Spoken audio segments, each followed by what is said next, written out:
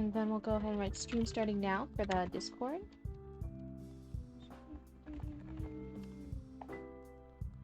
Alrighty. That's up. I have my witchy lo-fi back. I think trying to change it around was throwing me off a bit. I'll need to find some other music in the future that I could spam for a month. Maybe I'll just do like one song a month. Maybe that will be good, because I have been using this one for a while, for longer than a month, for a couple months. So maybe if I just find one, it's just that song for the month. Maybe that would be better. That way I can still get used to it, but it's still at least a little bit of variety for people. I think that would be a good idea. But yeah, so I'm thinking of changing up the music. Maybe a new lo-fi song for a month. Let's see. There we go. Hi, Bobicus. You've been waiting for this stream for all my life.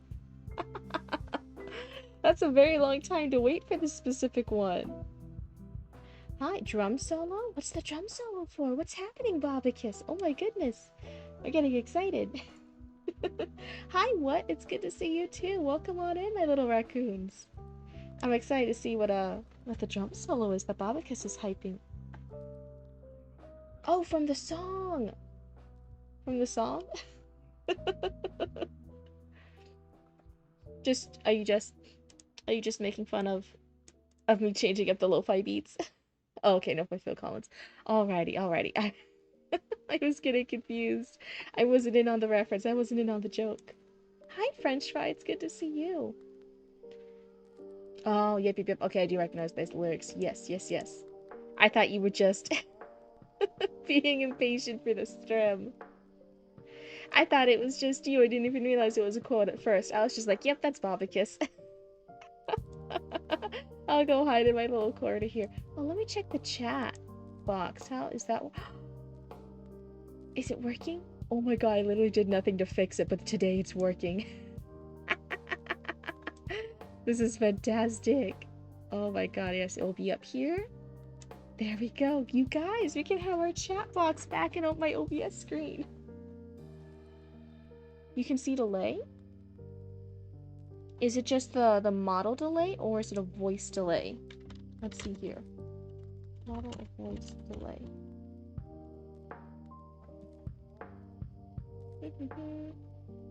5 seconds? We're back to 15. Oh, thank you for the hydrate or dihydrate.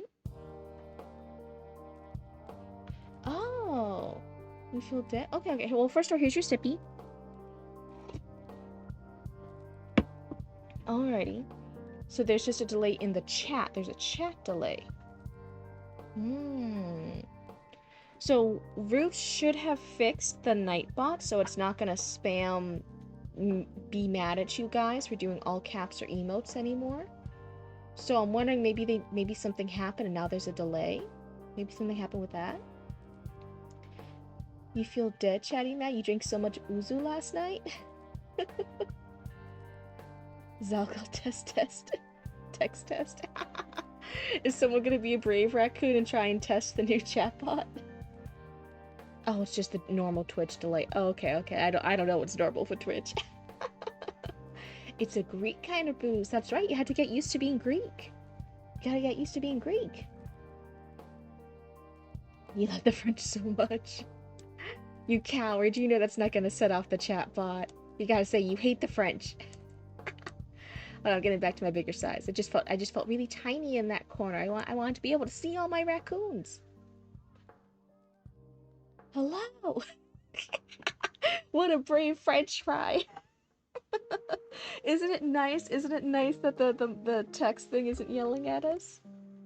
Hello. It's a beautiful story. It's my weave screen. This is what I do just at the start and in between stories while I'm working behind the scenes. I can just have my weave screen up. Name so for the weave. But otherwise it's just kind of like a little note. I just make little notes here or examples. Like this when I was talking about developmental, then line edits, then copy edits. I was doing examples here. We were doing an example for Danny Phantom at this point. How to just keep writing if you don't know what to write next. It's just a fun little scratch sheet, basically, but it's the weave screen. On really fast streams, it's on really fast streams, not screens. It's like a second. 5 seconds is pretty good. Oh. It got you, Chatty Matty. Why was missing French fry able to say it? Like the Dutch. Oh no. Dad is now fully on board, by the way. He only took 2 days. That's not too bad. Some dads are really stubborn. So some dads changing their mind takes like, 14 to 28 business days. That's not bad. Oh, it's because you have French in your name, so you get a pass? I love the logic. Is there a way for us to send our stories to you? If you're reading stories this stream, oh, that is, and I'm not misconstruing the meaning of the title. Yes, I do read stories. Most of the stream here, I just chat for a few minutes, but then yes, we get going into reading everyone's stories. There is a Discord link if you want to go ahead and click it, or you can also do the little cheat code of the exclamation mark Discord in chat, and it should send you the link.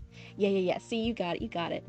All you do there is you just quickly read the rules. They're not any crazy rules. It's just about being nice, and there's no generative blah blah blah blah blah. No generative AI submissions, and there's no sexy submissions. Nothing too spicy or sexy-y, okay? I get too embarrassed reading those on stream. But otherwise, you just submit it, and then I go down the queue for who's in chat currently. So I'll never read your submission without you being in chat, because I think it's fun that we can talk back and forth about stuff. Awesome, thank you. Yeah, and at the end, for all my new submitters, there is one or two critiques I give at the end. It's nothing crazy, it's nothing mean, it's never to tear anybody down. It's just so that way we can all become better writers and storytellers together. But if sometimes there are more experienced ones who want more and more critique, and if you let me know after a few submissions, then I start letting those more frequent submitters have a few more critiques, because I'm like, yeah, they're good, they can handle a few more critiques, they're trying to be like fully published or something, they got the thicker skin. So sometimes those people, they're okay with more critiques. It's the story submission tab. Look at all my helpful raccoons. Thank you guys for helping a new raccoon. You get red. You get red, like the color. That's right. I'm the only blue one here. Everyone else turns red. What a wonderful evening for a stream. Thank you, Lotus. And hey, welcome on in. You think you love me, Chatty Matty? Oh my good. Oh, because it's a 30 stream streak. Oh my goodness. You've been putting up with me for too long, Chatty Matty. That's what that means. You're currently writing a novel, so I'd love to see feedback on the first chapter. That's fantastic, and huge congrats on having such a big project. That's amazing.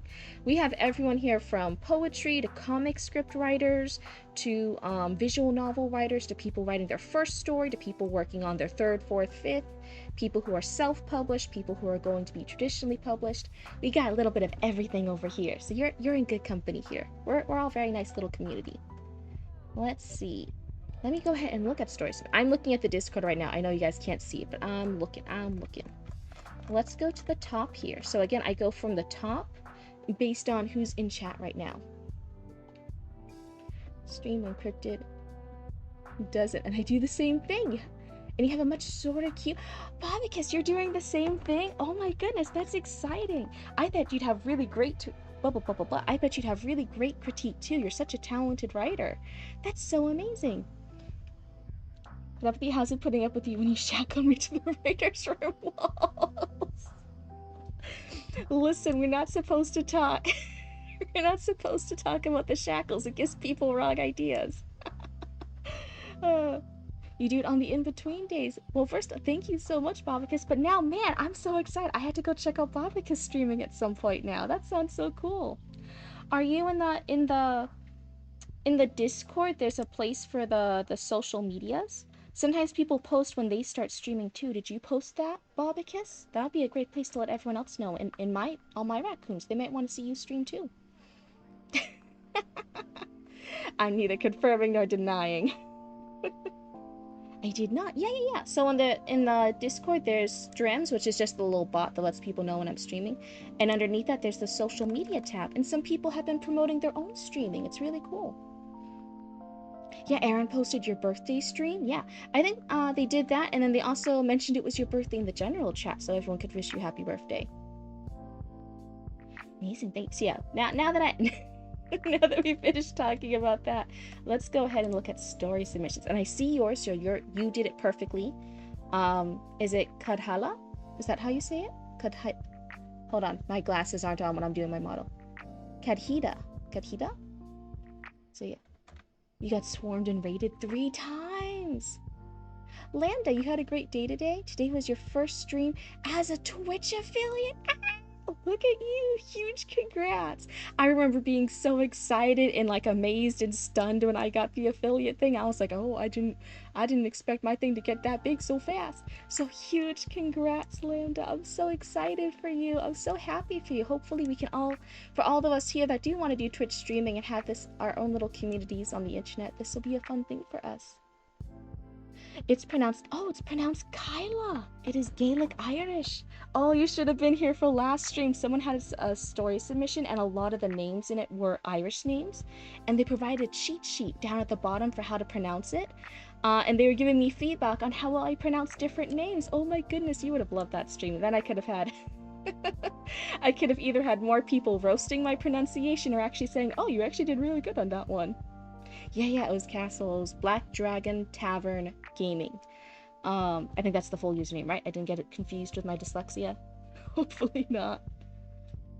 Yeah, you like the Gaelic names? Yeah, it was really fun. Once I like learned how to say it with the cheat sheet, it was really fun.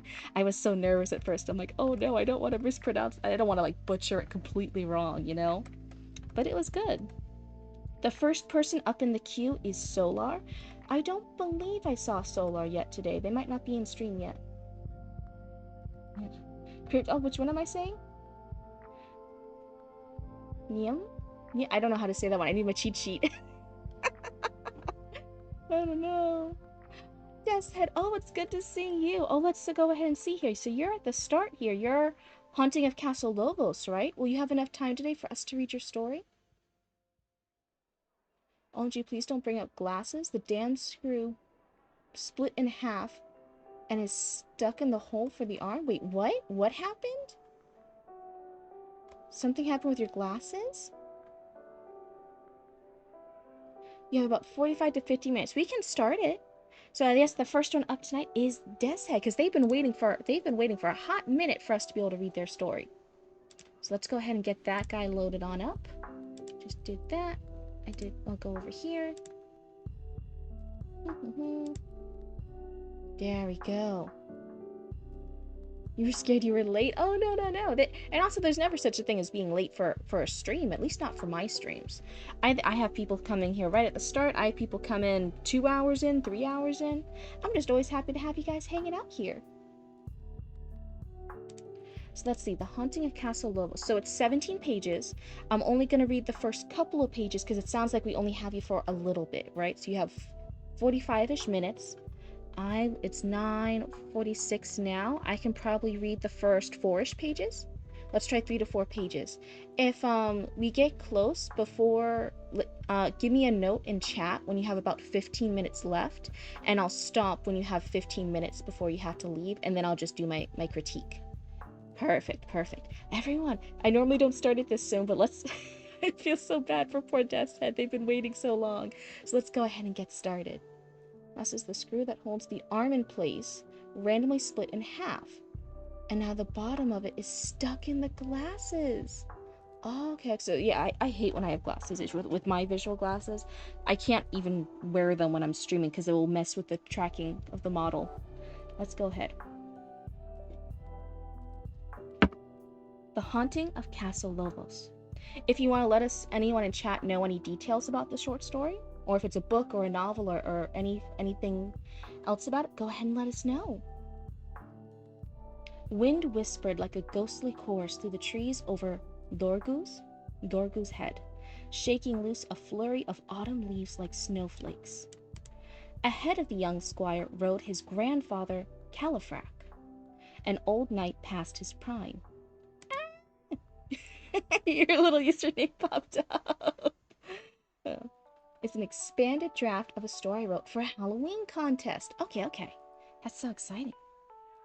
Califrac's mustache and hair had turned silver, but his body was still strong, if achy some mornings. I like this description for the night past his prime. My initial gut reaction is I'm wondering if the first sentence is a little bit long. I'm wondering if we can make this a little shorter or 2 sentences to make it a little punchier, but that's just a gut feeling. I want to give that critique until I've read a little bit longer. Behind Dorgo trailed Nataltha, the washerwoman, often called Now for short. She was near a woman close to Califrac's age, though her long hair was still retained more than half its dark color. Maybe her long hair has still retained more than half its dark color. Both adults had begun going soft around their middles, though Califrac often hid his potbelly under a steel, I don't know how to say this one, cuirass, hid this for Califrac, and a corset for Nataltha. The golden evening light filtered through the trees. Oh, I did get it? Nice. Cuirass? Is that how you say it? Watch YouTube when I upload this VOD or something here. Be like, Searass. I don't know. I always say I learn something new every stream. Probably that word's gonna be a new one. I've read it before. I know the piece you're talking about. I just never had to say it aloud. So that's gonna be something I learn how to say later. The golden evening light filtered through the trees, pooling in clearings around them where autumn flowers sprouted and yellow grasses baked. The light also emphasized the deep darkness of the woods beyond the road, with evergreen trees and those that had not yet turned, cloaking vast stretches of the wilderness in shadow. Those two are very similar. The distant howl of a wolf echoed over the wind. Dorgu shivered as he looked into those dark spaces for any sign of movement. Grandpa, now, when are we going to get to the castle? It won't be long now, Nataltha said soothingly. And there's nothing to worry about either, Califrac said. Livos Valley has always been known as a safe place. Hello. Cuirass? Is that how you say it? I can look it up later if we can't figure it out. Yellow grasses baked is a good one. I did like that one. I liked the descriptions, like the individual ones. I also loved... For some reason, I really liked the woods beyond the road, the darkness of the woods beyond the road. Evergreen trees, those that are not yet turned. I feel like the individual things are good. The autumn flowers sprouted, yellow grass is baked. I'm wondering if it's just too many per sentence, like the sentences might be a little bit long. I also noticed these two in this paragraph are a similar length, and that made it a little bit harder to read. It was harder to get into the flow. But the actual descriptions in the sentences I thought were really good. And there's nothing to worry about either, Califrac said. Livos Valley has always been known as a safe place. Like queer, but like cuirass. Cuirass? Is that how you say it? I'm gonna be driving Chatty Batty bonkers every time I say it wrong. Oh, and I said it right. Oh, nice. The wind quieted. Another howl, unmistakable, reverberating through the air, soon joined by another one, higher pitched. Califrac cleared his throat noisily, then turned back to his grandson, patting the hilt of his sword. Don't you worry about the wildlife. Your old grandpa is more than a match for any mangy mongrel lurking around here. Dorgu nodded, somewhat reassured, though his fears did not diminish until the tree line broke ahead of them, the road delivering them into a valley full of hillocks, walled in on both sides, my apologies, by towering crags of stone. The forest continued on along the base of looming peaks, leaving no escape from the claustrophobia. Most of the hills were topped by small cottages, some ringed by terraced farms growing potatoes, pumpkins, and other autumn crops, while others were surrounded by flocks of sheep growing out their winter coats. To Dorgu's surprise, there were no fences or barriers in sight. None except the walls of Castle Lovos, looming like a shadow in the far distance. The trio made their way along... Wait, trio? Dorgu, the grandfather, the washerwoman, and she was near a woman close to Califrac's age. So isn't this 4? You get head pats, yay! This is perfect. That's my first question. Could I be wrong with that? Absolutely. But as an initial read through, I'm wondering like, wait, I thought it was 4, but I could be misunderstanding. The trio made their way along the rutted road, passing by a few locals tending fields or flocks. The unease of the forest gave way at once to unease of the people, for everyone Dorgu saw was scowling darkly at them, a few pointing accusingly. Grandpa, are we not welcome here? Oh, okay. So I think what was my initial confusing was, now for short, she was near a woman close to Califrac's age. So I thought she was like beside another woman, like a fourth person who was close to Califrac's age. But she wasn't near. She was a woman close to Califrac's age. Okay. See, this is why having that little critique circle can help so much. Sometimes there's just things that we gloss over. It's just like a little quick thing. And then it's not until someone else says it, we're like, oh. She was a woman near to Califrac's age. That is more clear. She was a woman near to Califrac's. Maybe even close to Califrac's age. Does that read better instead of near? She was a woman close to Califrac's age. I think I'm being like maybe a little too particular about that, but I think close instead of near sounds more natural to my ears, at least. That would be my suggestion.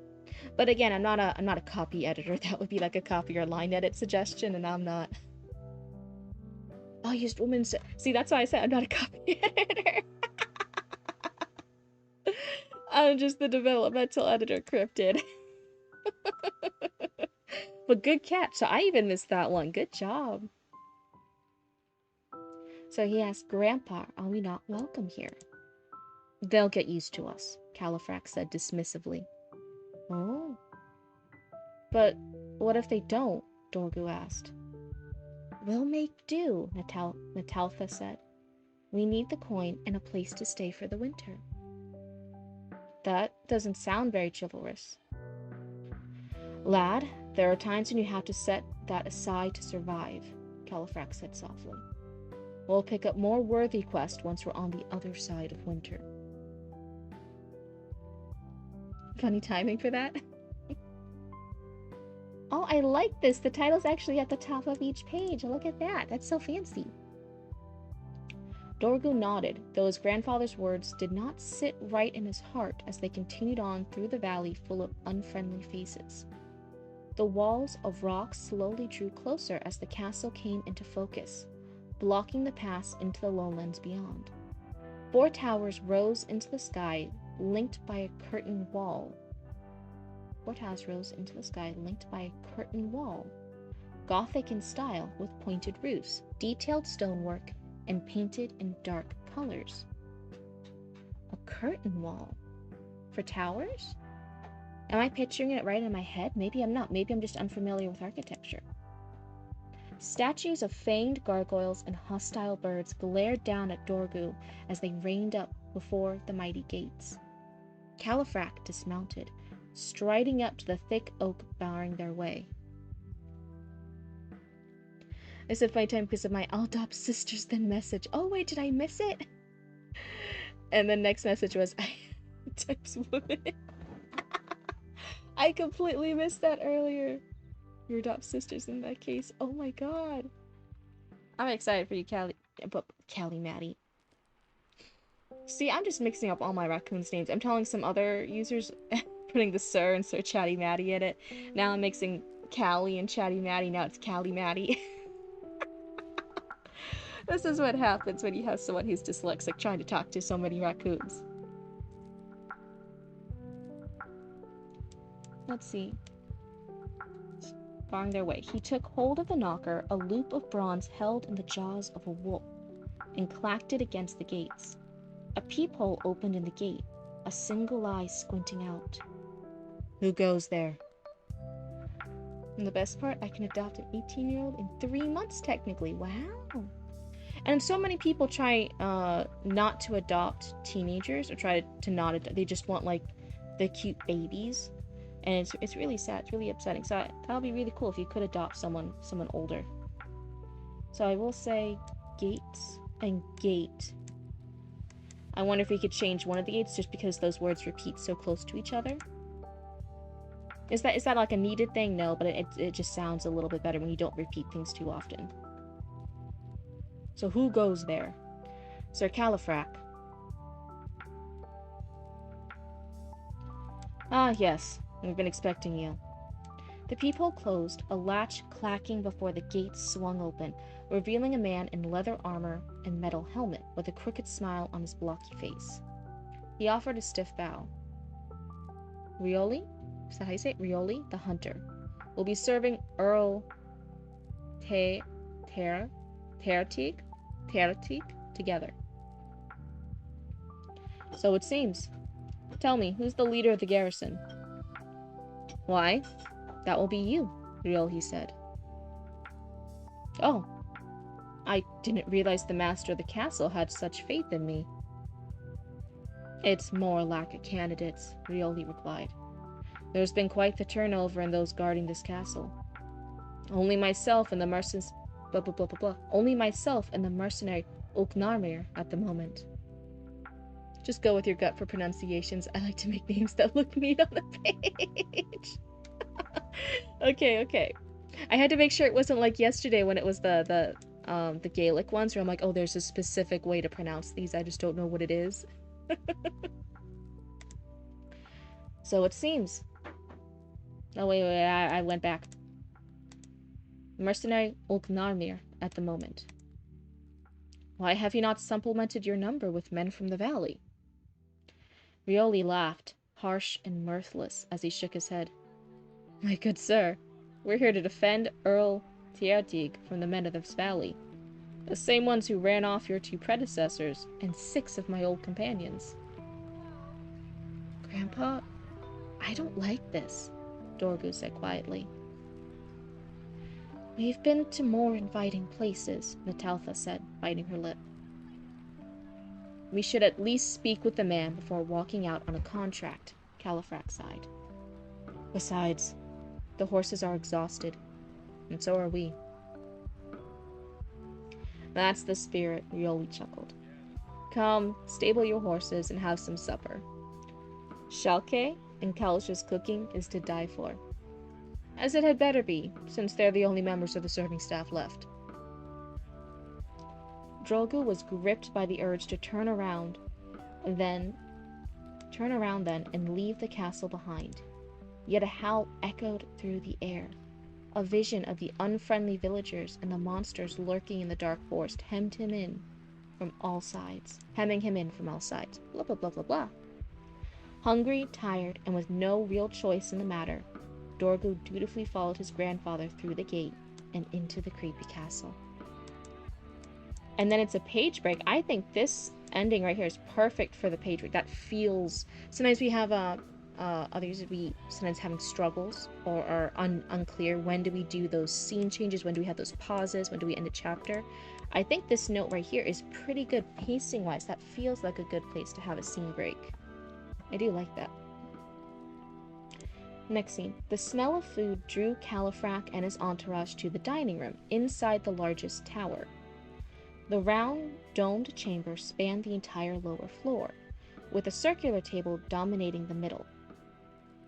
At the far end sat the brooding Earl Teratig, a man with a thin beard and balding head who picked at a plate of chicken with steamed carrots. Ah, what it... I did not do that. Stop. Did you give me permissions to edit? Never give me permissions to edit. I just click on things. Oh no. Yeah, I don't when you share stories, make sure you're not giving like permissions to like okay, just a comment. I was freaking out. I'm like wait, I don't want to actually change anything. I'm just clicking. I'm just clicking because I'm a cryptid. I don't know what I'm doing. Where was it? Steamed carrots. He glanced at Califrac and gestured for him to approach. How are we doing on time for you, Deathhead? Let me just double check that. Halfway around the table, Califrac heard a hiss, his gaze falling upon a gray cat glaring at him from under a chair. He leaned down to pet the creature, only for her to bat his leg with her claws, hiss, and dart away under the table. What's this? Half hour to go? Okay, so we're doing good on time. We're doing good. I just need chicken. Don't mind Whiskers. She doesn't care for strangers, Teotihuacan said dryly. He reached down to pet the creature, only for her to hiss again and dart clear out of the dining room. We have hiss and dart, and then we have hiss and dart again. And I am one still, despite all those months of feeding the prissy thing. You're not from the valley, Nataltha asked, taking a seat along with Dorgu and Califrac.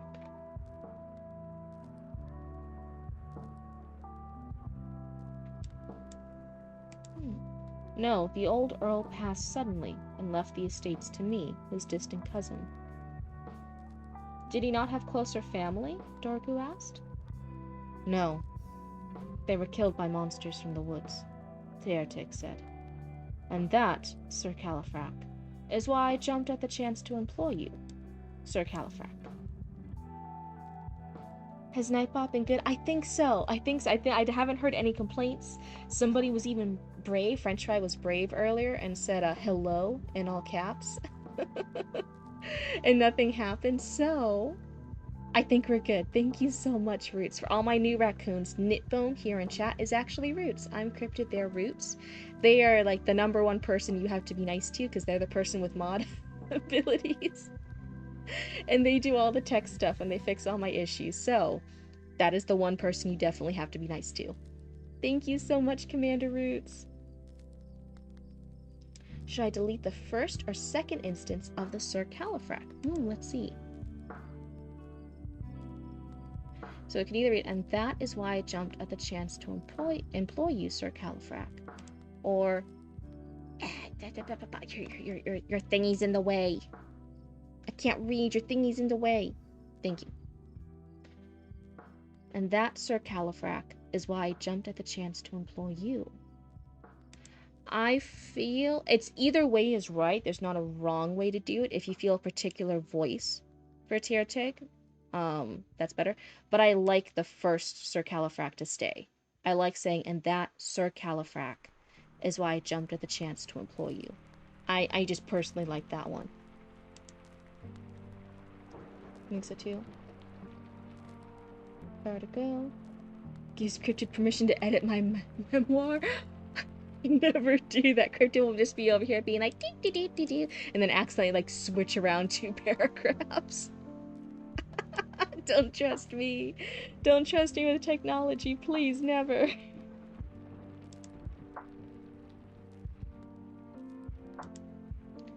You think me up to fighting monsters? Califrac replied, frowning. No need to feign modesty. Your reputation precedes you, Teotihuacan said. The woods are infested with werewolves. Tomorrow night, I need you and Riolti to hunt them down. Hi, what? The pineapple on pizza. Get out of here. Get out of here, you're banned. For all my new raccoons, we had a little divide. I said everyone who likes pineapple on pizza, that is what Roots the raccoon really likes. That's what they like eating Hawaiian pizza or pineapple pizza. So everyone who likes pineapple on pizza is Team Roots, Commander Roots. And then everyone who is not a heathen, everyone who actually has taste, is Team Cryptid. You've never had pineapple on pizza? Good, that's the right choice. So you can't formulate an opinion. Yes, you can. Come on, go with your gut. You've never looked at that trash and ever felt the need before to eat it, right? You've never eaten it before, right? You never needed to because it's trash. It's trash. It goes to the raccoons. That's why the raccoons like it. It's trash. But we are cryptids of taste. will pet my head and call me a trash panda. Oh no. If you were just a normal raccoon, absolutely. But now you're only a raccoon because you like pineapple pizza. How could you traitors do this to me? You're allergic to pineapples and mangoes. See, that's how dangerous they are. That's how dangerous. Your team cryptid. See, I know, I know. You followed the link? Sweet and savory make an excellent combo. What link?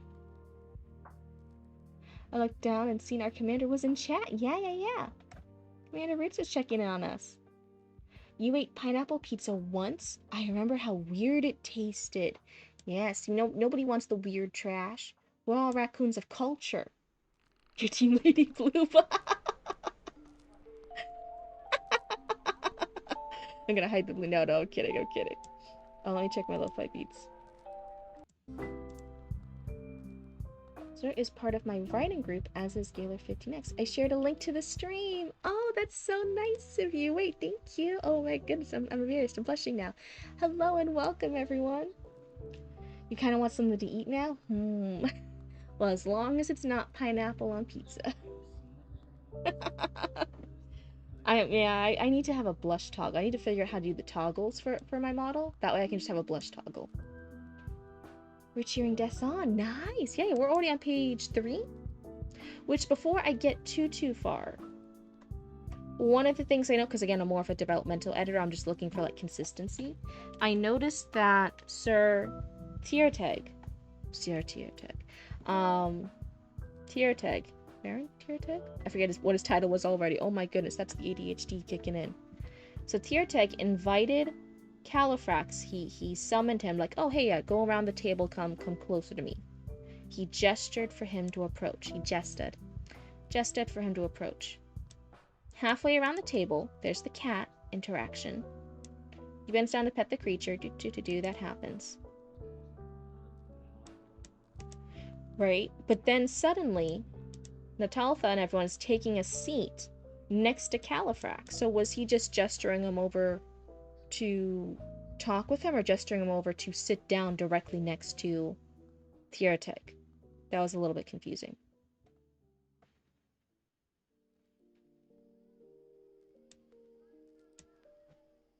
Ah, you see it? Okay, good. Commissioning emotes for my own sister. That makes 2 sibling duos here. Roots was working so hard earlier today. We have an order for another shop that's nearby to us. We've done their patches before in the past. It's a shop called Mitten Meat. The artist is Mitten Meat, and they have a lot of like really cool colors and characters and stuff. And we do their patches for them. And they have an order that they want tomorrow, some more 10 cat head patches. And Roots helped finish up that order today, so we can deliver that to them tomorrow. I'm really excited. I really like their patches. They have cool artwork. So I need you and Ryolhi to hunt them down. I see, Califrax said, stroking his mustache. I would, of course, need 100 gold pieces per pelt, Tierteg said evenly.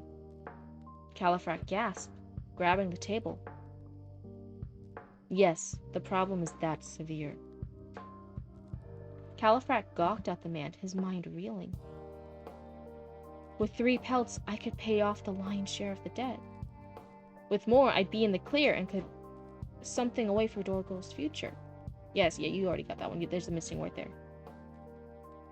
And could put something away for Dorgo's future. While he pondered, 2 serving ladies in aprons, Shalke and Kalja, brought in 3 plates of food and 3 cups of wine, 1 watered down for Dorgo.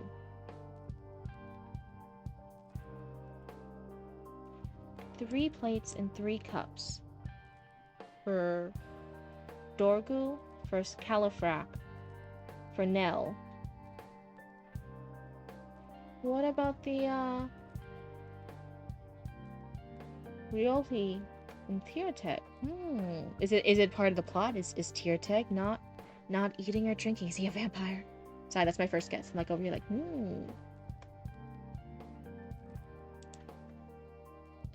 Natalfa cleared her throat, looking to the Earl as the pair departed, asking, "May we think over this most gracious offer?" "What is there to think about?" Dorgu asked. "There are monsters haunting the woods, and we must slay them." "Quite so," Diartig said. "These beasts are stalking the sheep and making a mockery of my rule." Diartig absolutely has his plate. He's picking at it in the opening paragraph. Good catch. Okay. Yeah, so the smell of the food. He's picking at a plate of chicken with steamed carrots. That's right. Did Riolhi follow them? Is Riolhi in the scene? Or did he just, like, guide them over here and then he's just not here? He's not here for this meeting. "But the sheep are roaming free," Nataltha murmured, frowning. "The people haven't had time to adjust to this new threat," Diartig said shortly. "Now, Sir Califrac, those wolves make a mockery of my rule. I must have your answer by the top of the morning tomorrow." Mockery of my rule, and mockery of my rules repeated twice. "You shall have it," Califrac promised. "Good. Then let's eat." He just guided them there. Okay, good to know. Again, sometimes I ask things. This is why I always say I read only when you guys are in chat, because I'll ask questions. That's not like a critique. I could just be like, "Oh, you forgot, Nielhi, right? Riolhi. That's his name. I'm getting the names mixed up. You forgot Riolhi. You didn't. You were just like, oh no, he's just not here." And then I'd be like, "Oh, okay, good. So that's why it's good to have that back and forth, just to make sure we're all in the clear, we all understand it. Good, then let's eat. With that, all four dug into their plates, though an air of unease lingered. Califrac, though, pushed it aside, focusing instead on their chance for a way out of debt. I'll get rid of the though. Califrac pushed it aside, focusing instead on their chance for a way out of debt. Probably not the real. He looks back at the door, though. Yeah. Okay, so now I'm not sure what the time left is, so let's actually look at what my critiques are. So, how much time do we have left, Death's before you gotta go? 15 minutes. Okay, so yeah, this is the checkpoint. I think that we've had the intro, them coming to this place. We've had the first meeting outside the gate, the first scene, and now we've finished the dinner section, and we've heard what the deal is hunting down werewolves for 100 gold pieces per pelt, and that there's this underlying thing of there's debt that these characters have. So with that in mind, let's look through. The first critique I have, I always say I do two. The first one is not so much a developmental edit, it's more just a general writing advice. I am noticing a lot of longer sentences, sometimes even run-on or getting close to run-on. Some of the smaller paragraphs sometimes are even like almost entirely longer sentences, and I'm like, oh, it would be better to have that variety, the short and the long sentences. Tis Finnegan. Hello, friend. Hi, Noxley. It's good to see you. Welcome on in. But yeah, there's a general leaning towards longer sentences and highlighting everything maybe when you're done with that first draft to make sure that there's some variety and how long those sentences are, that we have a good mix of short, medium, and long sentences. Helps with the readability, helps with that flow with the writing and the flow with the reading. Yeah, isn't it always so good to see Finnegan? I feel so bad, I always call them Noxley. But yes, we're always happy to see that. But yeah, that'll be my first critique, is when you're doing your next edit, or even if you're not planning to edit this, if you're just going to go off and write something else in the future. When you do future edits, keep that in mind. Highlights things, see what the flow is. For the second critique, let me see here. Not even a bad thing. I really like the dialogue, actually. I really like the dialogue. But for the critique, we did suddenly go in Califrac's mind here during this scene. He's gawking at the man, his mind reeling, and we have his actual thoughts. This is inside Califrac's mind. You are going to tune this one up? Okay. You read a lot of shorter ones, though, Hayden? Oh my goodness. Okay. Generally, for the point of view, I felt like we were mostly like a camera over Dorgu's shoulder. We were watching Dorgu. The other characters were in reference to Dorgu. Dorgu's shivering. Dorgu's worried about Stiff. He's hesitant. We were like the little camera behind Dorgu. And then suddenly we get that reference to what Califrac is thinking. I'm like, wait a second, feels like we switched things around here. Should I have made a change in perspective clearer at the top? You switch between Dorgu, Califrac, and Nataltha in each section.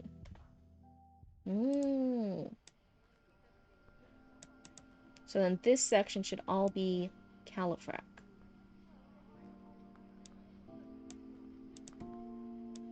Let me see. I'm looking back on it with that in mind.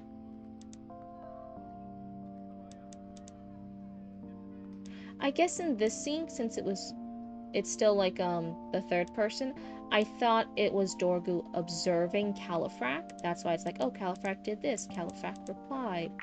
Califrac said. But then we suddenly have the internal thoughts. Maybe it wasn't even the change in perspective. Maybe it was just the change in having the actual thoughts. So then Nataltha.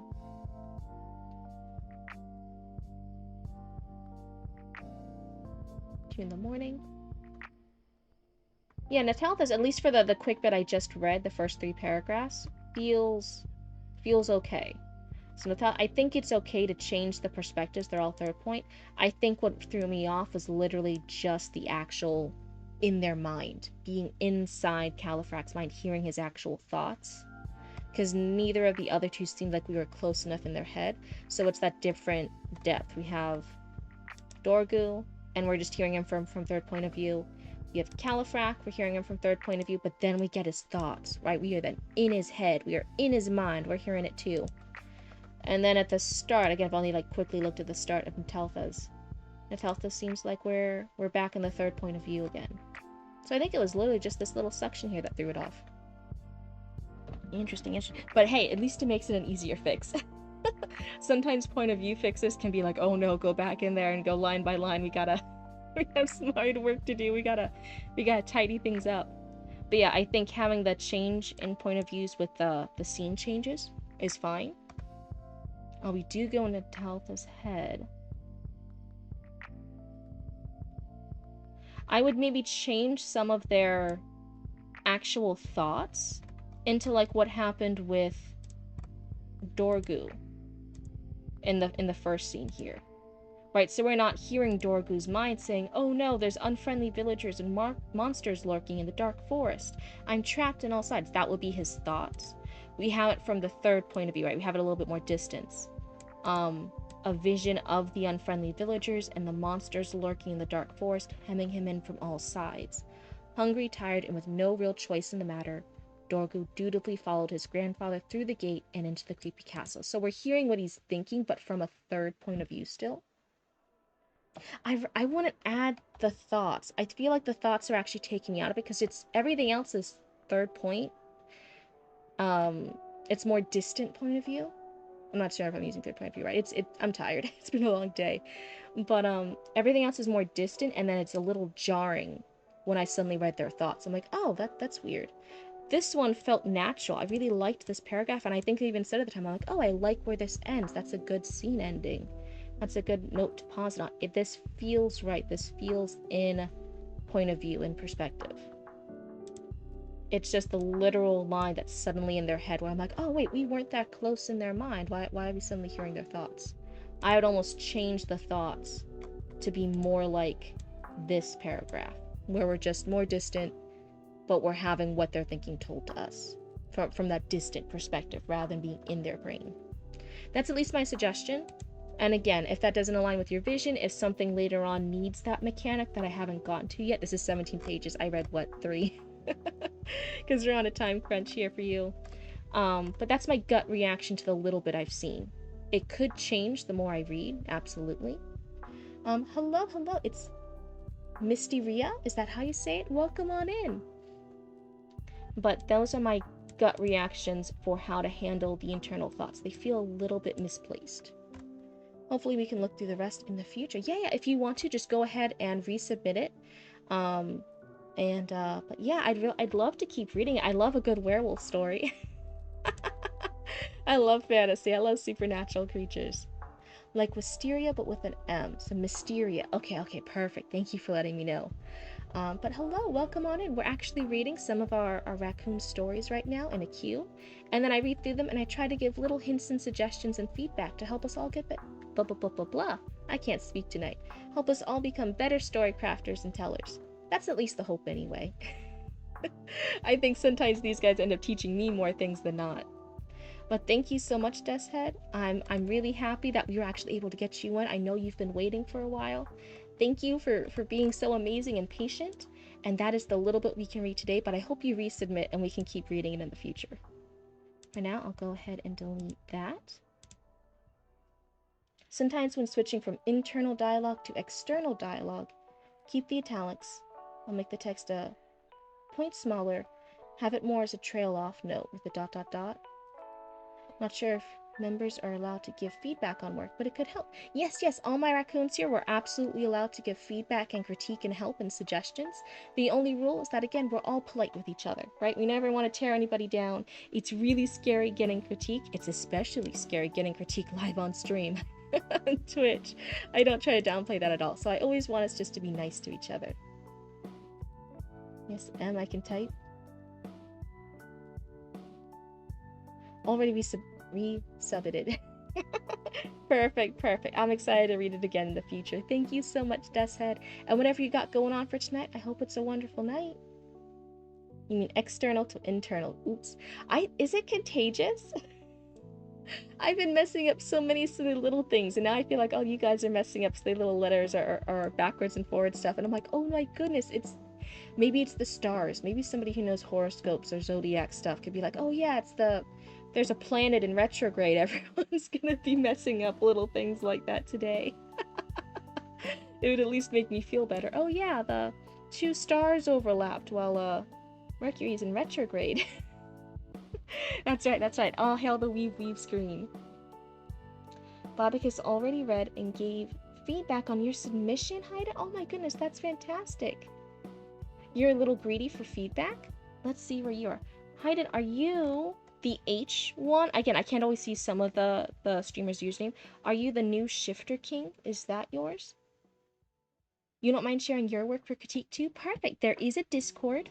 You just click on the link there, or you can do the exclamation mark Discord and then click on that link that pops up right here in chat.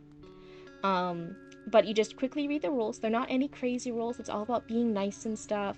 And we don't accept generative AI content, and we don't accept any spicy smut scenes. It gets too embarrassing reading sexy stuff on stream. I can't handle it. I get too embarrassed. But other than that, then I just go down the queue and I only read it if you are currently in chat. So if you're not in chat one night or you skip it, you don't have to worry about missing anything. I'll wait till you're back in chat and then we'll read your story together. There's more internal monologue later. I'll see if you think it pulls together or if it still seems out of place. Perfect, perfect. And that's one of the things too. Sometimes with the critique, I can give my gut reactions off a little sample like that, but I might read further on and be like, oh, okay, nope, it makes sense, or I changed my mind, I see why you did it that way. That's why normally a full like developmental edit is like after you read the whole piece. That's kind of required. This is more of like a critique circle. I'm just giving you like little gut feelings, little gut suggestions or edits or vibes, and we can either use that critique, or if it doesn't align, you realize it's not accurate, well then hey, it was free advice. You can just put it in the dumpster for free too. It's all good. No, you're a ways out still. Okay. Who is H? Who's the new Shifter King in my Discord? I was just thinking of how I write in first person with a mostly internal dialogue. So my brain was already thinking internal. We have a few people here who actually write internal. So I think actually Bobicus was talking to you earlier about how they're also streaming too, which is super exciting. Bobicus is an incredible writer who writes first person, and I think they actually write first person very naturally. It's actually, I admit I'm normally a little bit biased against first person, but I'll never steer you guys away from it. Bobicus was really where I was like, oh wow, this first person writing is like really good. It feels very natural. It feels like it's the true author's voice. I like it. What it Alright, big sit? It's a big sit emote? That's cute. Oh, sorry, I stopped my tracking because I leaned over to look at the emote. uh, oh, that's right. I should have waited until Babakis wasn't in here anyway. I can't give them too many compliments. They're gonna end up with a big head or something. Oh my goodness. Can you guys imagine that a raccoon walking around with a really big inflated head? So if H with the new Shifter King isn't up yet, it's Eli or Ellie with those before her D2. We're skipping Chatty Matty because I'm editing their book currently. Koizetsu is then up, but I think they're normally on later. I don't think they'd be on this early. Head too big, neck hurting. Oh my goodness. You really like first person because I've been told I have a lot of voice in your work. And that's true, especially if it works with the author's voice, it can be really, really good.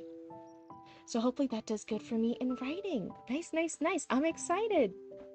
Yeah, I never ever want to makes writers like change their stuff. I think it's just important to admit what biases I have. And I try to be objective enough that I'm like, oh, okay, I realize that's a bias. So I might not even critique that because I'll be like, oh, okay, I might just naturally, like, gut reaction, not like that kind of stuff. But that doesn't mean some writers out there shouldn't do it.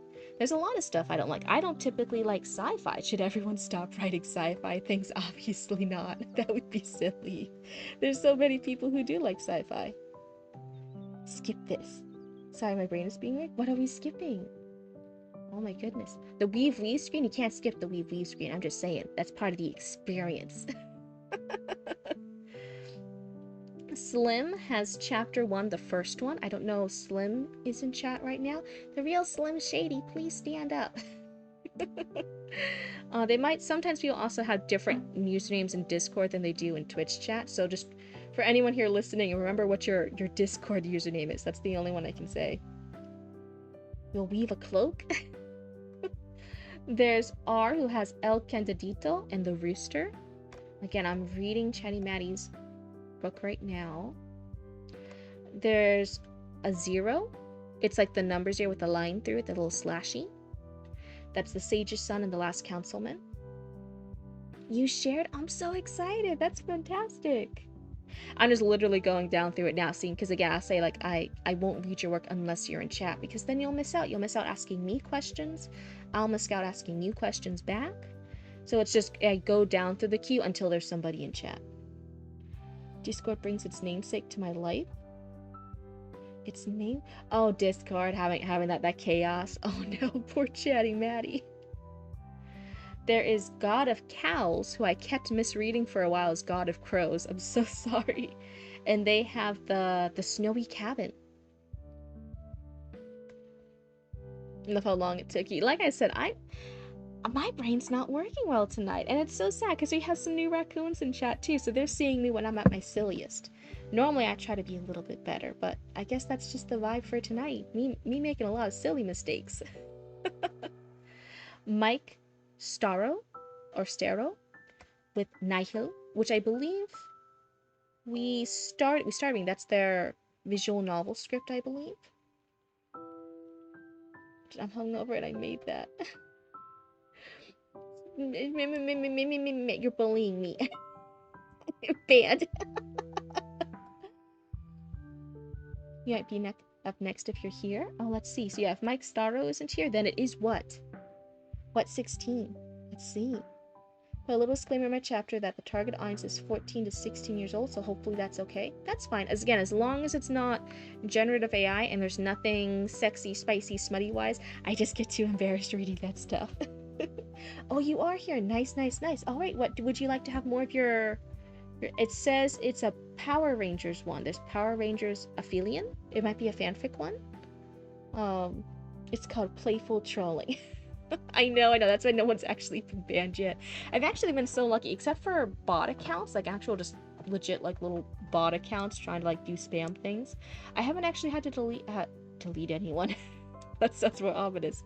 I haven't had to ban any raccoons yet. That's really good. I think I've given like the timeouts, and then the other day that the Nightbot thing gave a timeout to Author Relic, and I felt so bad because I didn't know how to undo it. And I'm like, oh no, poor Author Relic.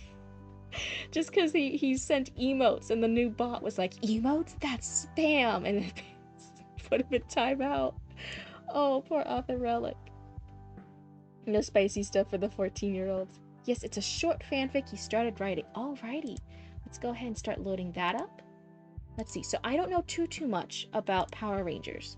So I might ask some silly questions about it, but it might be like, oh no, if you're in the Power Rangers fandom, this absolutely makes sense. And I'll be like, oh, okay. I love having fanfics on here. I'll just always do this disclaimer if I'm not in the particular fandom, because I might ask silly noob questions. That's all, that's all. Let's go down over here. And for that after what, it is Heidenheart. So if I think I saw them earlier.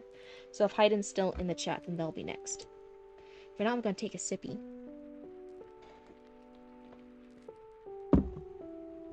Let's see. The one you're working on that I shared is in progress to be a full novel. Is that okay? Absolutely. People share just like a first paragraph or two and be like, hey, how do you feel about this opening? What do you think of this line? People share story outlines. People share everything from the rough draft to the third draft to the 15th draft to the 28th draft to Author Relic shared things of their already self-published novel, and they were like, hey, I just want to hear what your feedback is on this novel I already self-published. And I was like, sure, and we read a couple chapters of that, and that was a cool thing. Oh, that was faster than I thought it would be. I thought I had days still. That's the thing, if it was just from the top down, right, then it could take a while. But it's because I just go through, and it's only if you're in chat that I read it.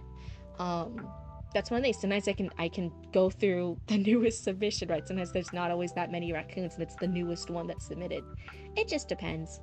Because I know everyone has different schedules. So that's why I even said Kozetsu was earlier, but Kozetsu, I think there's a time zone difference, so they're normally only on if I stream like really, really late to really, really early in the morning. Then I get Kozetsu on.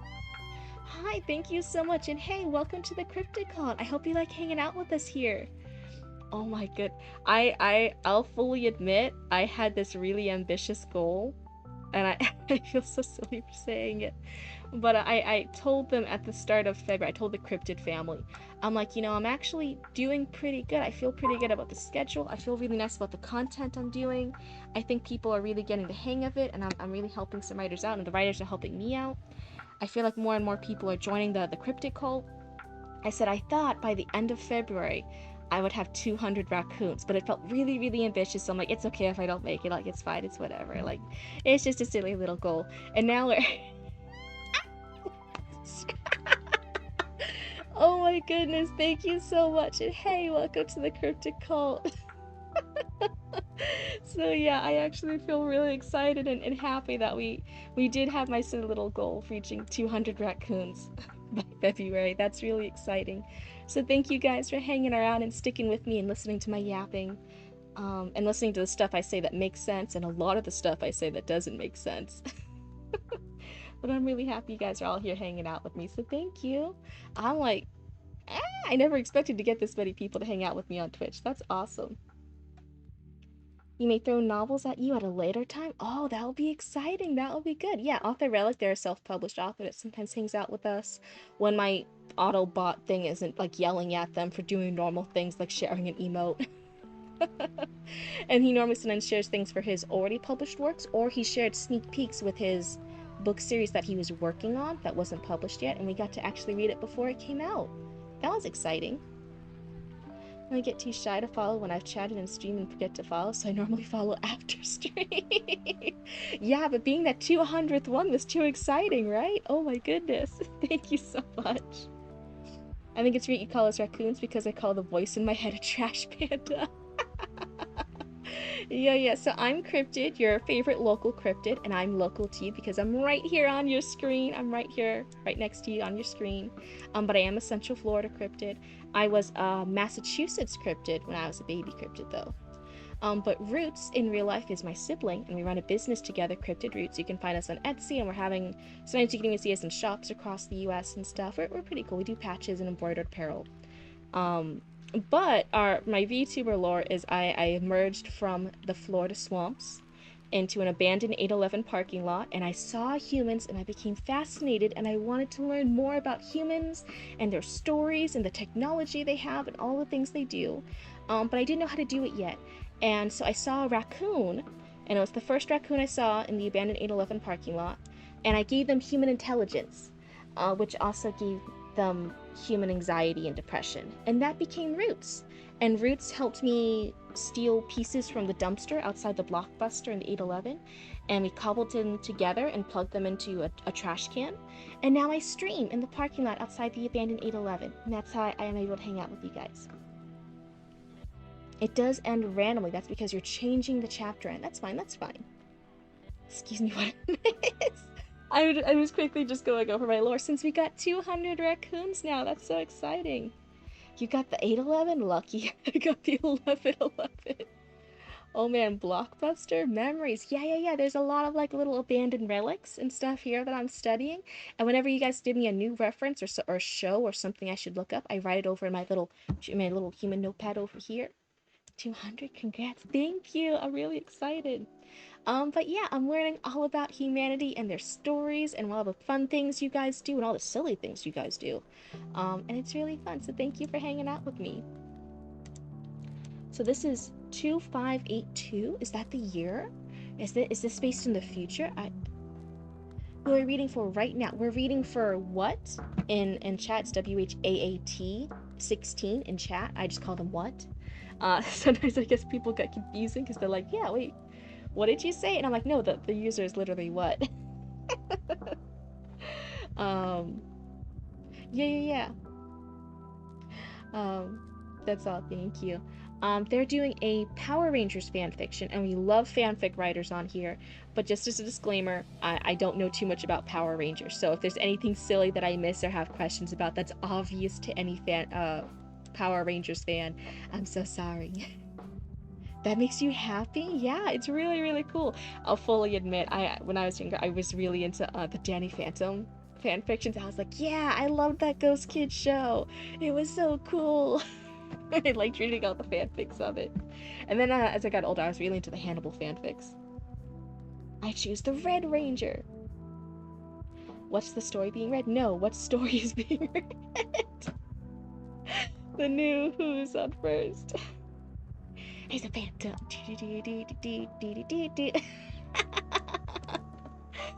Whenever I hear that theme song, it's like a sleeper agent activation code. It's so funny. So I'm not sure what can tell us now. I think that might be the year. This might be set in the future, so that would be cool. So it goes, Kimmy. Here, Kimmy blurted out as she jumped up from her midday slumber. Her eyes widened to see her teacher, Mr. O'Brien, leaning against his desk. What's interesting? Oh, it is the year. Perfect. Are you doing interesting over the fact I said it's a sleeper cell activation code? Doesn't, like, when you hear that, there's nothing like similar to it, so when you hear that particular beat, you're like, oh, it's the Danny Phantom song. There's just one of those things that spark that memory that like bring you back. I think even when you do like the first intro to like the classic Pokemon TV cartoons, when you do that original one. No, if I say that, I'm gonna start singing it, and then you guys will all realize my shitty singing voice. But yeah. See, it's oh my god, I used to love Danny Phantom. When I was still with my ex, hi Ten, it's good to see you. Now everyone's gonna start activating all those childhood memory songs. But with my ex-fiance at the time, years and years ago, we actually were at Walmart once and it was on sale. It was the first season DVD collection of Danny Phantom. And we were like, oh, we could just have it on DVD. We got it, right? Especially since it's on like clearance or some shit. And we have it. But when I broke with him, I'm pretty sure he kept the DVDs. And I'm so mad about it to this day. I'm like, oh, I really want to keep the Danny Phantom DVDs. That was fantastic. So her teacher, Mr. O'Brien, leaning against his desk. For everyone who hasn't caught on yet, yes, there's a lot of side tangents and yapping when I'm reading. Glad you're able to join the rest of the class, Miss Tran. There we go. As you all know, today is your last day of Ranger Academy. I'm grateful to teach this wonderful class of students this year. Now go ahead, have fun, and enjoy your day before your team arrangements, Mr. O'Brien said. Oh, is this a thing in the Power Rangers? Is there a future one where there's a Power Ranger Academy? Or is this completely like something you made up? What? Just so I have an understanding. You should have signed a prenup for the DVD. I'm so mad. So it's not as bad. His parents were lawyers. And so for part of their law practice, what they had was they had a anatomical skeleton. It was a plastic, it wasn't like a real skeleton, but they had an anatomical skeleton hanging up, and it was like on the wheels and everything. It was the full body anatomical skeleton that was named Greg. I don't think it was Greg. It was something else. It's been too long. It's been years. I forget. And I love that skeleton. They let us, the household, have it because they were like, oh yeah, we don't use it in the law practice anymore. And I was like just a cool goth kid. I'm like, yeah, skeleton, let's have it. And we would put hats and glasses and like silly things on and stuff. We loved that skeleton, right? But yeah, because it was his parents' skeleton, they're the ones who gifted it to us. When we left, I was like, can I have the skeleton? It's really cool and creepy and I like it. And he was always like, no. And I was like, God damn it. I really wanted that skeleton. That would have been perfect. That would have been the thing I would have signed a prenup for. I would have been like, mm-hmm. Your dad is a lawyer. My dad is a lawyer. Both his parents were lawyers. His mom also worked in like real estate before being a lawyer. They were a wealthy family. I was not a wealthy family. Oh my god. A little bit of both. There is a future version that has like multiple ranger teams, but you're not entirely sure. But I think Japan has done the one where they're in school. Oh, okay. You should have said, I hate that one, and he would have given it out of spite. Oh no, he would not have fallen for that. He knew I loved that skeleton. I was the goth girl. I was the goth baddie. I loved that stuff. Oh my god.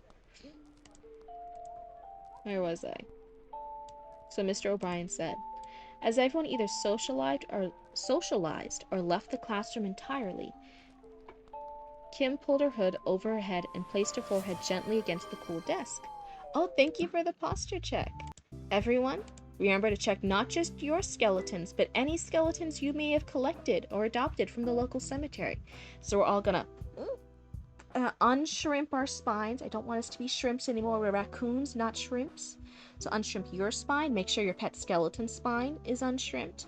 Gonna check our neck back and forth, up and down. See, the model's doing it with you. And then we're just gonna rotate it all around. If you have an owl neck and you can go almost a full 360, then do that too, right? You want to keep that flexibility.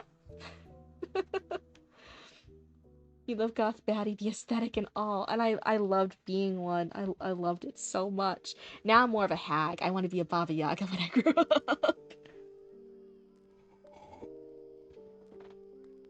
Thank you for the hydrate. That was your sippy. I hope you could hear it. The Japanese version is vastly different from the American version. Oh, isn't that a thing with Sailor Moon too? Like in the American version, two of the characters are like cousins, but in the Japanese version, it's like, no, those two are dating. Like, what are you talking about? They be fucking. They be having lesbian sex on the daily. What the fuck you mean they cousins? Goth and emo are your pattern? Nice. You have good taste. I shouldn't be surprised. Ten writes a lot of really cool scripts and stuff, so I'm like, oh yeah, you appreciate the aesthetic. You are a person of taste. You're a person who understands quality. 10, you're not a person who eats pineapple on pizza, are you? You're not a person who likes pineapple on pizza, right? You're Team Cryptid, right? You're not Team Roots. You don't like pineapple on pizza, right? Baba Yaga is a good ambition. Yeah. I'm excited now that I'm 30. Now that I'm a baby hag. 30 is your baby hag era. You have to keep getting older to actually become like a well-rounded hag. But 30 is when you can first start. So I'm like, yay! I'm a baby hag. You love pineapple on pizza? Okay, you don't have the best taste. I'm kidding. Oh my goodness. The best fight in your story? Yeah. I remember, if I remember correctly, the Green and White Ranger were brothers in Japan, while in America it was Good and Evil Tommy. Oh my god, that's funny. Are you French? And pineapple on pizza with a goth and chef's kiss. Oh no. So for this one, it's not a developmental, it's just a general thing. I think there's a period here when there's not supposed to be. And placed her forehead gently against the cool desk, trying to go back to the wonderful nap she was having before Mr. O'Brien rudely interrupted. Yeah, it does seem like there are some periods here that shouldn't be here, but it also, when the periods are gone, it feels like a run-on sentence. So maybe rewrite it slightly to make... Well, why is my model glaring?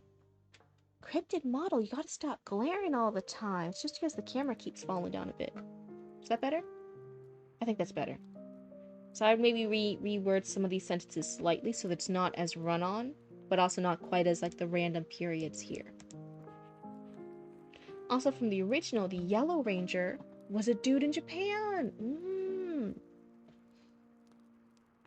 Let's see. Isn't the Yellow Ranger a girl? At least in some of the versions in the US? I thought that one was a girl. I thought it was the Pink and Yellow Ranger who could be girls in the Power Rangers for the US. I could also be entirely wrong though. Don't quote me on it. Ashley Gordon, Danielle Jimenez? No, wait. I can't look at it if I want to say it. Jimenez. Is that how you say it? Evan Heathcliff? It's not Heathcliff. Heathcliff. Is that how you say it? Fuck. Tyler Morrison and Kimmy Walker Tran. Please report to room 8, the voice from the intercom said. Son of a... No cussing, Mrs. Tran, Mr. O'Brien said, interrupted.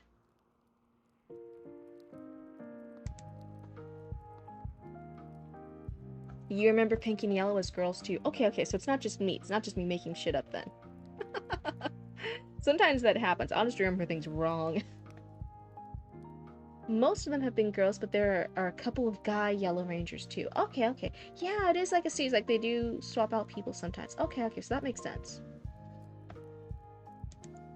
Room 8 was big and borderline empty. The only thing that was there was a table with the morphers sitting on top of it. As Kimmy dragged herself into the room, the other 4 members of her team stood in wait for her.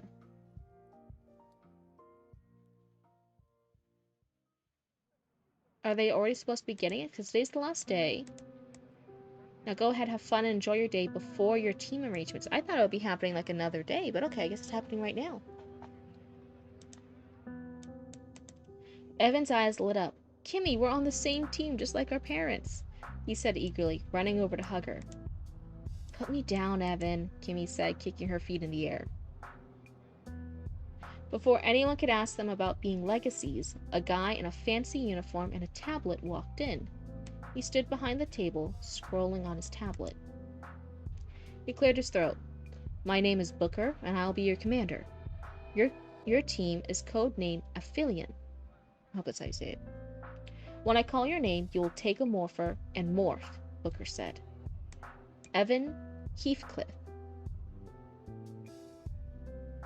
The lore's all over the place. Each show is different, but somewhat connect to each other. Oh no.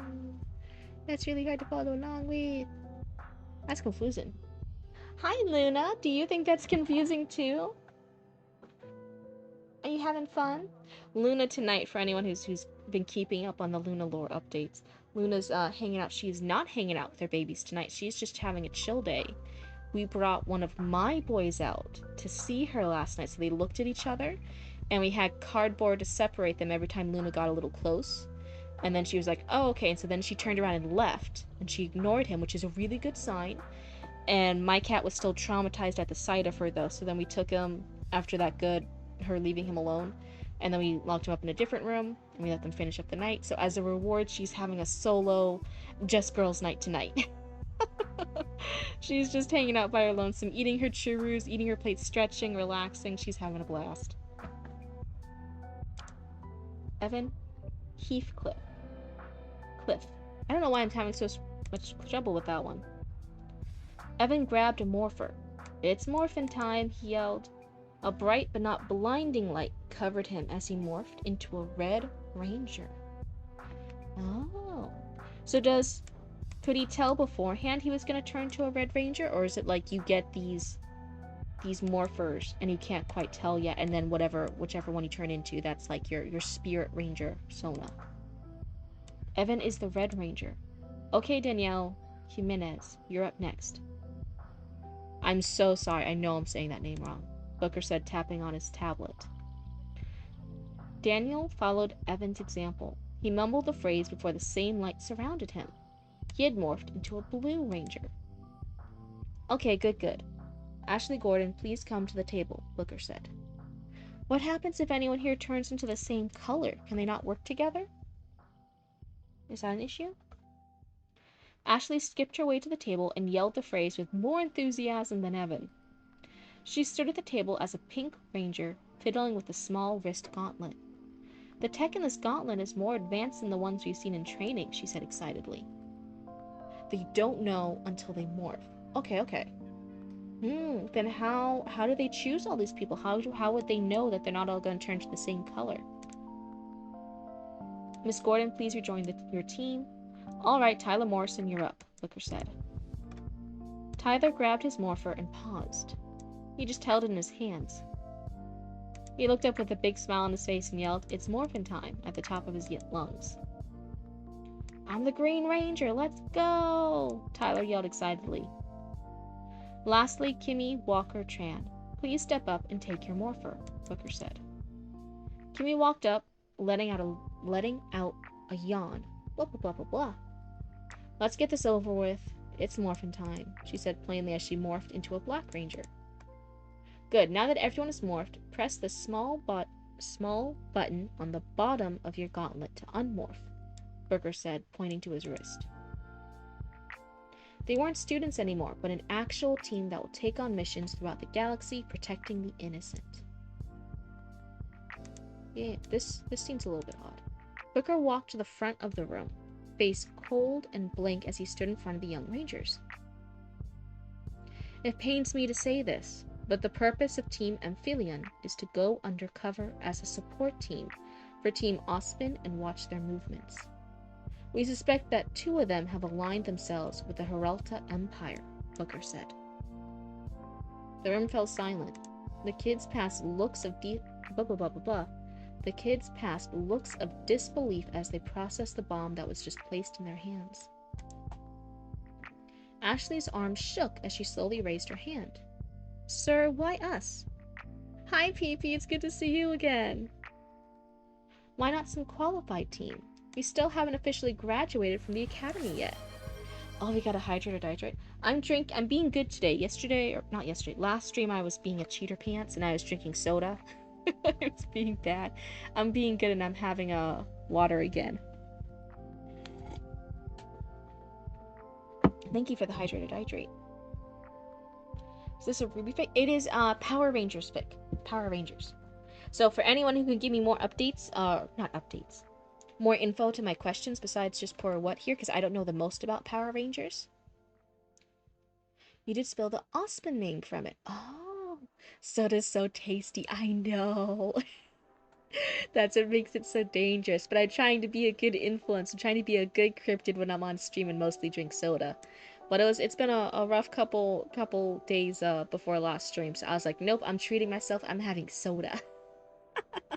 But now I'm back on the wagon. I'm having water. So everyone can hell hydrate along with me. We still haven't officially graduated from the academy yet. You're least expecting to be a recon team this early into your careers. That's phrased a little funny. This team was put together based on your test scores. Both personality and academic factored into your assessments. That's why Miss Tran will lead this team, Booker said firmly. It's Booker? No, it's O'Brien, who's the first teacher. You actually have water in your room for once? Oh my goodness. It's goat. Is you saying like Ruby's the goat, by the way? Is that what it means? Having all those letters together? I was like, wait, what does that say? Oh my goodness. Mouse, come here. No, no, no, no. No. You are clearly mistaken. I scored a 42 on my leadership exam, and I'm the Black Ranger. I'm not supposed to lead this team. Pick someone like Evan. He's a legacy Red Ranger. Or Tyler. He's an actual Green Ranger, for crying out loud. Kimmy pleaded. Yes, it is true that you scored a 42 on your leadership exam. Your personality test best fits for the goal of this team. You're antisocial, disrespectful towards authority. You're only proving my point, she mumbled. Oh, you just like Ruby's what it means. Yeah, it's like the GOAT. It's like the greatest of all time. Okay, okay. They have confirmed a new season? Oh, that's exciting. Hi, Echoes. It's good to see you. Welcome on in. And lastly, Miss Tran, we do know you have altered your grades before. Your leadership test score was a 96 before your software changed it, Booker said with a smirk on his face. What's going on? We're reading from What 16 in chat? This is a Power Rangers fanfic that we're reading. We just started the beginning of it. Kimmy's face turned pale. She thought about how they could have possibly tracked the code back to her, but nothing clicked. Ashley grew even more excited than ever. You managed to hack the school's revolving firewall? Tell me everything. How many sequences did it need? What programming language did you use? Did you need physical access to their servers? Ashley frantically asked. I think there's supposed to be a dialogue tag right there. Now that takes you back with Power Rangers. You don't check on it because it always makes you sad? Ruby makes you sad? Oh my god, I haven't watched too much of Ruby. Well, is it a really sad show? I had no idea. It looked like a little fun, like little animated thing that somebody did. I didn't know it was sad. Oh no. Everything I told you today stays in this room. You are dismissed, Booker said before exiting the room. Whoa, wait, you barely told us anything, dude. Dude, Booker, come back here. Booker, come back here. He left us unsupervised too soon. You two are really legacies? Daniel asked. We are. My father was the Red Ranger of his team, and Kimmy's mom was their Blue Ranger. Her whole entire family are Rangers, Evan said proudly. Tyler's eyes widened. You're a super legacy, Commander. No, the Makers and how it probably never continues what makes me sad. Oh, that is sad. I'm so sorry. What happened? It didn't want you to write that, Echoes, because of redneck. Oh, that's so funny. Power Rangers, that was the show that broke the color barrier, right? The redneck Red Ranger, the African American for the Black Ranger, the yellow Asian Ranger. Oh no, you have OPC here. I wasn't into Power Rangers. Oh no, is that what happened?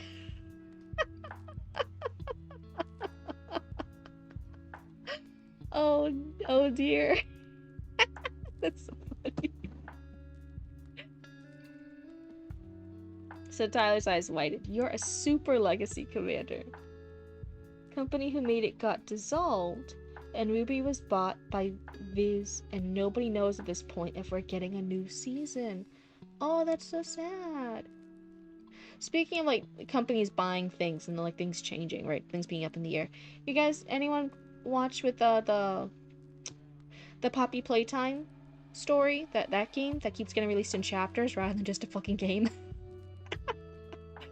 Oh my goodness. I was wondering because I was watching like a lot of some of my favorite streamers play it, and I'm like, even me and Roots are watching it, and I'm like, what is Poppy Playtime? It is a game. It's released in series of chapters, but you normally have to wait months between each chapter. Oh, and the makers are awful people? For Ruby or for Poppy Playtime? I don't know. But it's kind of that mascot horror, so if you were like around for like a lot of the Five Nights at Freddy's stuff, it's kind of similar to that's in that genre. It's mascot horror.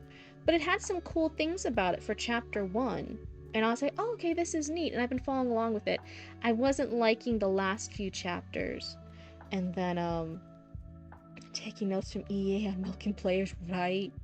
Oh my god. And then this chapter, I just hated. The newest one that was released recently was chapter 5. And I'm like, man, I dislike this. I'm not enjoying this at all for chapter 5. And even Roots is there like, yeah, I'm not liking, like, both of us weren't feeling it. A lot of the other streamers and stuff we were watching weren't feeling it. A lot of the other comments, like, we were like, what is wrong with this?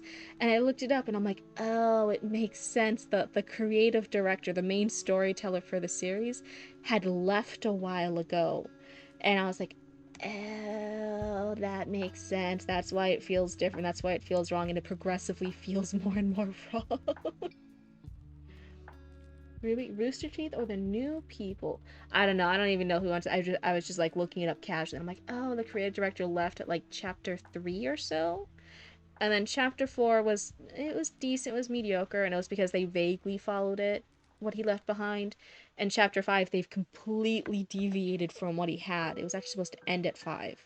And it's not over yet. We're still gonna at least one more chapter, Poppy Playtime chapter. And I'm like, no, I'm tired. So there's still gonna be more Poppy Playtime, and I'm like, please just put it out of its misery. We don't need any more. Let it be done. But it makes so much sense. Oh, so Rooster Teeth owns it. Okay, okay. Yeah, I didn't know, but I'm just like, man, this is. I thought it was like Mob Games. Mob Games owns it. Is that Rooster Teeth? I'm not sure. But yeah, it just feels like they're milking the players. It just feels like a cash grab now. They're just redoing old bits. They're not even doing the old bits well. I'm just tired of it. Search about it if you want the specifics. R&T. Specifics aren't good conversation. Oh, so it's like really bad? Oh no. Yeah, after they left, things went downhill. Okay, I just knew casually about that. I'm like, oh, okay, yeah, the person in charge of the story. What did my eyes and my model just do? They like alternated blinking. That was weird. I was like, oh, okay, yeah, but I'm just a casual observer. I haven't looked too much into it. But that's crazy. There's a lot of bad stuff happening behind the scenes. But what got me into that? How did I even get to that conversation? Oh, and he said that he didn't die until he got older. Oh no! Oh, it was because of Ruby. You're saying one company bought it and then it changed and now it's up in the air. I'm like, oh, this makes sense. It's kind of happened with Poppy Playtime from my understanding. I'm like, that's why it's been feeling different.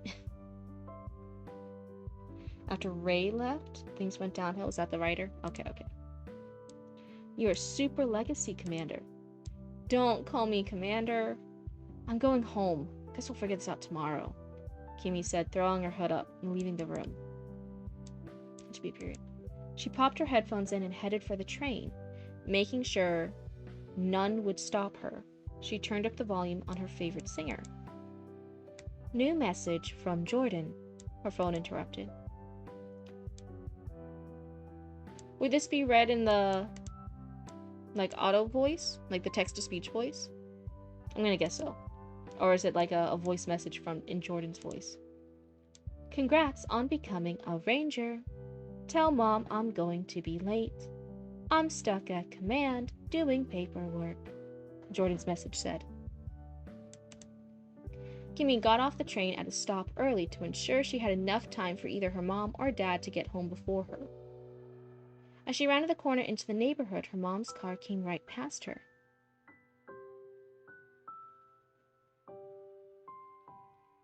Damn it, she mumbled.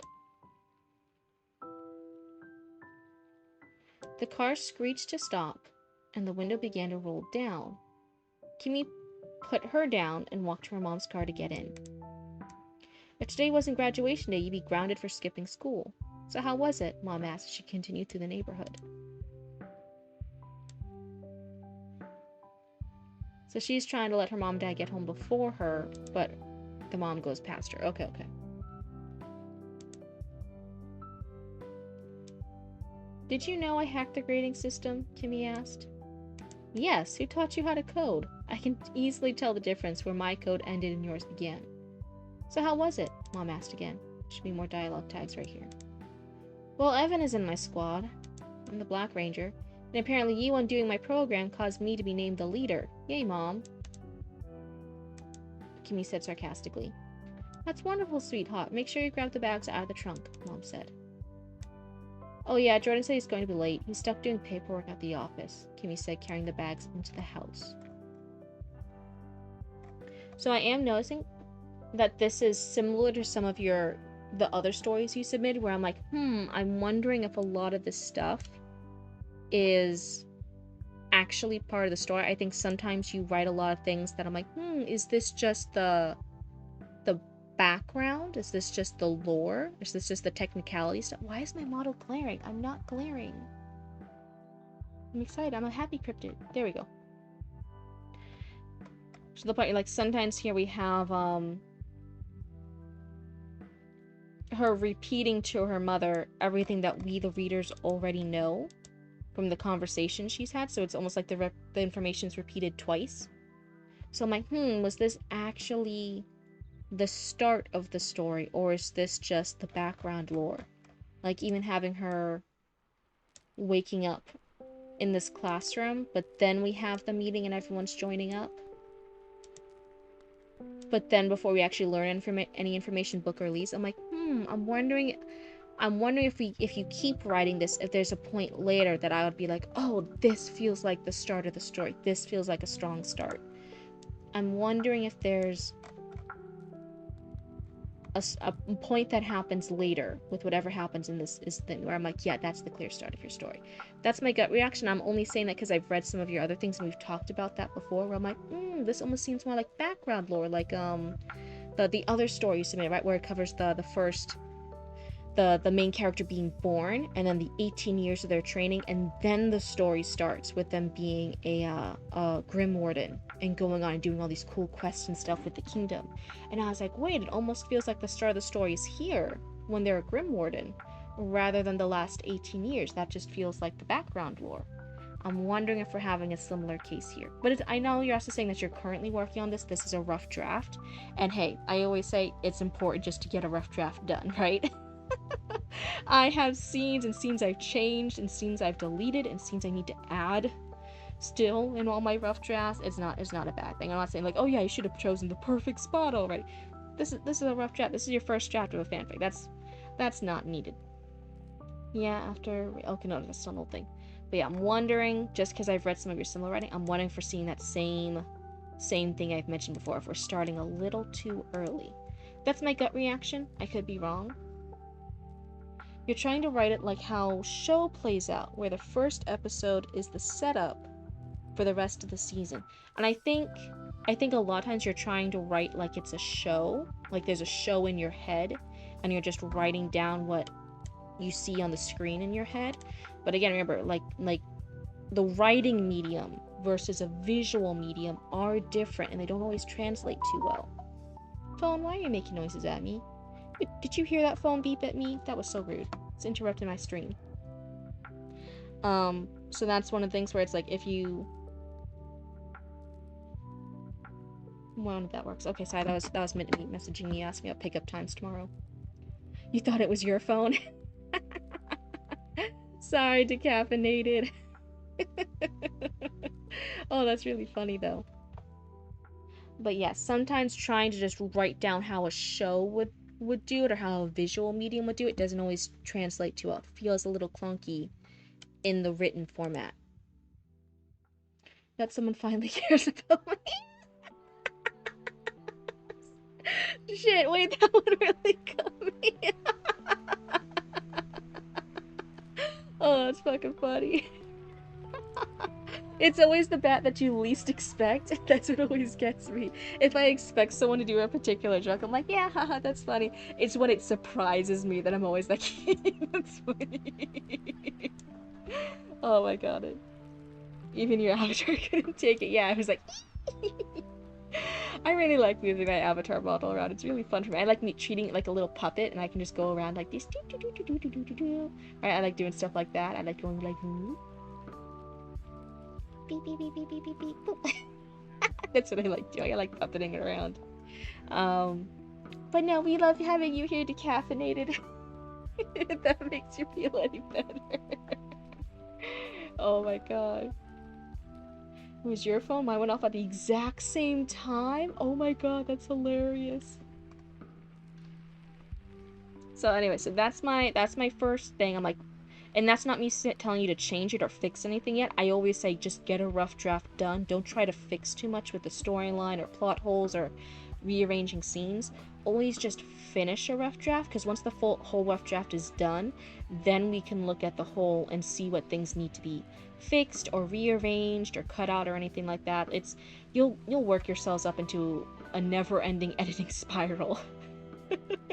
If you keep editing as you go, it will last forever. It's crazy. Oh, it does! Yay! That's just, but I'm, if you are wondering, like, oh, is this the right place to? I'm like, finish your draft, finish the whole Power Rangers spec, and then maybe then we can look at the scenes here and see when would be a really good, strong start for the scenes, because I'm wondering if this is the best spot. So that's my first critique. And then the second one, let's see here. I was honestly gonna say you had the same. I'm gonna give you some of the same advice I tell Bobicus, right? I don't know if Bobicus is still in here, but I point out with Bobicus, and I'll point it out with you. Sometimes Bobicus does the thing where it's mostly dialogue or it's back-to-back dialogue, and I'm like, Bobicus, you gotta add in the setting details. You gotta break up the dialogue. You gotta put in character descriptions or actions, right? We don't just want the back-to-back dialogue. I think they call it naked dialogue or bare dialogue, something like that. They have a better way of phrasing it. We can get away with it sometimes, like just a little bit, like son of a, and then no cussing, Mr. O'Brien interrupted. I think that's good. Then we had this, but there were some points, especially as we got with the more characters, where I'm like, oh, it kind of feels like this is dialogue, Kimi pleaded. This is all dialogue. You're only proving my point, she mumbled. And then more dialogue, he said with a smirk on his face. And then we have some description. I'm like, oh, I wish this was... It's actually even before that. This is just the back-to-back dialogue. So I'm like, keep track of your dialogue, put in some more descriptions and things to break it up. This is mostly a side project that I work on when I'm dealing with writer's block for your other stories.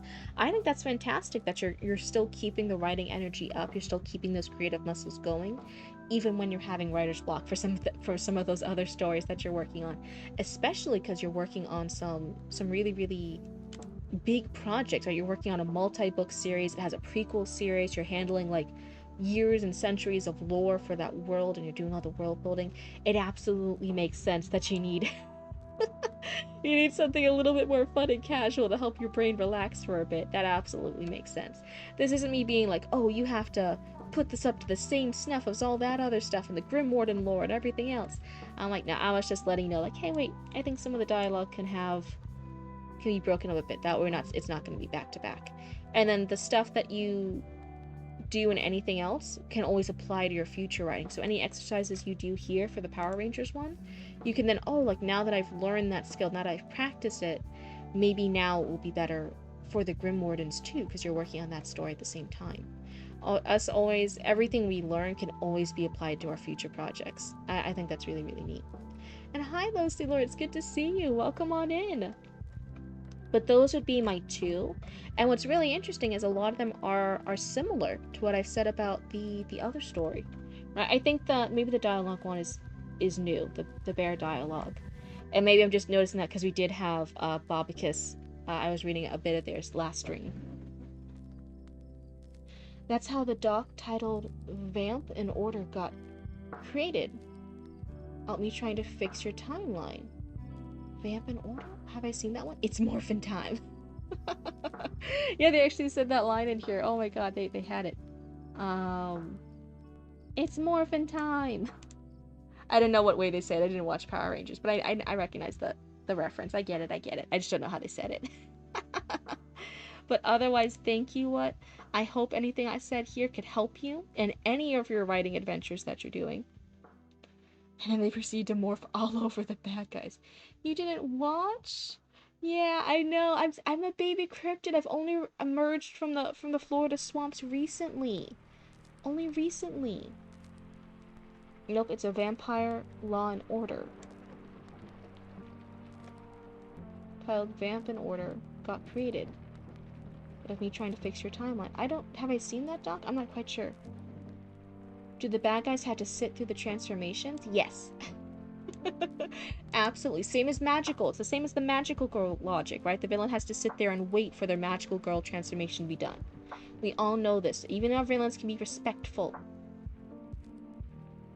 It's not what's happening though. Oh, what? What happened? Got a favorite ranger team? Ooh. I guess I heard a fun tidbit. I don't know if it's true. So I'm saying this and I'm not entirely sure if it's true. Let me go back to the weekly screen. But thank you, what? Thank you for sharing with us today. I hope anything I said could help in either of your writing practices.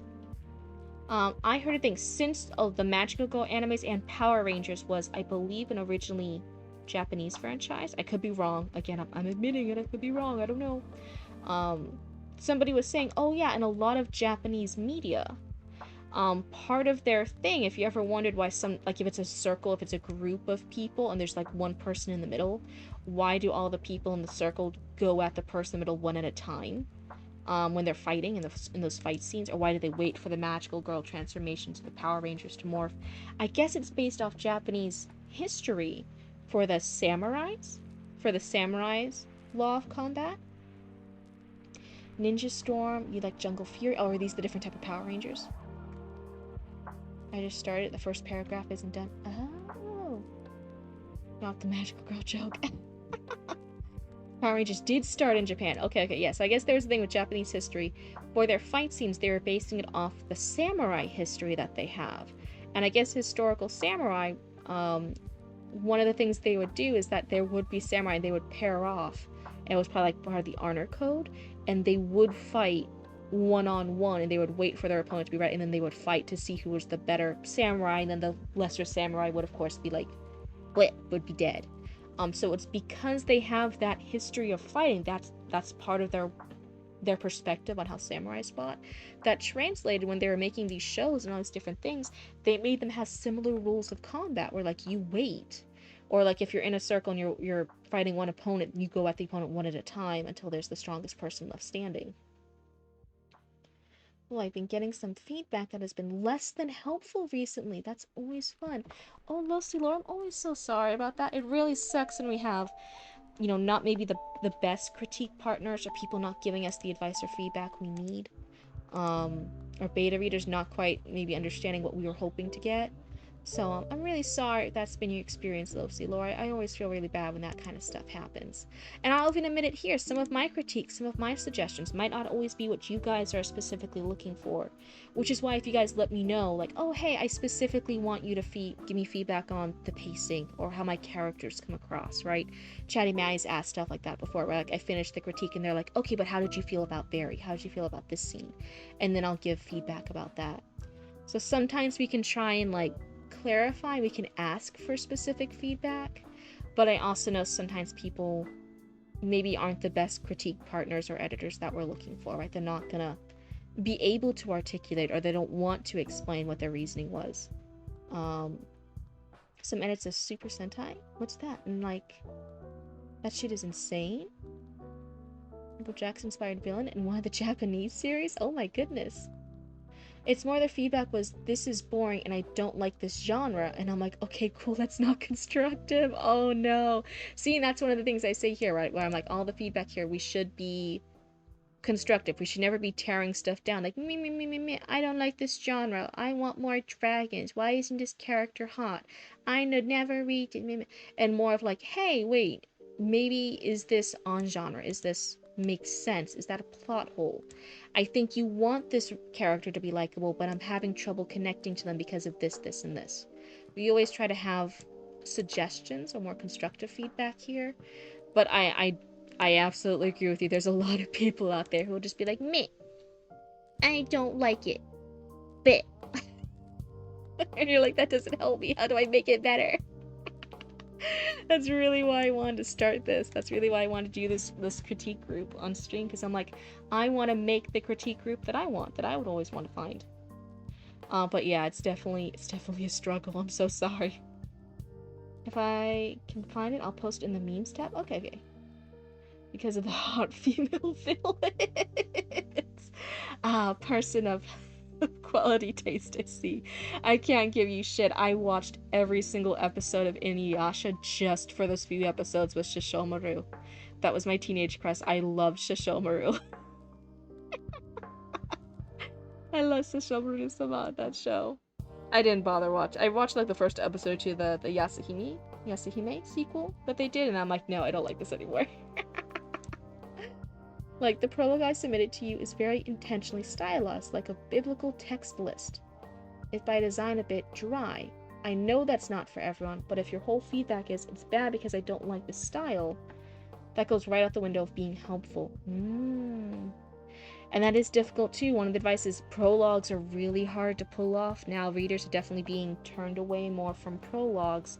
The prologues have to be like earned. That's kind of the consensus now. I know historically that wasn't always the case, but it definitely is the current trend of like prologues have to feel earned in order to be a prologue and not just start with chapter 1. So I'm really sorry they didn't get your vision for the prologue. Maybe you can try just submitting chapter 1. Maybe their feedback would change with chapter 1 if it's a bit different in style from the prologue. Gonna have dinner, gonna lurk mode. Thank you so much, Decaffeinated. Hey, we'll see you when you're done with dinner. So let's go ahead and see who is up next. So that was the first part of Power Rangers. Thank you so much, What. I hope some of the stuff I said was helpful. Let's go ahead and delete that. That clears that up. And then it's either Hide and Heart. Wait, did I not delete the castle entry? I feel like I read castles.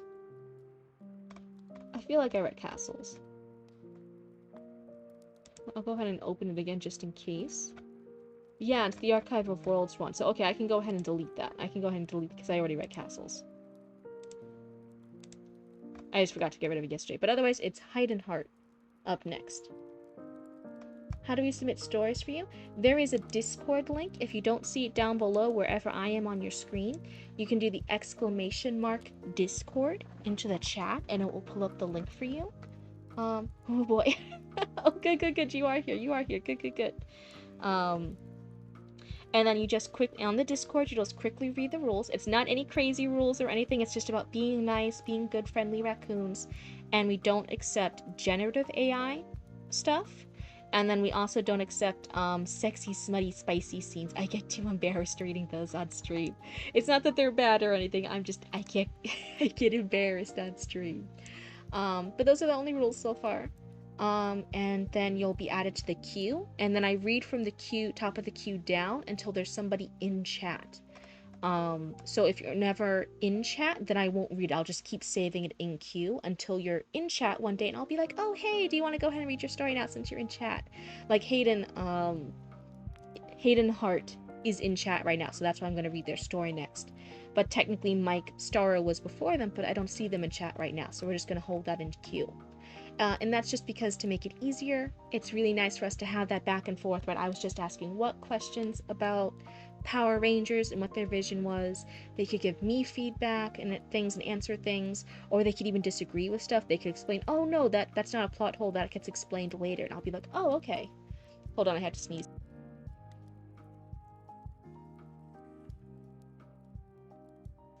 Oh my god, that was 2 sneezes. That hurt my nose. That was such a powerful sneeze. How do humans sneeze all the time? That was horrible. Oh, thank you, Bobicus, for also, pulling up the link for them. That was very nice. And yes, thank you for reminding me, Chime. I did read castles. Thank you for confirming it for me. I wasn't sure. I had to look into it. But yeah, that's it. It's just in the Discord. You can send a Google Doc. That seems to be the easiest way for most people. But if you have another way that you want to do it instead, you can always try it. And if I have issues, I'll let you know. But it's nothing crazy, nothing anything too hard. I like to keep it nice and simple for everybody. So Hide and Heart is up next. I think I said Hayden earlier. I think it's Hide and Heart. This is a post-apocalypse paranormal romance, but there's no spice. This is the first draft. By the way, I take crit like a shark goes after chum. You're not scared. That's very good. I'm really glad that you're embracing critique. But for first-time critique people, I still try to limit it just to 1 or 2. Because otherwise, the general consensus... I'm not saying this about you specifically, Hayden. I'm just saying in general. With a lot of... How do we know where you are in the queue or how far you are? If you scroll up, you can actually see. So if you scroll up to where Hayden Hart is and then Mike Starro is, you can actually follow along with me. So the next person for me, their username is just a heart.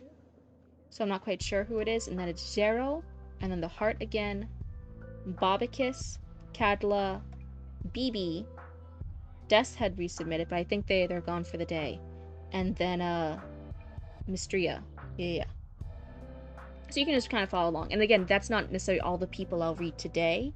I'll go through each one of those, make sure they're in chat. And then if there's like a frequent person like Bobicus, right? I read them last stream. So I'd be like, hey Bobicus, I read yours frequently. You're really good with feedback, but there might be a new person in chat who's waiting. You submitted forever ago. I don't know if things got shuffled and missed. Yeah, you're always at the top. You're always one of the first people I call, but I don't think you're quite at the start of the stream. So I'm like, oh, okay, and then I just go through. I just keep going down. I did call for you earlier this stream, though, Lucy Laura. You just weren't on yet. You'll hold off till you get brave. That's fine. Oh, hi, Author Relic. It's good to see you. I was mentioning you earlier. Then the Nightbot root should have fixed it, so hopefully there's no more errors. You guys can do the all caps. You guys can do your emotes. I felt so bad last stream when the new Nightbot had you on a timeout, and I didn't know how to fix it. I was like, oh. Yeah. Some of the new raccoons that are in chat were like asking like, oh, like what kind of things can I submit? And I'm like, oh, we have everything from outlines and rough drafts. We have Author Relic who posts like excerpts from their already published books. Sometimes we even get sneak previews of their books as they're working on them before they publish it. What were you saying over there talking that smack? I wasn't talking smack. I was using you as a good example. Oh my goodness. Unless you probably had to bounce in the next half hour or so, but next time I feel it in my left shoulder. Okay, Lucilla, we got you. One day. Yeah, but Vera, I never want you to feel pressured, like, oh, if you want to be part of Cryptid Cult, you have to submit your writing for the judgment of the blue book. That's not how it works here. You can all hang out, you can just lurk, you can vibe around and chat with me, you can just do funny things and memes, or you can also give your own feedback and critique to stories that you like or want to help with. There's never a requirement for the judgment. I'm pretty nice. But yeah, for the first time submitters, it's normally just one or two pieces of critique, and I try to do the two biggest things that I think would have the biggest impact on your writing craft and your story skills. So I try to give like the two best pieces of advice I can for your work. And then if you resubmit and I'm realizing like, oh, okay, this person is okay with critique, they resubmitted, that didn't hurt their feelings, everything's good, we're all vibing over here, then sometimes they can ask for more critique. Like Bobicus, I give more critique to. Author Relic, when they were submitting more frequently, I gave more critique to. Chatty Maddie is my first person that I'm actually being an editor for, right? So like they submitted a couple times and got critique. The judgment of the oratrice mécanique d'Annalise Cardinal. 3 strain streak, thank you so much, Author Relic. You must be judged by the Bluba. I guess there's just gonna be a Bluba Judgment Day one day. Oh no. Maybe that's gonna be part of my lore now. Would love to give feedback to others, but I fear I'm too verbose. Yeah, sometimes trying to be concise, especially with chat. I know sometimes the chat box at Twitch doesn't always want you guys talking for too long. That popped up on your For You page today for the first time in forever. The Oratrice Mécanique d'Annalise Cardinal. Yeah, sometimes trying to figure out a way how do I summarize it? How do I like shortly say it? That's a hard thing to do. You can even do a thing where it's like, oh hey, can I ask a question about the character pacing here? Is it intentional? And then the writer might even write back like, oh no, it wasn't. What do you have any comments about it? You're like, yeah, it felt a little wonky there and there. So sometimes you can have it like a shorter convo back and forth. Sometimes people do it that way. Sometimes that helps. Fuck, where was I? I was scrolling down. Poor Haydn. But yeah, it's normally just one or two pieces of critique the first time. Because, and I'm not saying this about Haydn at all, I'm just saying in general, I've realized it from being a beta reader before. I realized that with friends I would do critiques for, and being in school for creative writing and doing critique circles and stuff. There is sometimes people who will say, I can take it, give me all the critique, point out everything. And then you're like, okay, I think this part and this part could be a little bit better. They feel a little bit off to me. And then they'll be like,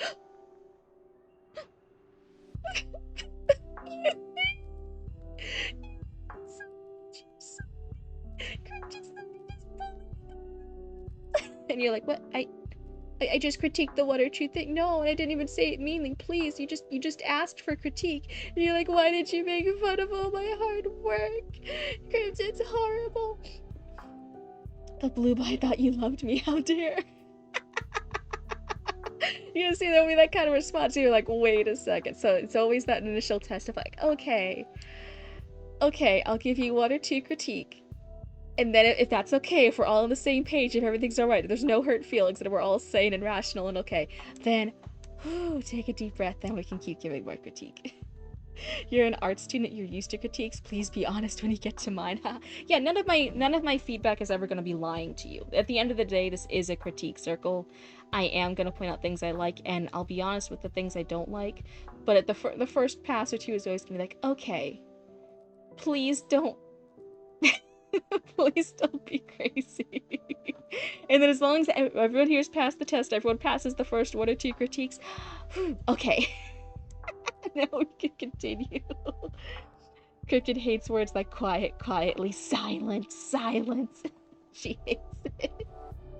Oh, author relic. Oh, you're never gonna let that die. Oh no. I think word choice has a lot to do with it. Better and good automatically moralize an objective scale.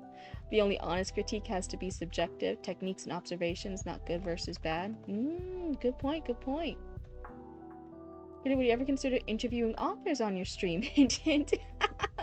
If I ever get caught up on the queue, I was thinking of that for a while and stuff, right? Especially when the raccoons were less and you were one of the more frequent viewers here, and I was like, oh, I wonder if Author Relic would be interested in that.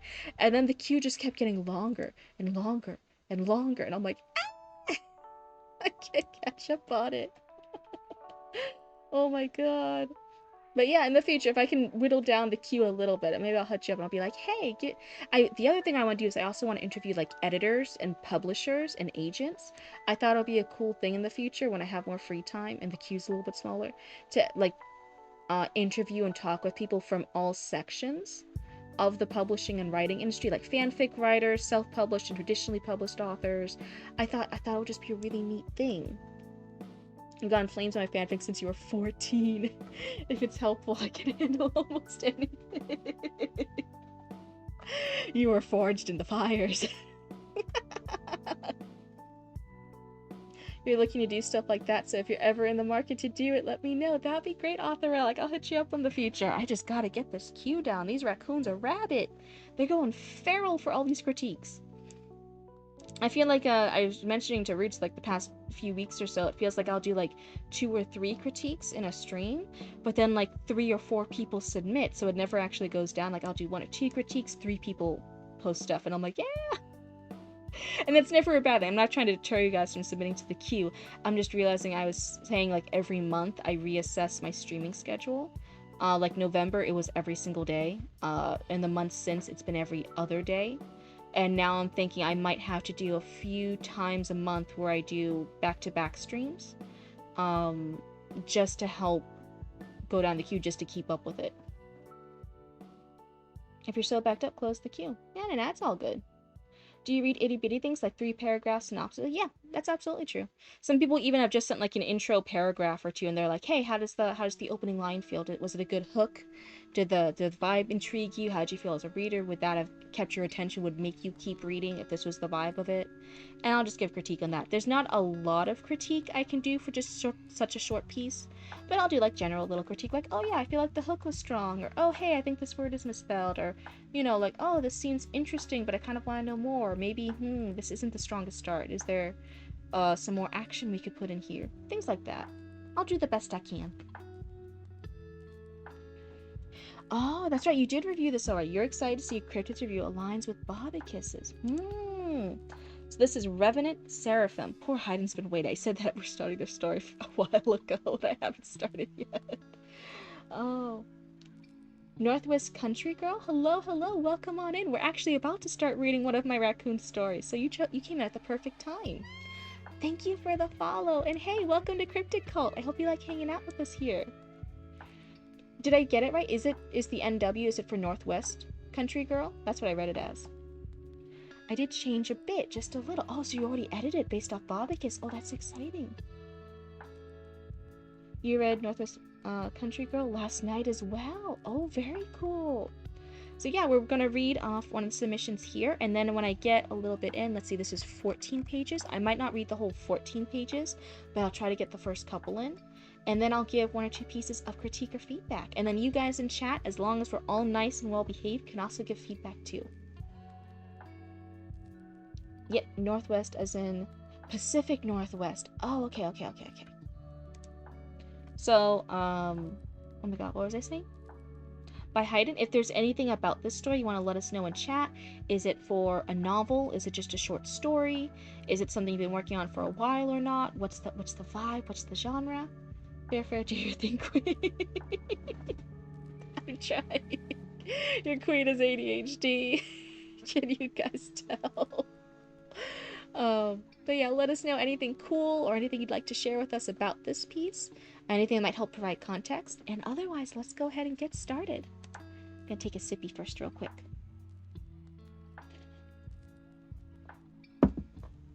Rimview Settlement sat beneath a sandstone bluff. Makeshift homes of plywood and dented metal nestled in the bones of a ruined city. The once tall towers were bent and crumbled, partially hidden behind a large wall of stacked shipping containers. Built in the desperate years after the fall, when the earth ripped open and hell poured out. It's a novel, takes place 117 years after the apocalypse, draws loosely on apocryphal and Gnostic lore. I don't know if I said those terms rightly, hopefully I did. Oh, I think you may have missed my second question about submissions. Should I repeat? Oh yeah, go ahead. I'm so sorry I missed it. Yeah, just go ahead and repeat it. That's fine. I'm sorry I missed it the first time. Like I said, Cryptid doesn't always have the best attention span. Sometimes I'm looking over here, sometimes I'm puppeting my model like a child who can't let go of their favorite toy. It just happens, it happens. Sometimes I'm even looking over at the cats and seeing what they're doing, making sure they're all behaving. Oh my goodness, it's a busy life for a cryptid. I like the description of the desperate years after the fall. I really like that description.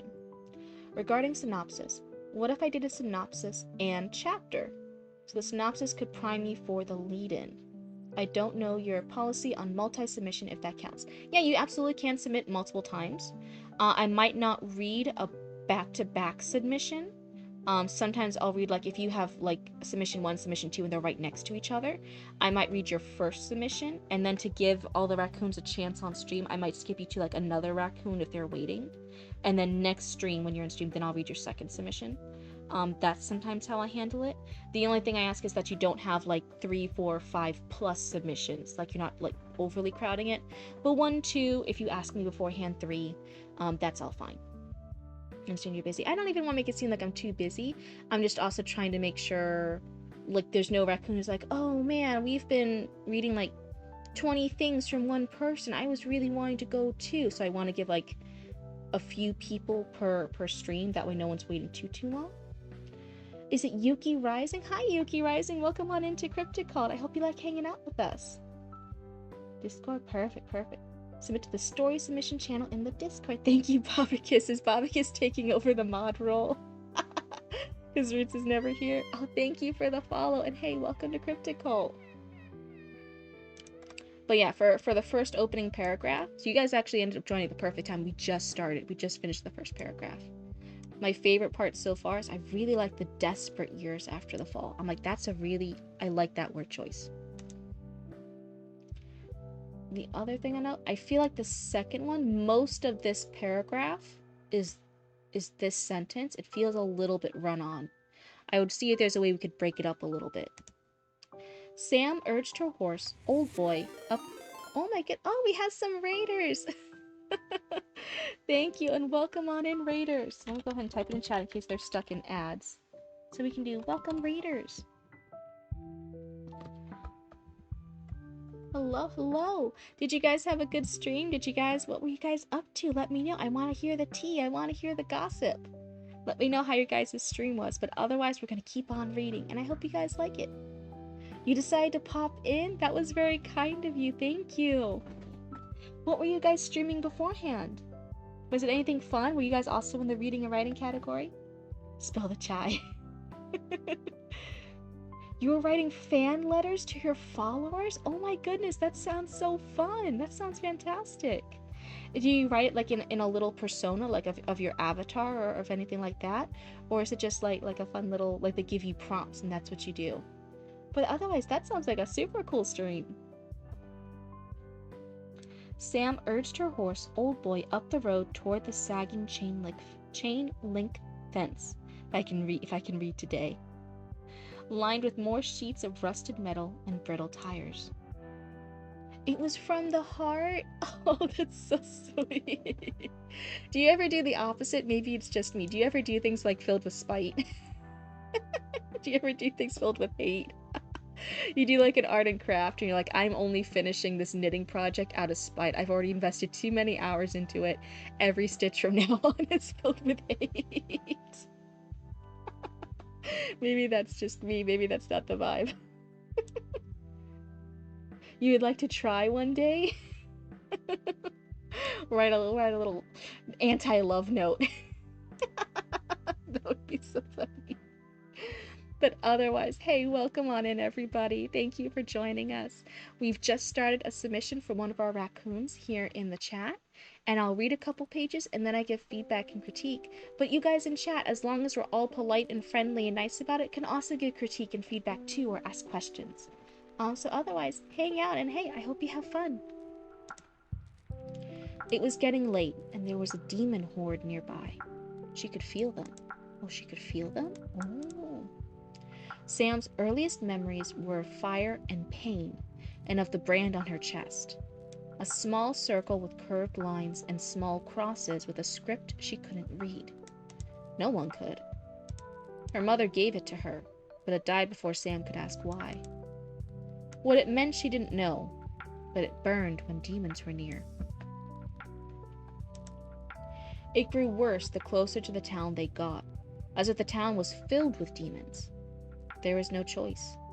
She was low on ammo and tired, and Old Boy was tired. Tired and tired's repeated here. They passed an abandoned restaurant, the glass in the windows powdered into dust a century ago, and a man stepped out. She pulled Old Boy up short and studied him. He was around her age, over 2 decades, but not quite 3. That's a nice horse you got, he said with a grin, and ran his eyes up Old Boy. The horse shifted and pawed at the ground. Blonde hair cut short and stuck up in every direction beneath a set of tinted goggles. Black rags wrapped around his body. A raider if Sam had ever seen one. No one in their right mind would camp outside a town's walls. They were still over 100 yards from the gates. The leather creaked under her grip on the reins. Another man rushed out, black hair tied in a tight bun with streaks of gray, and a thick beard covered half his face. A dark brown sheepskin coat hung down to his knees. He whispered in the boy's ear, then waved Sam on. She hesitated. There was something familiar about this man. He looks like every other man with a beard, Sam thought. The period shouldn't be here. Her hand wanted to creep towards her chest, but she held it firm near the pommel of her saddle. Careful, the older man called to her. There's raiders about. Sam didn't answer and pushed Old Boy to a trot. The sun was low, and she didn't have time for nonsense. Her chest was burning stronger with each step Old Boy took. Oh, you forgot to italicize? Even if you italicize, I'm not sure if it should be a period. It might need a comma. I'm not the copy editor.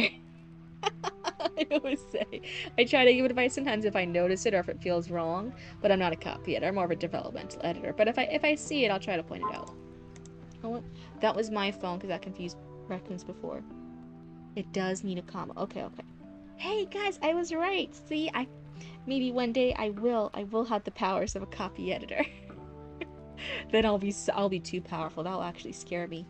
I don't understand copy editors. Those people Those people know too many things. Have you guys ever seen the book that a copy editor needs to study? It's the Chicago Manual of Style. Is that the right book? I think that's the right one. It's like a tome of like dark forbidden knowledge. Like what? No. She cannot be stopped. No, copy editors I feel too afraid of. Those people scare me. She debated on telling the man that a horde was nearby. Wait. Chest was burning stronger with each step Old Boy took. She debated on telling the men that a horde was nearby, probably stirring as the sun sank, but it wasn't her problem. The dirt crunched beneath her boots as she dismounted in front of the gate. Old Boy sniffed at the bits of grass growing between slabs of broken asphalt.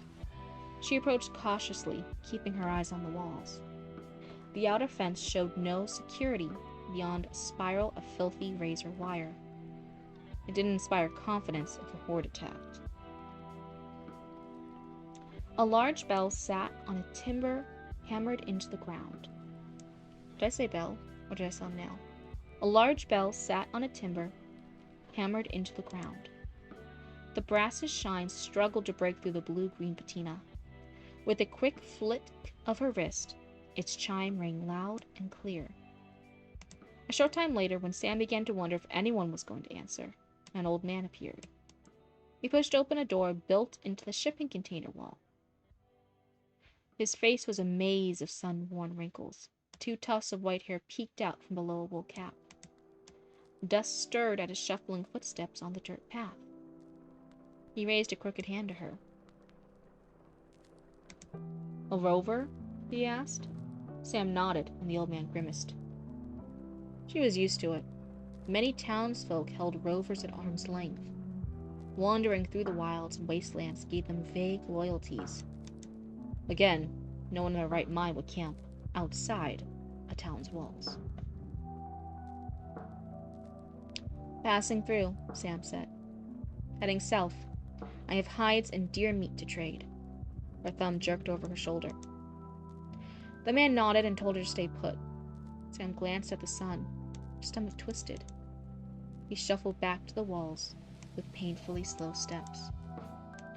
This is good. Like, you're not just saying, like, oh, she was worried that it, what if it's too slow? What if she's out there too late? I like this. Like, we still understand her worry without you, like, coming straight out and telling the readers what she's worried about. I like that. Sam let out an even breath. An hour of daylight left. Her knuckles brushed against her brand. A man had seen it in the Badlands to the north and directed her to the southern deserts. He claimed there was a group where he had seen similar symbols. The Templars.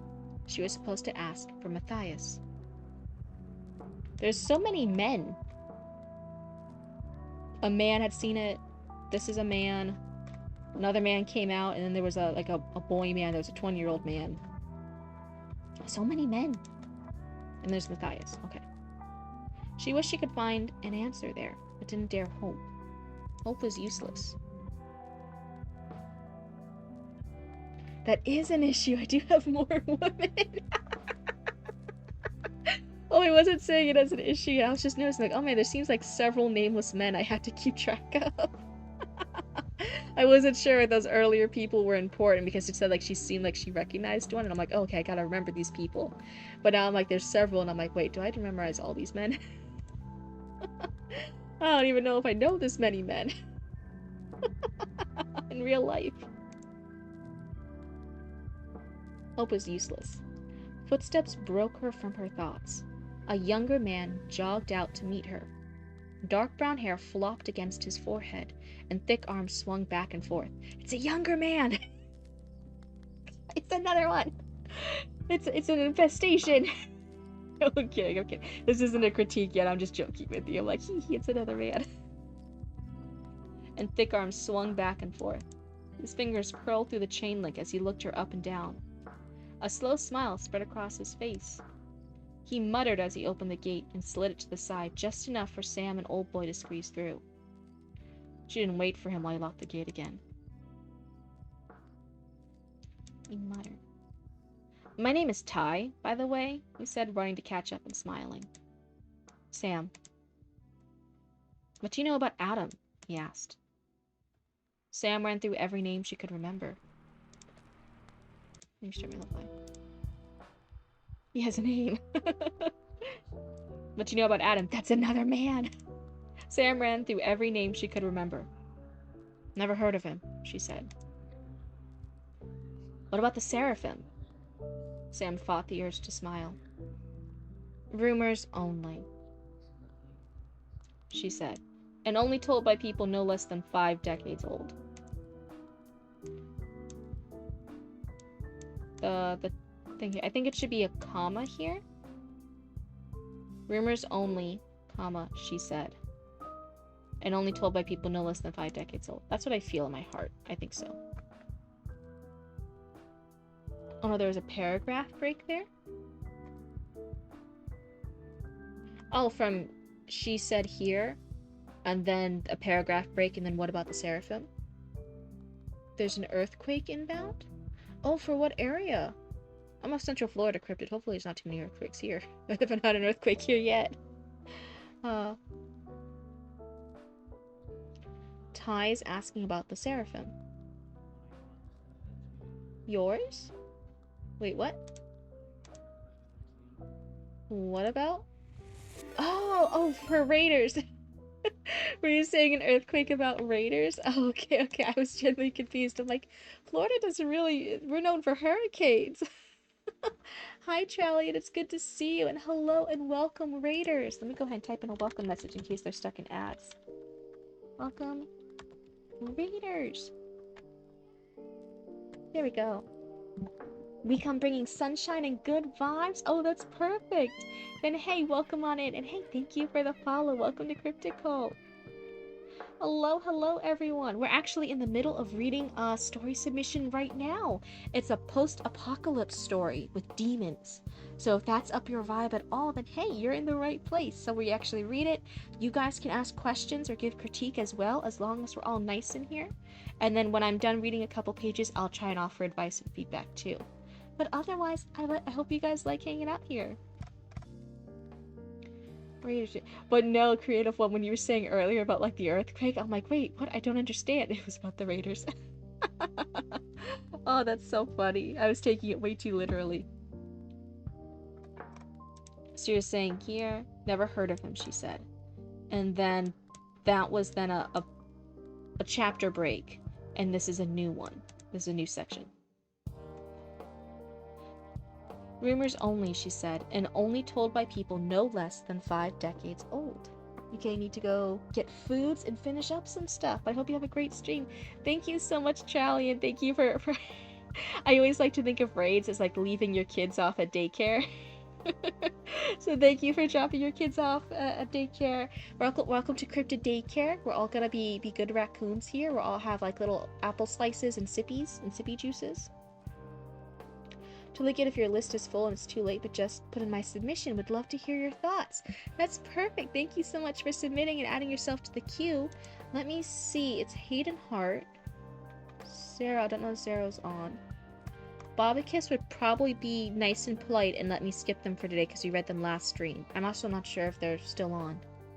After that, it's Kodla, BB, Deathhead's gone. Mystery, and yeah, if you just submitted, if you are KM Gilbertson, I think there might be a couple people before you for tonight. I'm so sorry. But we'll see you in another stream, and we get to read it then, and I'm super excited for that. Good raccoons. Yeah, we gotta be good raccoons in stream. We can still be trash raccoons. We can still be a little feral as long as we're all polite. That's all. And then once you guys are out of my stream, well, then I don't control you anymore. You guys are free to do whatever you want. So if you guys want to be feral and rude raccoons off stream, I don't control you then. You are a trash raccoon? This is the right place for you. Yeah, no problem. It's all good. Thank you so much, country girl. And we'll just see you another stream then. And I'm really excited to read it then. 5 decades old. They had been a large war band that rose to power during the fall. Some claim to have kept seeing them in the decades after. They, like every war band, faded away eventually.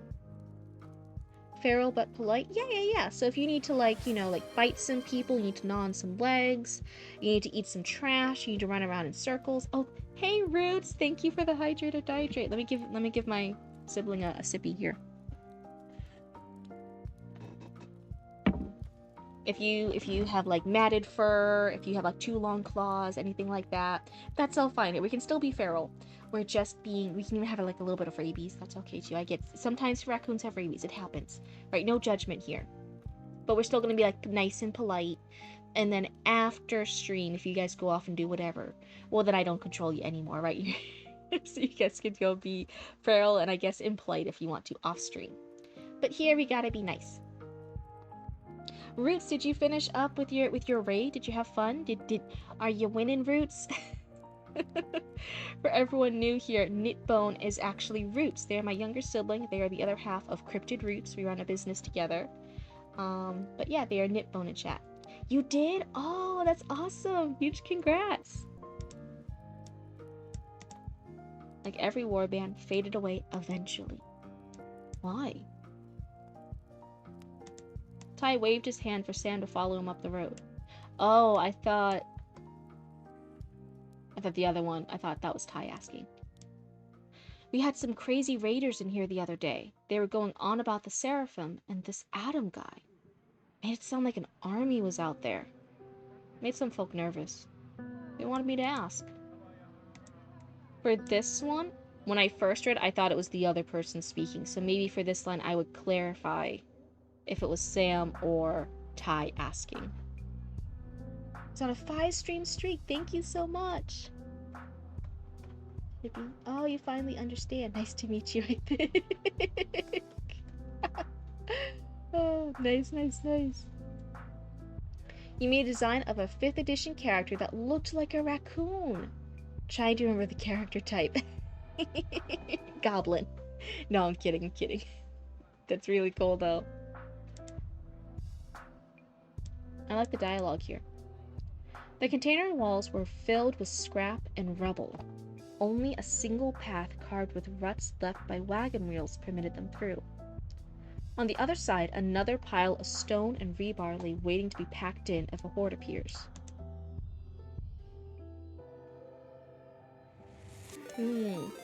Oh, hello! Is it Orlando Zoom? Is that how you say it? Oh, sorry, my last not working. Hello and welcome, Raiders! Welcome on in! Did I type it all right? Welcome on in! Orlando Zoom, nice! Are you a Florida? Are you a Florida streamer as well? I'm a Central Florida cryptid, so hey, if you're in the Orlando area, then it's good to see ya!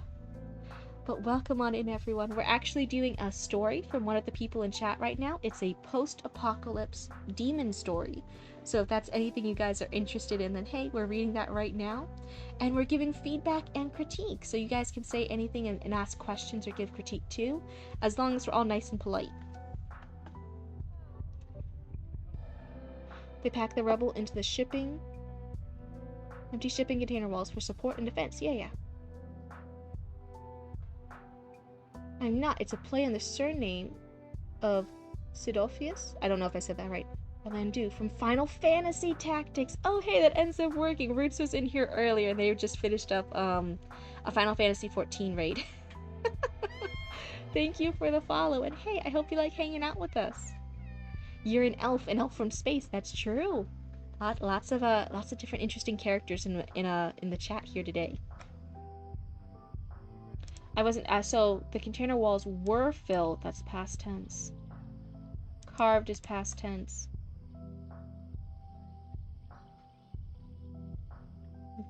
Packed in. If a horde, so packed is past tense, if a horde appears is present tense. I was like, why does that sentence feel funny? Everything else is past tense. So I wonder if it should be on the other side, another pile of stone and rebar lay waiting to be packed in if a horde appeared. My gut says it should be past tense, but I could be wrong. Like I say, I'm not a copy editor. Bugbear. It was a bugbear. Oh, that works perfectly. That looked like a raccoon. You were converting Final Fantasy tabletop role-playing game NPC sheets from one to another. Oh my goodness. It's super cool to see more Final Fantasy people here. That's awesome. Roots is the big person who's into it. I'm just Cryptid, so together we're Cryptid Roots. Um but I was trying to get into Final Fantasy 14, but I was I'm not the best player at it. I just want to do like a lot of the side quests and a lot of like the farming and a lot of like the cutting down trees and collecting plants and stuff. And Roots is like a max level player. They're doing all like the harder level content and the raids and stuff. So definitely out of the two of us, Roots is the one who would know more about Final Fantasy stuff. They have like the art books, they have a lot of like fan merch and stuff that they get. They're definitely more involved. Oh, excuse me for the cough. Okay, it does make sense. Good, good, good. I was like, I could be saying nonsense, especially with my copy edits. I always say my copy edits are, they're decent at best. I'm not the best copy editor. A few men and women sat on it, rifles casually leaning against them. Inside were homes stacked on top of each other. Rickety stairs led to different levels, and balconies overlooked the main road. You run an actual play show on your channel for the game Final Fantasy Legend Edition bi-weekly. Oh, that sounds super cool. Maybe I'll have Roots check it out. That might be up their alley. I stopped playing that game when they started making healers DPS during the hard content. And I'm over here. I've been such a solo player for so long that the fact that like for when I was like a younger kid and I was like playing more like when I was a younger cryptid, I was doing more like World of Warcraft or stuff. I was even Mom and Papa Cryptid, like they were EverQuest players, for anyone old enough to remember EverQuest. So they would let me play on that sometimes. I was always a solo player. I never did the raids and stuff. I never really did things with other players. So the fact that on Final Fantasy 14, like you kind of have to do the raids with other players, and I was like, it's too scary. And you can't just decide not to do raids. Like you need to do the raids to progress the storyline and unlock new areas. And I'm like, oh no, I'm just a little solo player. Let me fail all by myself, please. Hi, Nevermore. It's good to see you. Tears and floors and stories tall. For what? When I played Final Fantasy 14, you were a tank specialist. Oh, very cool. I was just a generic GPS. And you could argue, I was aware of the jokes. You could argue I was a floor tank because I was a dragoon. For anyone who doesn't know too much about Final Fantasy, but there was a long standing joke that dragoons, because they do all these jumping and stuff, they'll jump off into an area like into the lava where they're not supposed to be, and then they'll die, or they'll die from something, and then they're there just like their corpses on the ground until they're resurrected, and they're like, no, I'm not dead. I'm just being a floor tank. That's the dragoons. I don't know if it's been fixed since then, but that was a joke for a while. I mean paladin and almost everything. Oh. Mama Cryptid for almost all things. She liked being like a shadow type healer. Dragoon equals floor tank. I know. Stop making fun of me. Oh, it's so funny. But yeah, I was a super tall bung girl that I made super hot, and I was a dragoon. it was it was really fun, but yeah, just having to keep up and feeling stressed from having to play with other players rather than being more of a I was always a solo player in MMOs. I was like, oh no, I can't do it. So inside were homes stacked on top of each other. Rickety stairs led to different levels, and balconies overlooked the main road. Near the center was a wide, flat field. Wagons and carts lined the edges. Merchants and caravans also sought shelter for the night. There was a gibbet, did I say that right? A gibbet? Erected in the middle of the field, and a noose hung down from the top. Oh, spooky. There were clusters of people gathered around the base. I'm not glitching. I'm just experimenting with the ability to float in the ground. You were a healer?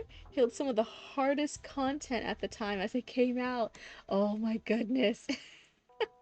Mama Cryptid back in the WoW days, because she and Papa Cryptid were actually top World of Warcraft players. Like, they were in one of the top guilds in North America, or maybe just in the Americas. I forget which.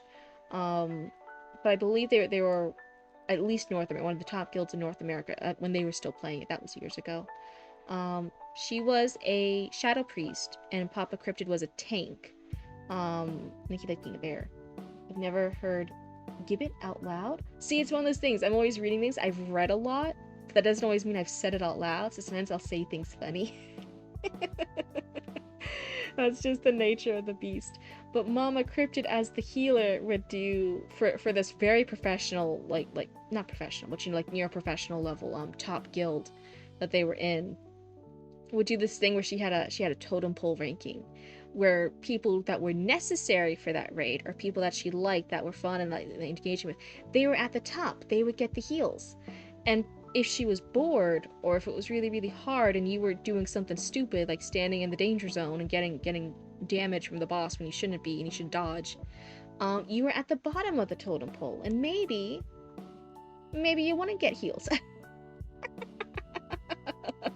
And if someone died, they'd be like, why didn't Mama Cryptid heal me? And she'd be like, well, you were at the bottom of the totem pole. Maybe next time you'll work to improve your social currency, and then the healer will heal you. Maybe you should self-reflect on why I didn't heal you. How romantic we met, and it was wow at first sight. No, they actually met through an aunt. An aunt, best friend of Mama Cryptid and a friend of Papa Cryptid that we refer to as our aunt. They met through her, and then they just both ended up gaming. So yeah, they were top gamers for a while. Me and Roots were actually talking about it a while ago. We were like, oh yeah, if they had kept gaming, because at first they were EverQuest gamers, and they were like really top tier EverQuest players, and then they switched and it was World of Warcraft, and then they were top World of Warcraft players for North America. I was like, yeah, if they kept going at it, they actually probably would have been the streamers, like the famous streamers that could like show their gameplay and stuff and show how they do raids and stuff, and people would be watching them. And then Roots is over there like, wait, what? And I'm like, yeah, Mom and Papa Cryptid were like better hardcore gamers than we were, right? Like they would have been the ones that people would look to professionally to like learn how to do stuff. And Roots was like, oh yeah. Should have stuck with the first story. Part of our chores, because there was stuff for their thing where like when you're part of that guild you want to earn some of those achievements, but some of those achievements are just like grindy and like pointless and stupid. Things like kill 10,000 mini spiders, kill 1 million mini critters in this cave, collect 2 bajillion fish from this one ocean, right? Those grindy achievements. So one of the things is when Mama and Papa Cryptid went out shopping or to do grocery stuff, just normal everyday stuff, they'd be like, hey, do you guys want to help us out? Do you want to do something for Mama and Papa Cryptid? And we'd be like, yeah. So they would log on to their accounts and they would tell us like, you're not allowed to talk with anyone. Don't message anyone, don't talk with anyone, you're not doing anything. But you're gonna go stay in this lake and you're gonna keep fishing. You're gonna see how many fish you can get us from this lake. And me and Roots would just be so happy. We'd be like, yeah, and that would be our chores. Like they would be like, oh yeah, if you do this, we'll give you like $3 when we come back. Or hey, if you do this, we'll pick up Pokemon cards from you from the grocery store. And that was the currency for younger Cryptid. I wanted Pokemon cards. I didn't even play the game, I just liked the cards. So our chores were to do the achievement grinding for them of just fishing or collecting herbs or just going around exploring territories and completing the map. Just those grindy, pointless stuff to get the achievements for their guild. It was really fun though, but that was our chores. They were a gaming couple. They're still a gaming couple, just not with MMOs anymore. So that's one of the things. Actually, it's Mama and Papa Cryptid who are the better gamers. There were a cluster of people gathered around the base. That's for one of the raiders, Ty said, nodding to the gibbet. And last night he was drunk in the tavern and gone to a fight with his buddy. Screaming about Adam that and Adam this. About how the Seraphim were just shadows now. World of Weeboo. Yeah, they do not play World of Warcraft. They haven't for years and years now. It's definitely changed, and that company's changed. Yeah. But yeah, for a while they were like top gamers.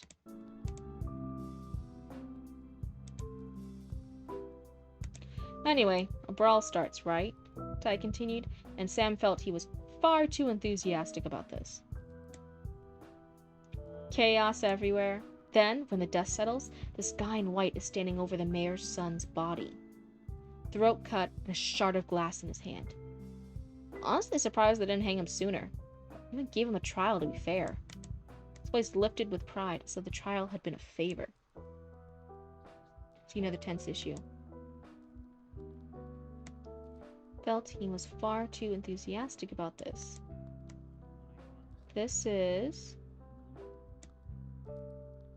all dialogue, and then his voice lifted with pride, as though the trial had been a favor. Was it in this versus that?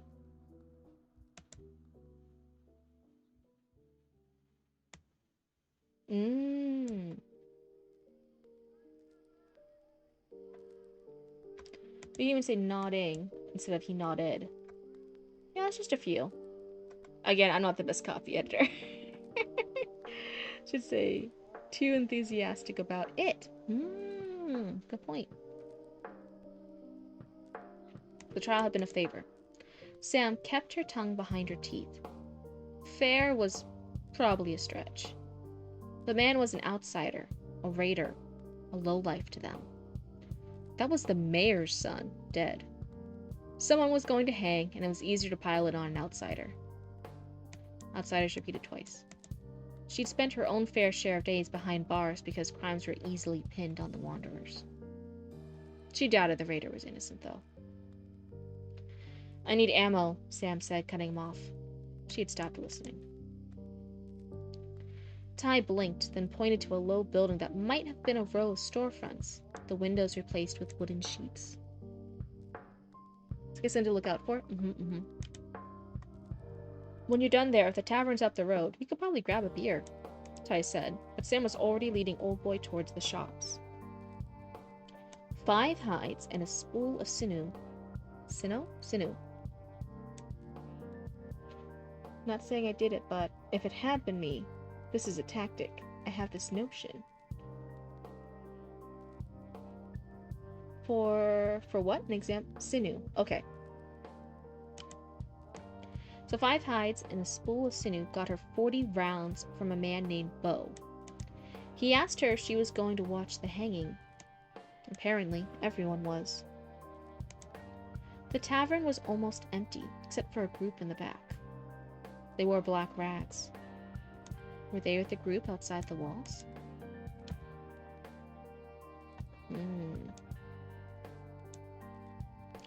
Sam shoved the bundles of backstrap, haunches, and organ meat over to the barkeeper. They gave her 2 keys, one to her room and another to Old Boy's stall, and told her it was good for dinner and 3 rounds of drinks. Wait. Backstrap, haunches, and organ meat over to the barkeeper. Oh, so that was the hides. She still has the meat. Okay, I was like, wait, where did this come from? It's the meat she said she had.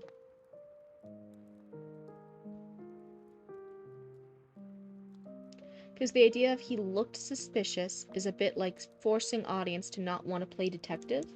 Wait.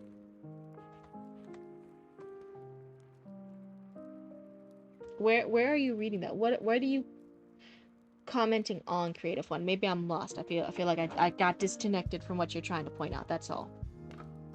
What? If he looked suspicious, what part are they saying someone looks suspicious? If you're talking about the mayor's son body, that's a Ty talking. That's a character talking and describing the events to us. So that's not like the narration telling us. That's a character saying in their words something happened. But I'll see. I think that might be the scene you're talking about, but I'm not entirely sure. So let's see. Bundles of backstrap, haunches, and organ meat over to the barkeep. They gave her 2 keys, one to her room and another to Old Boy's stall, and told her it was good for dinner and 3 rounds of drinks, so she can stay the night for her and her horse. And it's dinner and 3 rounds of drinks. For all that food. It's all meat. I don't know if that's a fair conversion rate. I wonder if she should get more. Well, I guess, I don't know. Apocalypse currency exchange is always hard. She grabbed a beer and walked away. I ran into someone. A hulk of a man loomed over her, head to toe covered in black. The sleeves of his coat were missing, revealing 2 tree trunk-sized arms. Black bands as wide as her hand circled his biceps. His face, her face moved up to his, where she had to crane her neck. You can put in 4 emotes, yay! Okay, as a point of view, it works. Being at work can be a nuisance sometimes. Oh, I'm so sorry, creative one. Yeah, I was just clarifying. I'm like, I think I know what scene you're talking about, but I wasn't entirely sure. But yeah. It was a character in their point of view, telling us the gossip, telling us the tea about the mayor's son being murdered. We love talking about murder on this channel, don't we? But yeah, you guys should be able to put in multiple emotes now. You guys should be able to write in all caps without that Nightbot trying to get you guys. Moida. Nightbot is mean. Exactly. Yeah, Roots just installed it for last stream. Because I was excited that I could do the exclamation Discord thing, right? And I was like, yay! But we didn't realize it automatically had that mod detection thing on, and it was getting everybody. Everybody was feeling it. I felt so bad. So Roots adjusted it. It should all be good now. It should just be doing the little exclamation mark Discord thingamajig and not trying to ban everybody. That was so sad before. Hi, Luna. Her face moved up to his, where she had to crane her neck. The man glared down at her. Hard gray eyes, the color of iron, pierced her soul. A gnarly scar lifted the left corner of his mouth towards his ear in a disturbing smirk. Dancing, dancing Mothman. I love it. I watched a game with Roots the other day that had cryptids in it, and you were feeding and cooking them dinners, and I was like, oh, this is so cute. Sam furrowed her brow. This one looked familiar too. She'd run with raiders in the past, if only to travel to the next town or settlement. Perhaps she'd run into this crew before. Do I know you? She asked. Nah, he said in a thick southern accent. Southern accent. I'd never forget a face like that. So it's saying nah, and it has the V removed. I'd never.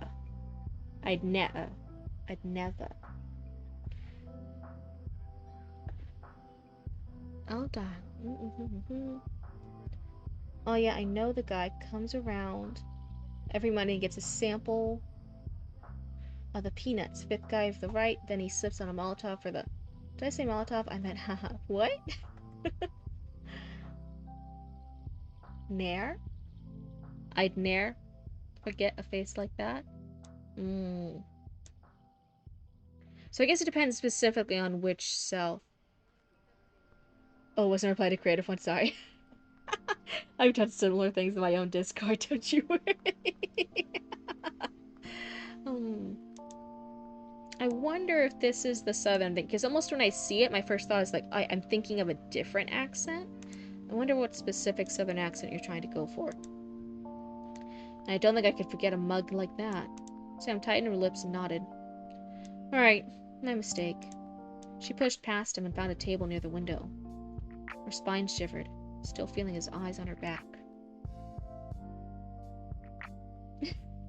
Oh, the little cat, the cat emojis are cute. So that is the first 9 pages. That seems like the first section, if not the first chapter, because there's this little break right here. And then it looks like it continues on. Maybe, I don't know if it's the full first chapter, but it's at least the first section.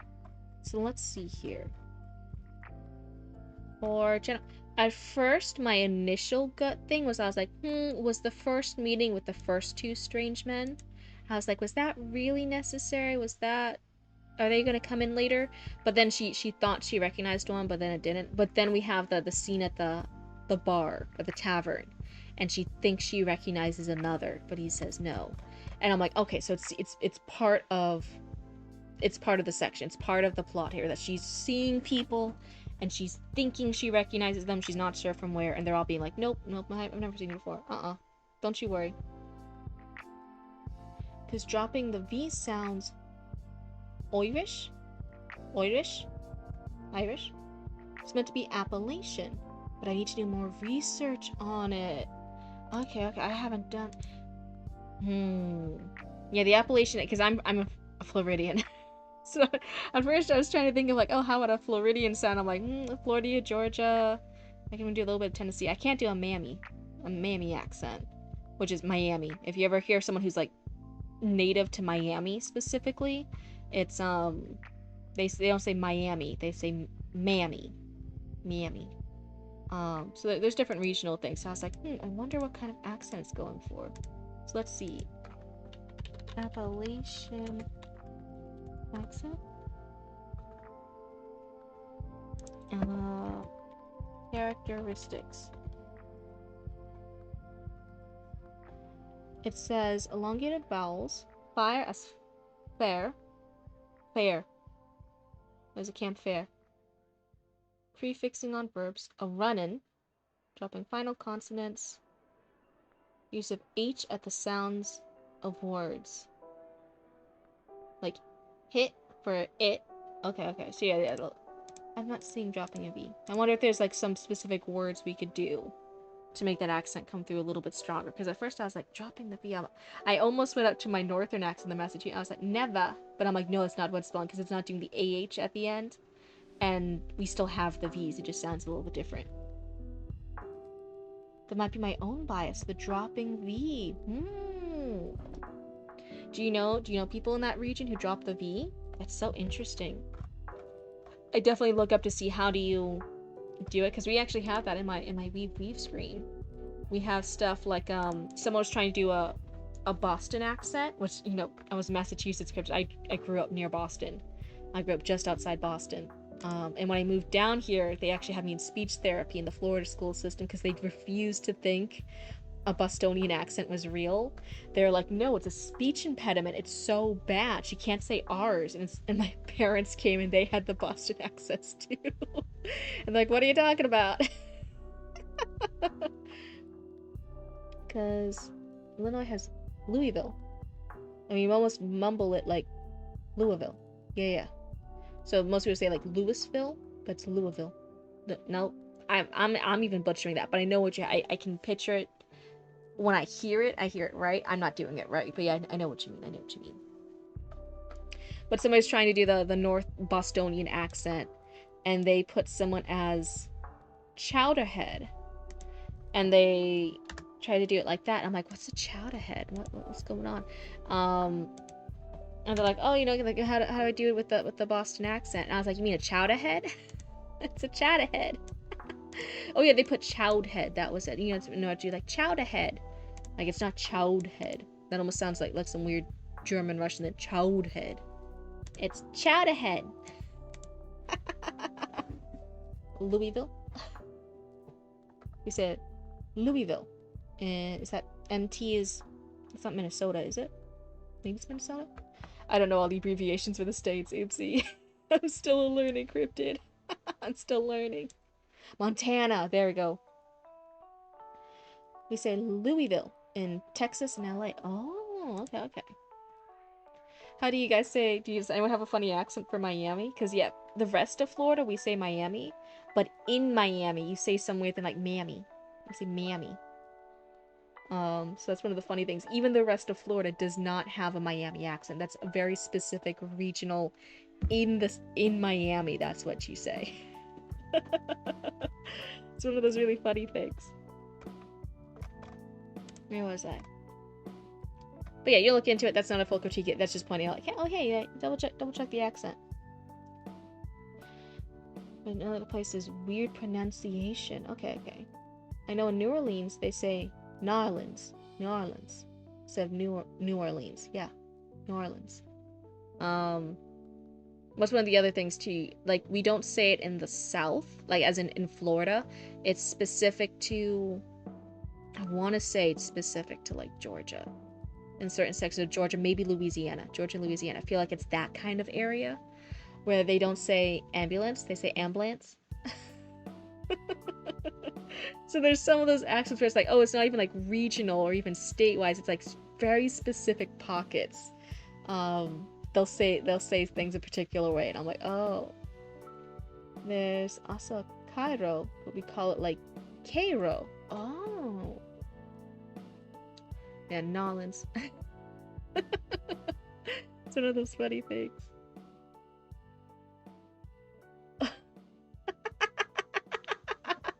Ambulance. Yeah, it's ambulance. So it sounds like 2 syllables instead of 3. Instead of ambulance, it's ambulance. And it's in very specific areas. It's not everywhere. So anyway, now that we finished that first section, let's go ahead. What are some of my earlier critiques? So I was gonna say one of my initial guts was like, oh, were these 2 characters needed? I think they are. I think it's part of a bigger overarching thing, so that critique's out the window. Like, that's fine. I think it's good. I need to get myself to bed, but have a good stream. See you on the trail. Thank you, Orlando Zoom, and hey, have a wonderful night. I hope you have some good dreams. I hope, isn't it a good thing to wish humans like their pillows always cold? Humans like their pillows cold, but their beds warm. I think that's the bit. So hey, have wonderful dreams, have a good night, and we'll see you again in the future. Goodbye.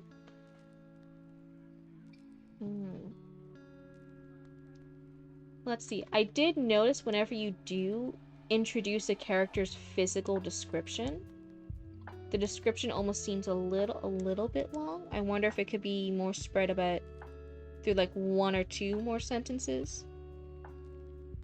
Don't get the wrong dumpster. So like for this one, blonde hair cut short and stuck up in every direction beneath a set of tinted goggles, black rags wrapped around his body. A raider if Sam had ever seen one. So that was like a lot. So I was wondering like, oh, I wonder if all these descriptions could be in 2 separate sentences. This one does have multiple sentences, but they're kind of back to back. Another man rushed out, black hair tied in a tight bun with streaks of gray, and a thick beard covered half his face. A dark brown sheepskin coat hung down to his knees. He's been the most, but so I'm like, That's why I was wondering, like, could this one be split up a little bit more? Let's see. This old man appears. This old man, I don't know if he's important. His son was a maze of sun-worn wrinkles. 2 tufts of white hair peeked out from below a wool cap. Dust stirred at his shuffling footsteps on the dirt path.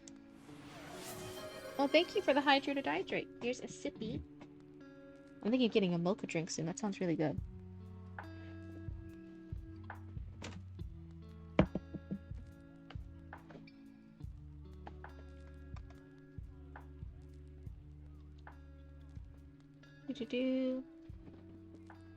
So dark brown hair flopped against his forehead, and thick arms swung back and forth.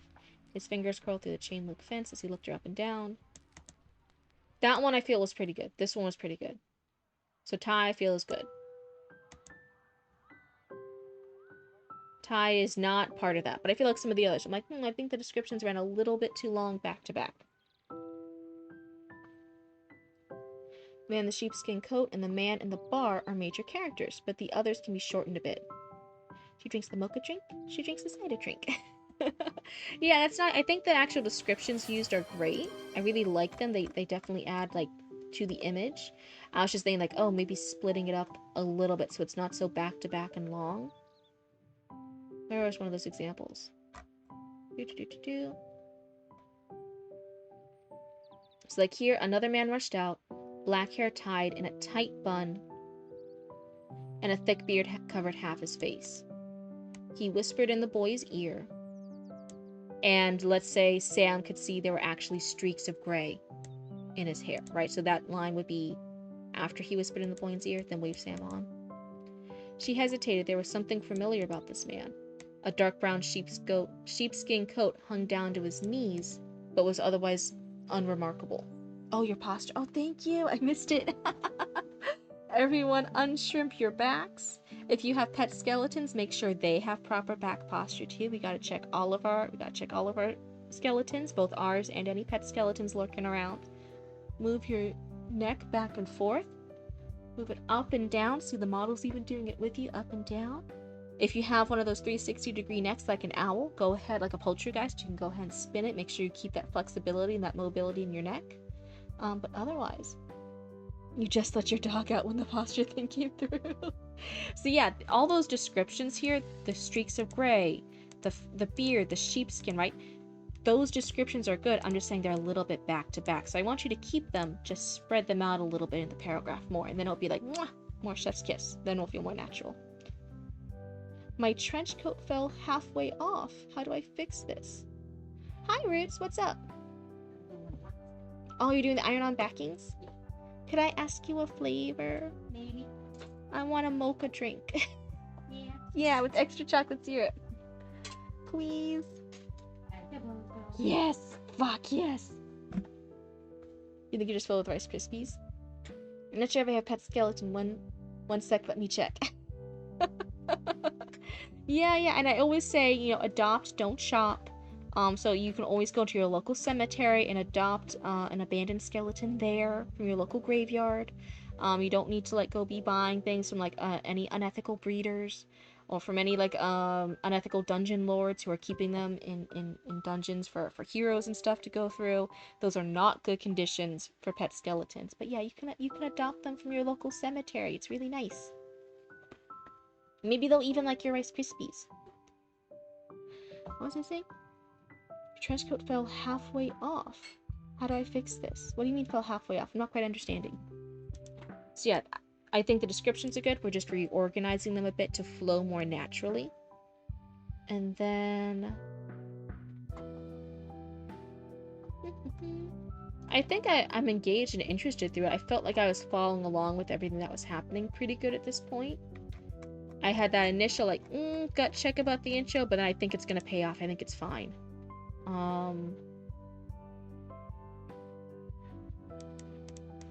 That's my second one. I did have a second one. I'm just trying to remember it. The ADHD is always... always holding me back. Roots, it can be in this big cup. I want a big mocha drink. What? There, put it in a cup. Oh no! I'm sorry, I didn't know. I wanted a big mocha drink. That's it. Okay, so one of my initial guts. So we're following along with Sam. Going through here. Going through old boy. Going with old boy. Through the setting, through this environment. She's having pain. But then we then have the backstory of the mother giving it to her. Right? And the lore drop right here. Then we're back in the present. Okay, so they got closer to town. It's the Bien restaurant.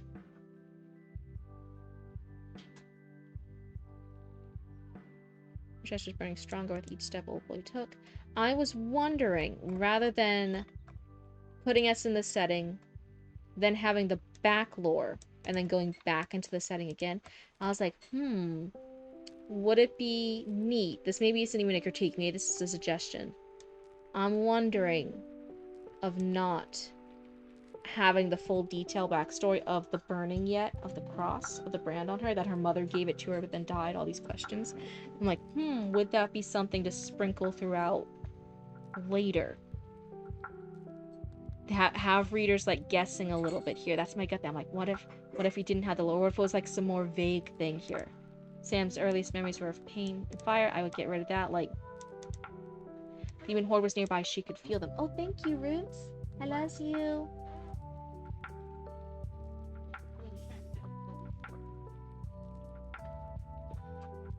Luna's having fun being out solo tonight. So there was a demon horde nearby. She could feel them. The readers were like, ooh, what does it mean she could feel them? Oh, hey, thank you for the follow. Welcome to Cryptid Cult. I hope you have fun hanging out with us.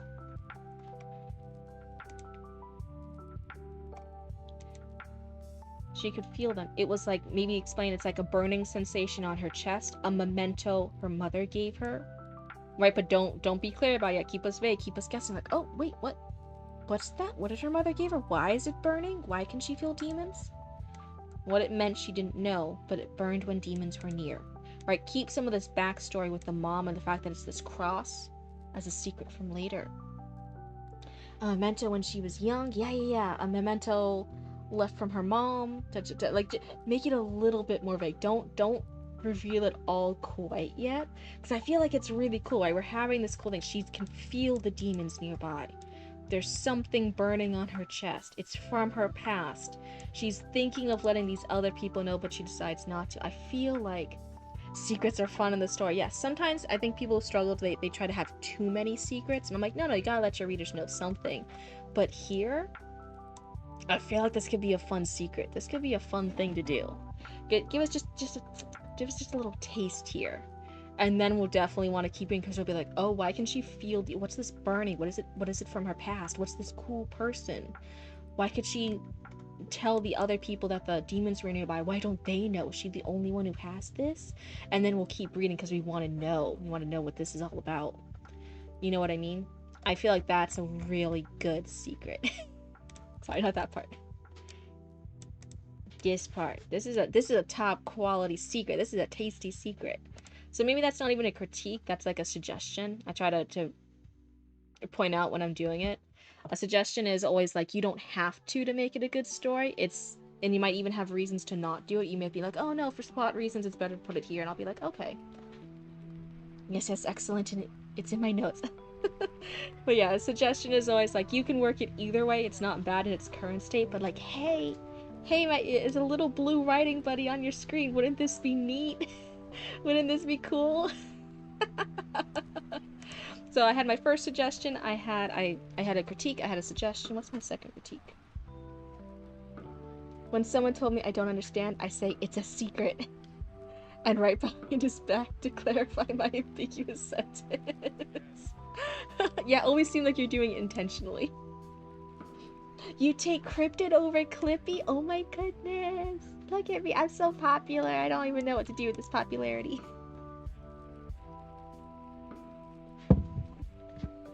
Can you guys hear my sippies? Does it sound different? It's the mocha drink right now. It tastes so good. Thank you, Roots. Yeah, I get poison. Not yet, but I still have a lot of drink to go, so maybe I'll choke and die. Don't get poison.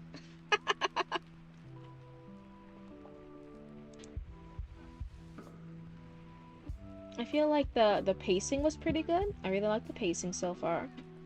I liked the dialogue. The dialogue felt natural, except for that southern accent where I was like, is this a southern accent? That was the only part that like removed me from the dialogue. But everything else, I was like, this feels like good dialogue.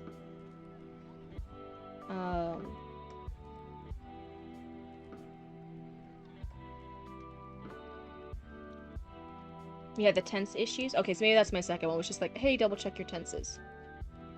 Be like, ambiguity is powerful when it's revealed.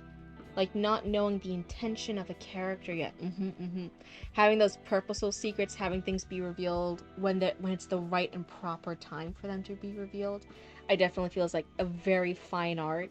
But man, it pays off when we do it right? It feels so good when a writer or a character or storyteller does it right. Tenses, descriptions, and exposition drops. Oh, see. You remembered more of my feedback than I did. So hey, that sounds like you got some good advice here, but overall, I really like it. I'm interested by the story. I like the character. I think it actually, now that I've said it, it actually makes sense. You said that Bobicus already reviewed your story, right? Why is the light flickering? Behave, light. I feel like Bobicus was the one you said already reviewed your story, and that's why you were excited for this critique. And I was over here, and I'm like, man, I really like this dialogue. I feel like the pacing's good. I feel like this is an interesting world.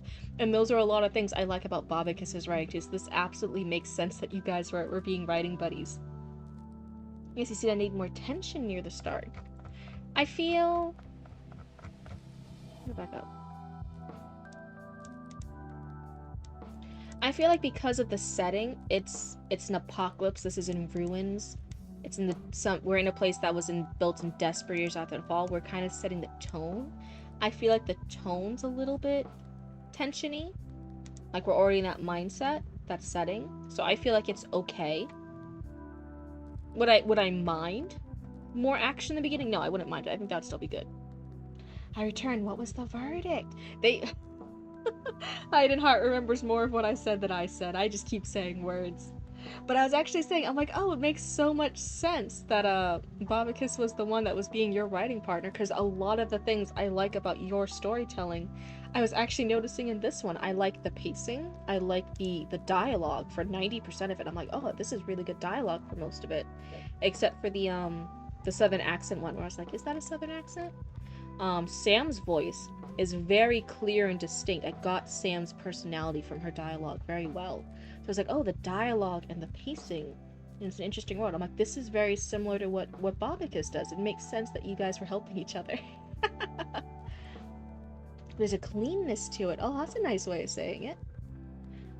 Watching a movie, the kid take a gun, point at someone, and when he shoot, it's just a cap gun. It's just like a toy gun. Can I say gun on Twitch? I don't even know. I'm back. Sorry you had a cake splurge. Oh, that's always sounds so nice. Huge congrats on the take. Yeah. Toy gun. Oh, that is a huge thing. Like you think someone's actually gonna die, but then boop, it's just a toy one. It breaks that tension, that unexpected twist. But yeah, there are a lot of similar things. So I'm like, oh, you two as storytellers. I'm liking a lot of similar things here. That makes sense. Did you have the similar note, Bob? Because one of the notes I did have was I was like, oh, there could be a fun secret here. In the beginning, it's in the first page. We have this backstory drop in the middle of it. You have returned. Hi, Death's Head. We have this backstory thing is Sam's earliest memories were of fire and pain and of the brand on her chest. The small circle with curved lines and small crosses with a script she couldn't read. No one could. Her mother gave it to her but had died before Sam could ask why.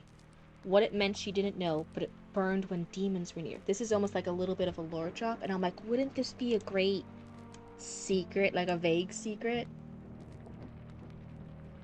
When he read it, that backstory drop was after she ran to the raiders outside. Oh, okay, so you've already moved stuff around a little bit. Okay. Hold on, I'm taking a sippy.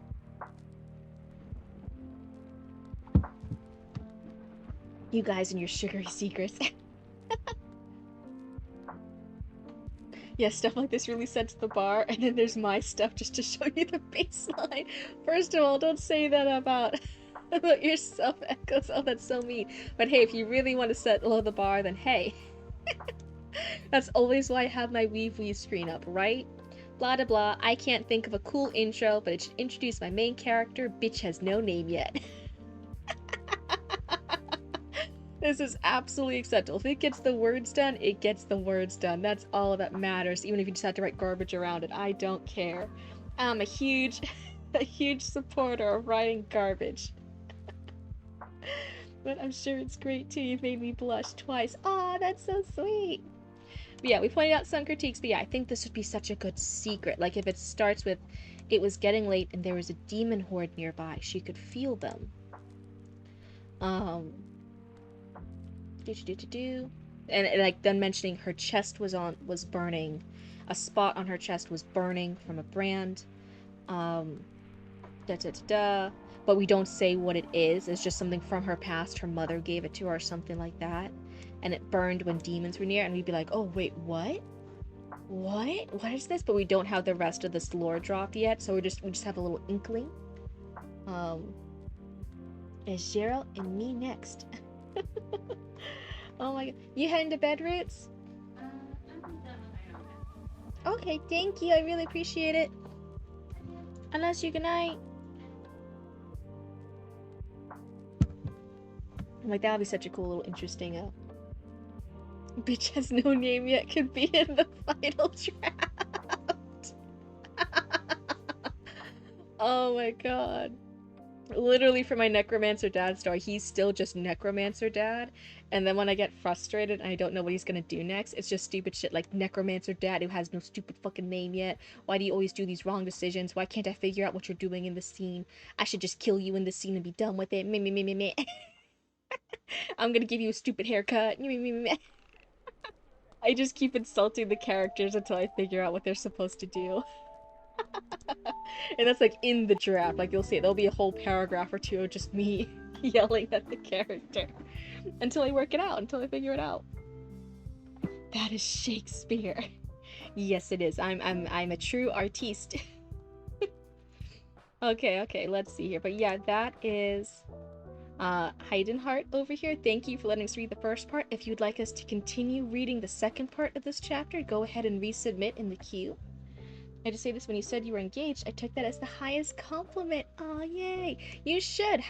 That's why having that good pacing, having that engagement is really, really good. I try to let you guys know, not as I'm reading, my thoughts as a reader too.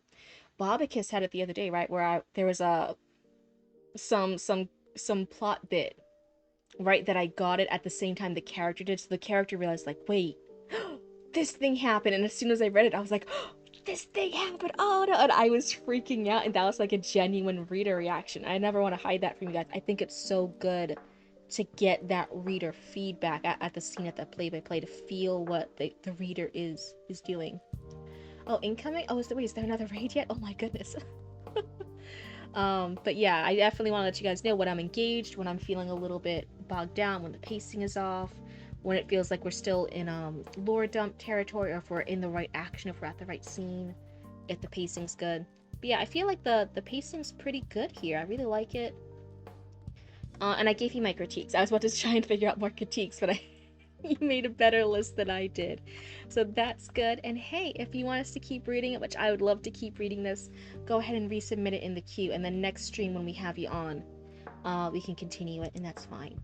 But thank you so much for submitting. Let me go ahead and Heidenheart. I can go ahead and delete. Fun fact. Oh, hello, and welcome on in, Raiders. Let me go ahead and type into chat in case anyone's stuck in ads. Welcome, Raiders. There we go. Okay. So let's see over here. I'm scared to bore readers. One, I don't think you have to worry about that at all, Ten. You're doing very, very artistic, very cool art style, very cool comics with like fun like we're talking with your scripts about murder and changing and going through introspectives of past with abuse. You're doing really cool, complex topics. I don't want you to worry about being boring the readers. I really want you to really lean into all the cool stuff you're writing about. But also, get down, shields up.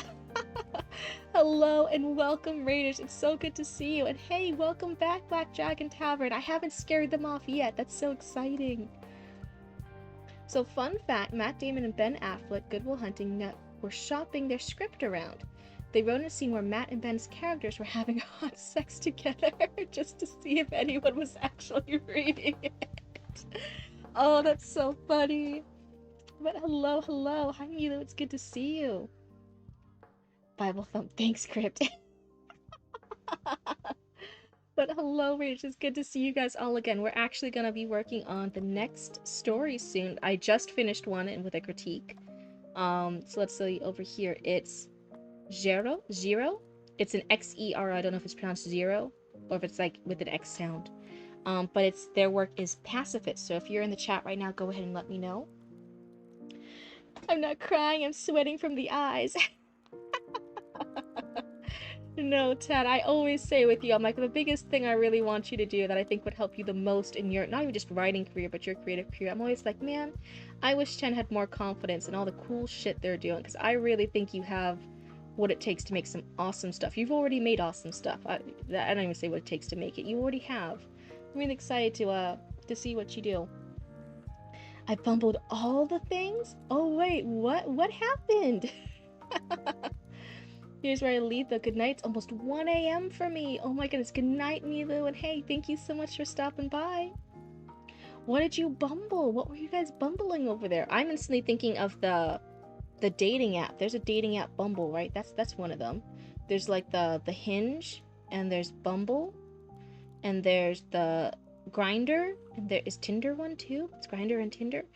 There's a lot of them. I don't even know all of them, but I think Bumble's one of them. So is it bumbled, like Googled? Like you Google something, it's Googled. If you bumble something, you're on Bumble. I don't think that's it at all. But that's what my instant thought is. You accidentally tapped a button and it closed my browser and I got left behind in my own raid. That's always so reassuring because I do silly shit like that all the time too. So it's nice to see a more expert pro also doing the same stupid shit I would do. We're all good here. You sent them without you. You think it's the opposite? You Google on Bumble? Oh my goodness. Okay, hold on. I'm writing my human notes right here. I misunderstood. Hold on. Okay, Google on Bumble? Question mark. Bumble on Google? Question mark. All engines are connected? Question mark. We'll research more later. Okay, okay. Okay, I wrote down my human notebook. I need Bumble on Google. Good. I wrote it in my notebook. Thought me leaving Aaron behind was bad. I think you are correct, but I've been a spoken for man for a long while, so I know nothing of the modern dating world. Good, it's a hellscape out there. It's terrible. You write on canvas and you paint on WordPad? Oh my god. Okay, wait, I'll write down the notes. Okay, wait, hold on. Okay, write on canvas, paint on WordPad. Humans write opposite intent in brand names. We'll research further. Okay, it's added in my notes. It takes a pro to leave myself behind. Oh my goodness. But I haven't heard from Zero yet. Anyone with the heart symbol in Discord? They have a abyssal shadow. I'm not sure if they're, and I haven't seen them in the chat either. But then it is Bobicus. Bobicus, I think you're still in chat, right? Let's see. I think they were here. They were just here. Yeah, they said get down, shields up. Yeah. Yeah, no. Okay, sorry everyone, Bobicus isn't here anymore. I guess we're just moving on. Okay. You don't see a Bobicus. That's right. I guess there's no Bobicus here. I guess they don't want us to read any more of their cool Golem story, their cool animates. Such a shame. Okay. No, does somebody see a Bobicus in chat? You made a mistake. Yeah, I wish he was here too. It was such a cool story. I was really looking forward to reading more of it, but I guess Bobicus doesn't want to hang out with Cryptic Cult anymore. Should I just delete it? Should I delete it from the queue since Bobicus doesn't want to hang out with us? We all miss him. Like a dude you see once in chat. Oh yeah, I've only ever seen Bobicus once. Yeah. Rest in peace, Bobicus. Okay, Bobicus has been such a good sport. Now I have to read their stuff. I'm gonna go ahead and open it up. Okay. The God Shadow, that's right. I think... Oh, wait, why did it adjust like that? Why did it move?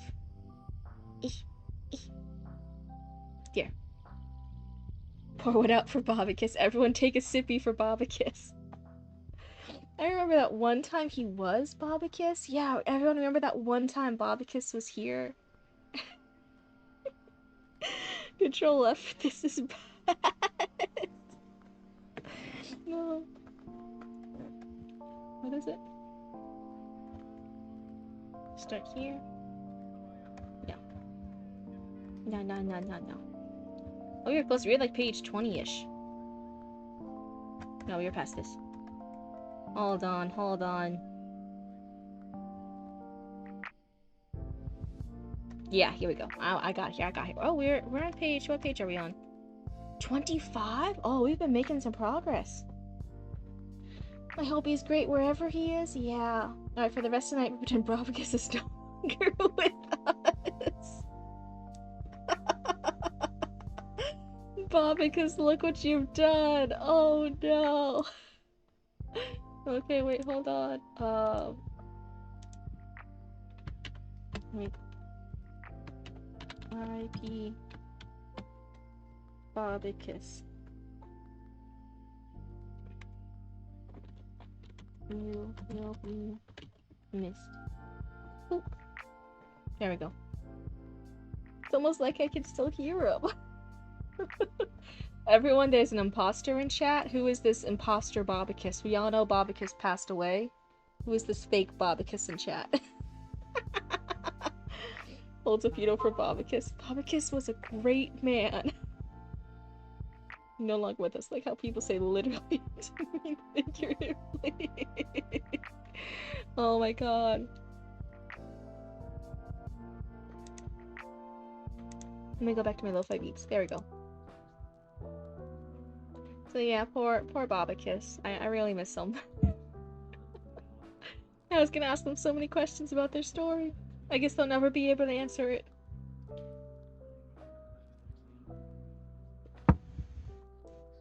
So we had just finished the section. The section. Who's Bobicus?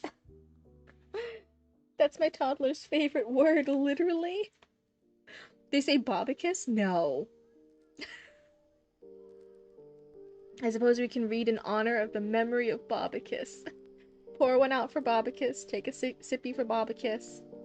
Burn some trash at Bobicus's gravestone. But, I should be mean and be like, we're all gonna talk shit about Bobicus now. And I'm like, wait, no, we're not a mean chat. We'd never do that. Oh, that's funny. But we had just finished the section where our character Anon, A-N-A-N, because some people thought I was saying like Anon, like A-N-O-N, like Anon. Our character Anon had realized the knight they've been following so loyally for a while now, Sir Salamar, might be a traitor, might be responsible for working with the orcs to bring down Fort Good Hope and some other areas. Hello, how is stream? Have you had anything to drink recently? Oh my goodness, yes, I actually have a mocha drink right now. I'm treating myself. It's a mocha drink with extra chocolate syrup in it. Right? Non-Lusty. That's right. I forgot his last name was Lusty. So he's realized Salamar is a traitor and was part of one of the reasons for bringing down Fort Good Hope, and might bring down the current prisoner camp they're staying at. And he let Warden Pollock know, and Warden Pollock has now arrested Sir Salamar. And there's a lot of big feels about that. So that's where we left off at. And now we're gonna continue reading. And I'll try to read a good few pages here, but I don't know why. Why is some of the words, like I feel like I read one page in Bobicus's format here, and it's like 2 or 3 pages worth of content in some other people's Google Docs. Like it's like, I don't know what the difference is. Is it a formatting issue? I don't know. But hello, and welcome to Cryptid. I hope you like hanging out with us here. We're gonna read this, and everyone can ask questions or give critique and comments as long as we're all nice. I'm gonna read a little bit and give my thoughts and feelings as we go, and at the end I'll also give critique if Bobicus needs anyone's different than what I usually give. Mouse, work with me here. You're embarrassing me in front of everyone. Oh my goodness. So the warden helps me to my feet and guides me to a seat. Oh, is it supposed to rhyme? Feet and seat. I sit and stew in my lingering fury. The warden, for his part, drains another cup of ale and stares off into the distance. This is bad, says the warden. As long as you give a thought to Bobicus, just a moment of silence. It is Bobicus who submitted this story. We read a couple of their pages each time they submit. It's really cool. But so sad. If you see a Bobicus in chat, it's not the real Bobicus. Bobicus has left us. They're not here anymore. We're all doing this in honorable memory of Bobicus. So we're all so sad. It's almost like we could still hear Bobicus's voice in chat, but it's obviously the imposter Bobicus. I'm gonna take a sippy. I shake my head to clear some of the remaining nausea. We've caught him, haven't we? I'm a real boy. You're lying, Pinocchio. Yeah, fake Bobicus. Can you feel that nose growing? We're not gonna fall for your tricks. We've caught him, haven't we? He still thinks he can win. Whatever his goal was, it involves the orcs coming for Camp Wash. He's got something telling him they'll come out on top. I pause, allowing the warden to continue to think out loud. He stares into the distance again and speaks. If he told the truth about killing Khan, they might be trying to starve us out. 6 months on half rations, light work duty for the prisoners. Gar would notice the lack of shipments of Montretor artifacts in about 2 months, send a scouting party. If the Orcs can take out the scouting party, we would have 3 months before the Duke's Guard were sent north, and then arrive in the 4th month. Worst case. So they must have more aggressive plans than that. You'll be lurking for a while? Okay. Lurking for a bit while I get packed up for tomorrow. Hey, thanks for lurking. It's always good to have you guys here. Whether or not you're like actively talking in chat or you're just lurking, I'm on your second, third monitor, whatever, just background noise. It's always good and happy to have my raccoons here.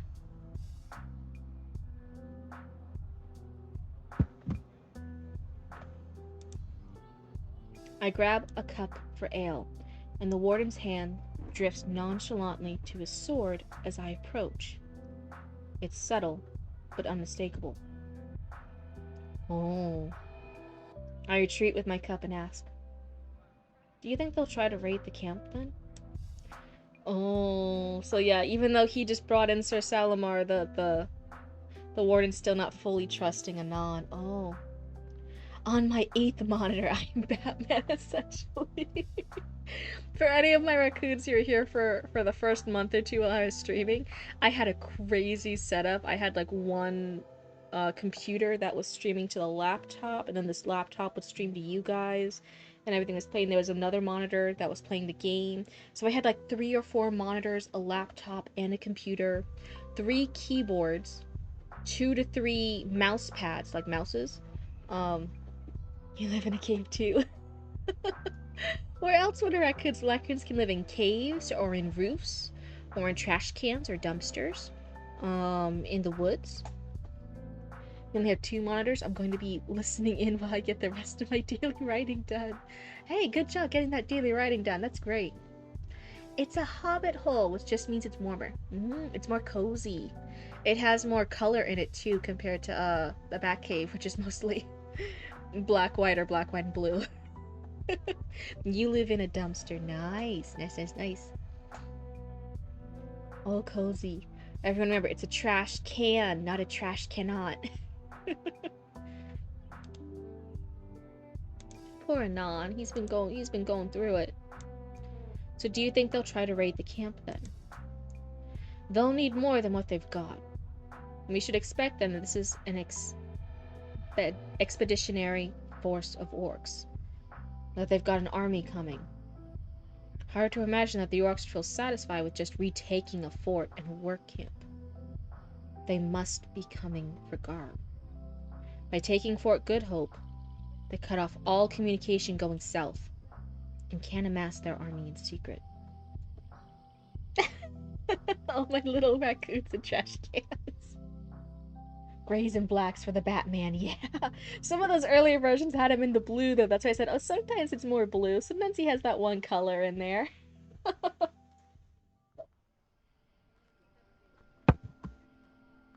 It's such a cool detail with the Batman universe, though, that in Gotham, it's that little twist. Normally, it's a lot of villains are wearing those darker colors, or very muted, dark, spooky color palettes.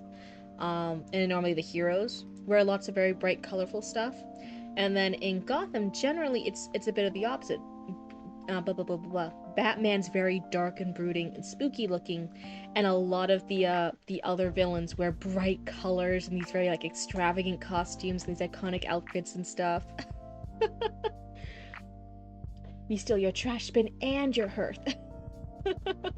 Oh my goodness. Like the Joker has a more colorful palette, Riddler, Harley Quinn. There are a few who don't. Like I would say like a Penguin has a more muted color palette too. So it's not like a strict thing, but it's just an overall vibe thing. Like, oh, it's cool that like Batman has the more darker color palette and the spookier look compared to some of the others. So anyway, now he's thinking there's an army. This is the little frontline force taking things out one by one. There's an army coming. That's like, ooh. Master army in secret. He turns to me. We cannot defend Camp Wash against an army. My duty is to protect the people of Gar. And to the work camp in that order. We must send another warning south. Then, we hold the work camp until the army comes, and discuss terms when they brought their forces to bear. We have Sir Salamar. That should be worth something. Yeah, just noticed Batman is spookier than his villains. Yeah. My mouse, please work. My mouse is acting up today, jeez. Maybe I have to get like a different rodent.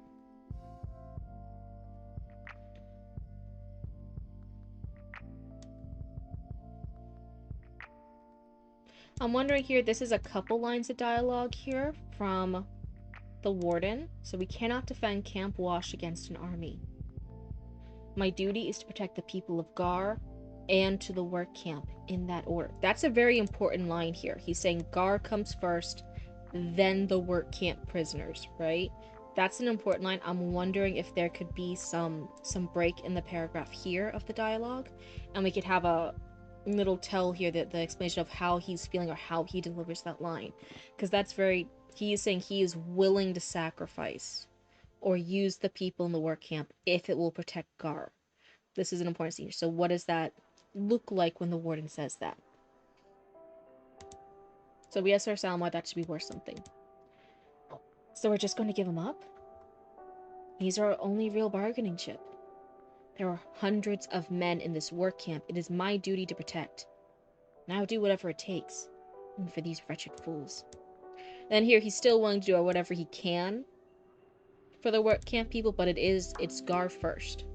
So I'm wondering if that's a really hard line to say, if he looks upset saying that, if he looks like crushed saying that, if it's like this forced stoicism through the drinking, because he is drinking a lot too. That's a hard line to say though, so I'm wondering what he's doing while he delivers that line. Even for these wretched fools. I sip my ale, appreciating the difficult position the warden must find himself in on the edge of civilization. So wait. He sips his ale, but earlier I grab a cup for ale. The warden's hand drifts nonchalantly to his sword as I approach. It's subtle but unmistakable. I retreat with my cup and ask. My first read through of that, I thought he went for ale. The warden looked tense by grabbing his sword. So then he retreated without getting the ale. But I think here it implies he did get the ale. He did fill up his drink. So that's something maybe to clarify.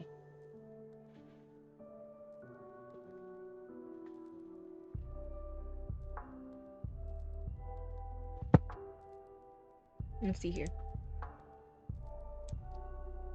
Note to civilization. It must be easy to see tragedy and defeat around every corner, especially given his clever mind. I'm noticing the shift here. So as Sir Salamar has in a way kind of betrayed and hurt Anon by being the bad guy, by being the traitor, by working with the orcs. Before, he was very harsh and judgmental of the warden. He was very critical of the drinking.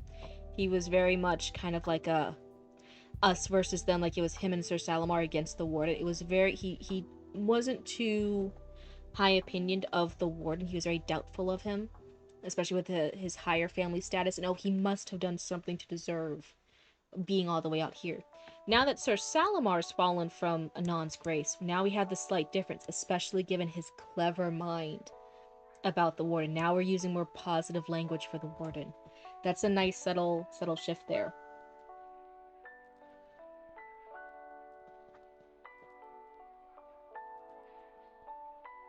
There is something in my cup. That's disgusting. I don't know what it is, but it's something. I can't believe Reed's poisoned me again.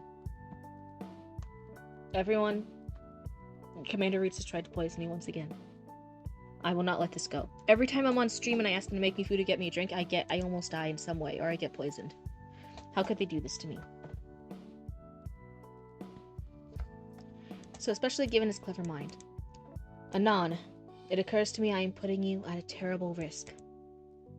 I don't understand what he's referring to. We're going to have to deliver another message south.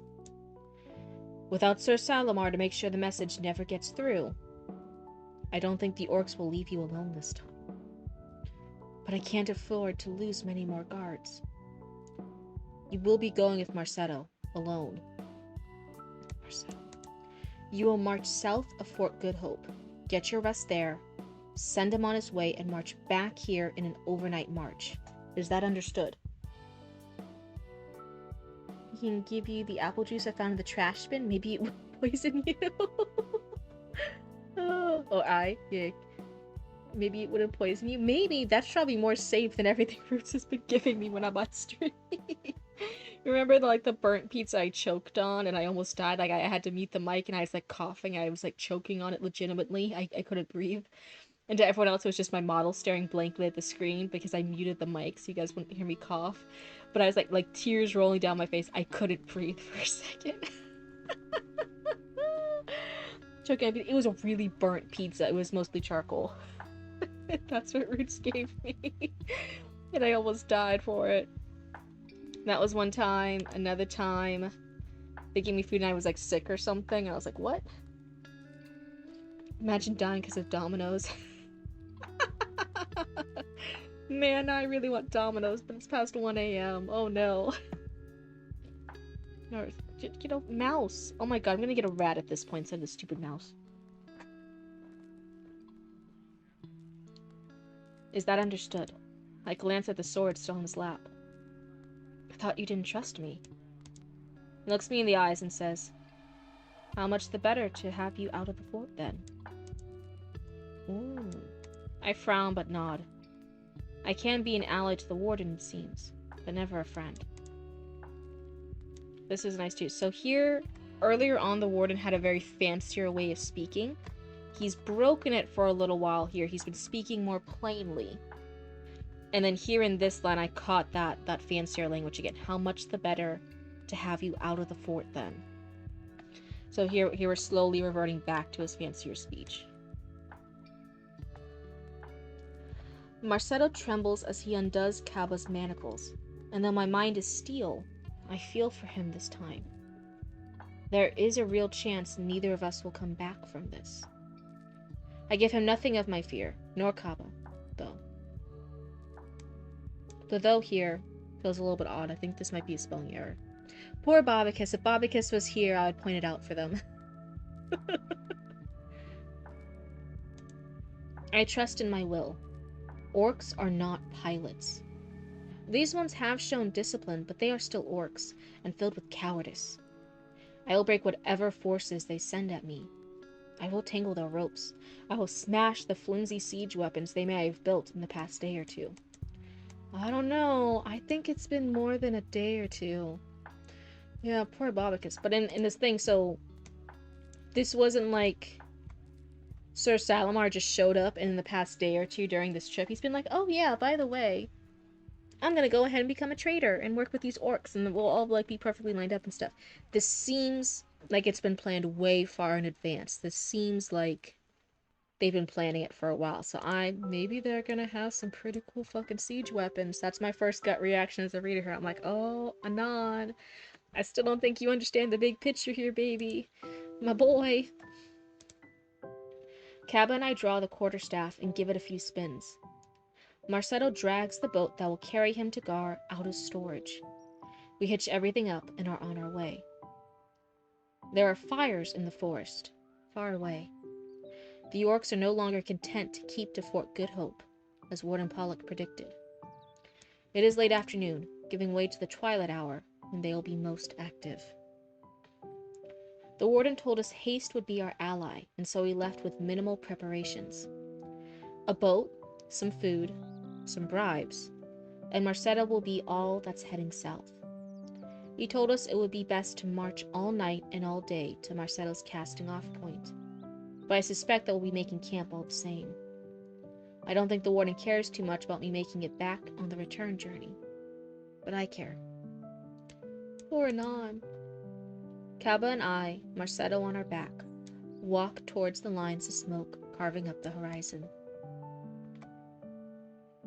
The lines of smoke reaching to the sky surround me now in twilight.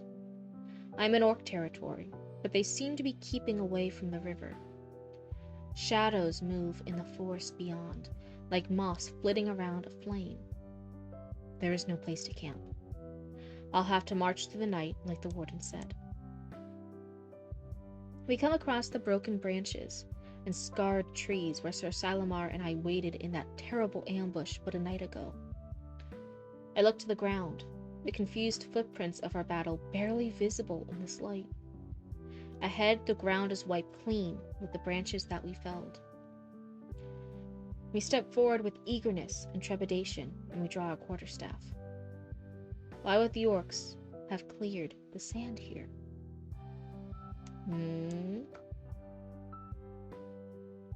A horrible ripping sound comes from the forest, a tree cracking open from some beast of tremendous strength. A rogue animate? Here, now? Behind me, branches crash to the ground, and we spin to face our challenger, whirling the quarterstaff into its side as we do. The animate goes down into the waters of the Sarem, and I hear a man shout. A pilot? Even in the murky twilight, I can make out a well-fitted cradle and the symbols of Fort Good Hope. We turn and meet another animate crashing out of the forest with a left hook, readjusting our grip on the quarterstaff in our right. The animate leans forward, dodging my punch, and takes a boxer's familiar stance. I almost grin as we jab with the quarterstaff, forcing him off his stance and showing me the pilot directly. I don't want to interrupt, but I learned something. A present participle in a past tense sentence doesn't affect tense. So saying they did this, doing that is correct. They did this, doing that is correct, as it is modifying a verb that happened in the past. Maybe I'm not understanding what they did this, doing that. Is there more of an example sentence you could give? But yeah, otherwise that sounds neat. Like he stepped back looking at her. Okay, yeah, that does sound natural. That does sound natural. Yeah, that does sound right. Nice thing. Look at you doing all the research. Look at all the research to get better. That's one of the things I say. Sometimes I don't always know everything. So some people ask me like, oh, how do you know this cryptid? How did you look up that? Why did you say that? And I'm like, well, because I looked it up. I got curious and I didn't know the answer, so I looked it up. It's one of the fun things. So thank you for the fun fact. That was a cool example. Showing me the pilot directly. He's wearing the guard's clothes of Fort Good Hope, but I do not recognize him. We reach up to swing the quarterstaff in his face, but our right knee gives out completely after taking a kick. The boxer socks Kaba in the face. I can barely feel my connection to Kaba, unable to move until the ringing in Kaba's head clears. I turn to look at what took out Kaba's knee, and not only do I see the animate towering above us, I see Maudsley Cray, grinning in the twilight hour. Cray? Wait a second. The boxer grabs Kaba's shoulders and knees Kaba in the head so hard it jars me in my cradle, and I let go of the connection. Oh, that's really bad. Kaba slumps forwards to the ground. Slumps forward to the ground? I'm not sure if it should be plural here. Slumps forward to the ground, or slumps forwards to the ground. I'm unsure. Let me know in chat which one you guys think it is. Marcelo and I scramble out of our respective cradles. Maudsley's animate reaches down and roughly picks us up, one in each hand. Marcelo screams in pain, leg pinched between the animate's thumb and forefinger. I cannot escape Maudsley's grip. Maudsley, orc friend and fiend, let us go this instant. Orc friend and fiend. Anon, you sound so funny.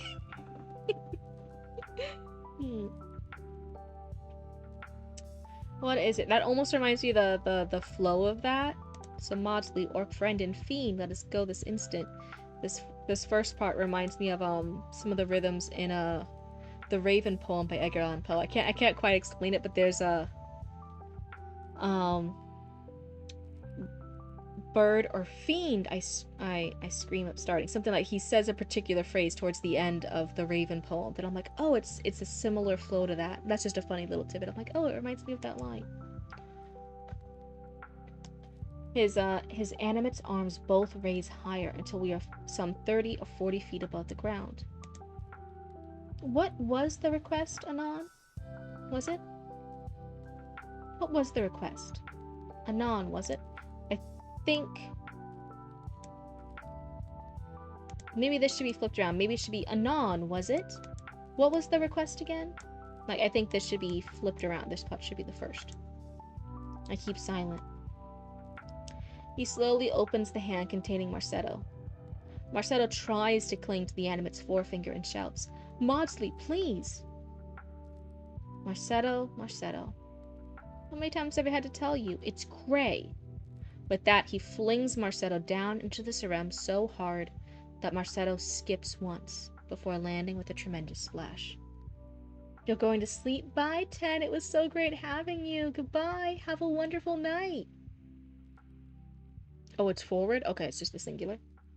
Man, it's so nice for the not Bobicus to be here helping us, even if they're the fake imposter Bobicus. The animate that I had knocked into the river earlier regains its footing and trudges over to where Marsetto landed, picking him up again. Marsetto coughs before vomiting loudly. I see Cabo rise, and I hope against hope that he'll take out these villains in a mindless rage. But I see a man in his cradle. They brought an extra pilot. In Bobster. Oh, how mean. How should I was hoping for that too. I was like, oh, Cabo's gonna like kick these guys' asses. He's gonna like 1v20 all these other animates. It's gonna be so cool. But those little sneaky sneaks brought an extra pilot.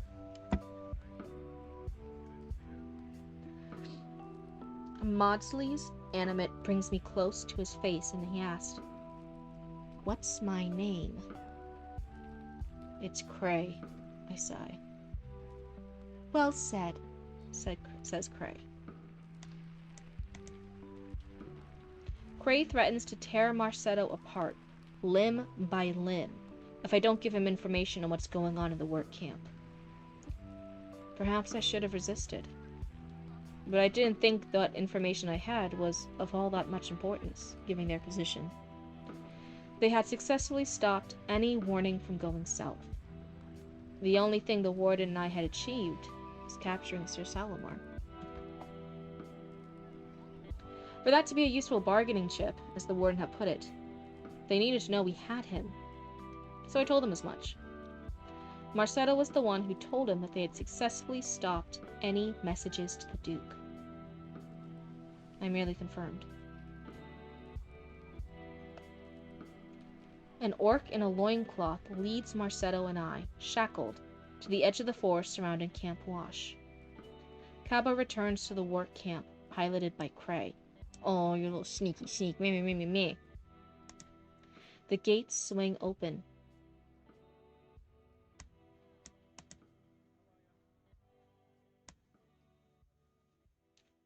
Cabo returns to the work camp, piloted by Cray. The gates swing open. 4 animates and a band of orcs waiting on a hill that slopes away from the camp spring forward and rush the gates. Oh no! I cannot tear my eyes away from the impending massacre, but the orcs' odd discipline prevails, and prisoners are herded into their camps.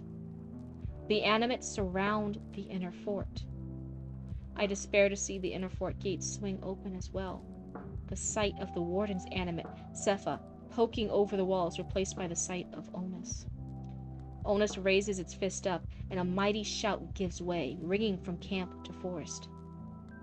I shut my eyes and try to close off my senses, but the orc slaps my back and yanks on my chain, whooping in celebration. So hold on. The animates surround the inner fort. Despair to see the inner fort gates swing open again. I would maybe just change this to say the inner gates swing open as well, rather than repeating fort again. Well, even so, inner fort and inner fort gates.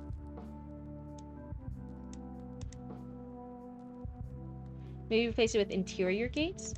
The animates surround the inner fort. I despair to see the interior gates swing open as well. The sight of the warden's animate Cepha poking over the walls. Yeah, okay, so I think I like interior gates. That makes it better. End part 1, we did it? Oh, whooping and stuff. Okay, so yeah, so here, there's, I think you mentioned before, there's not the clear chapter breaks, but not chapter breaks. The part breaks, the prose breaks. I'm forgetting words. But there would be a break here, so this would be end part 1. Oh my god. I loved it. That was great. So I think it's only because I've been reading it in pieces over such a long time. I am forgetting a little bit of who Cray is, but I think it was one of their people in the beginning, from their initial thing. Marceto's always been his assistant. His little squire, not squire. One of the prisoners. Yeah. Sir Goodman, Khan.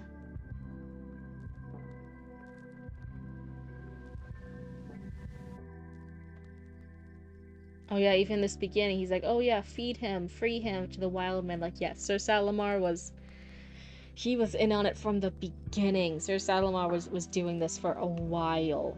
Oh my god. And it's so crazy, like, looking back on that now and realizing it was such a good, slow dawning of thinking Sir Salamar's this good person who just has more empathy to these other groups than Anon does, and maybe he'd be this mentor figure to calm Anon down.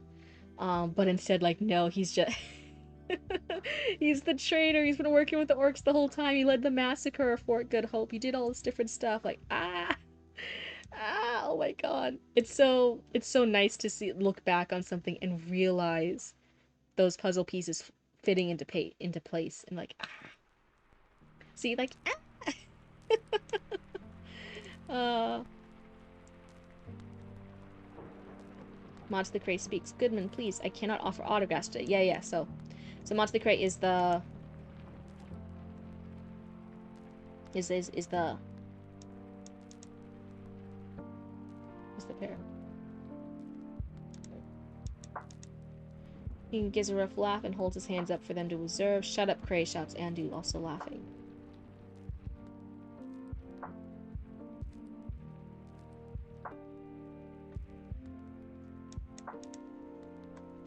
Yeah, Cray's always been one of the prisoners there, but that's crazy.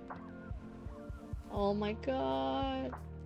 So yeah, if I had been reading it more consistently, I don't think I would have forgotten it. It's only because it's been spread out over so many days that I forgot it. Is this all for Philip of Naran? Philip of Naran was a big part in the beginning. But otherwise, is that...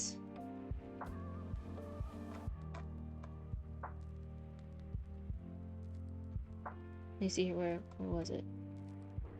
This is where we ended. That's the end of it. Oh man, I feel almost like I could have kept reading from before. It was only a little bit more. And then I would have finished the first part. Oh man.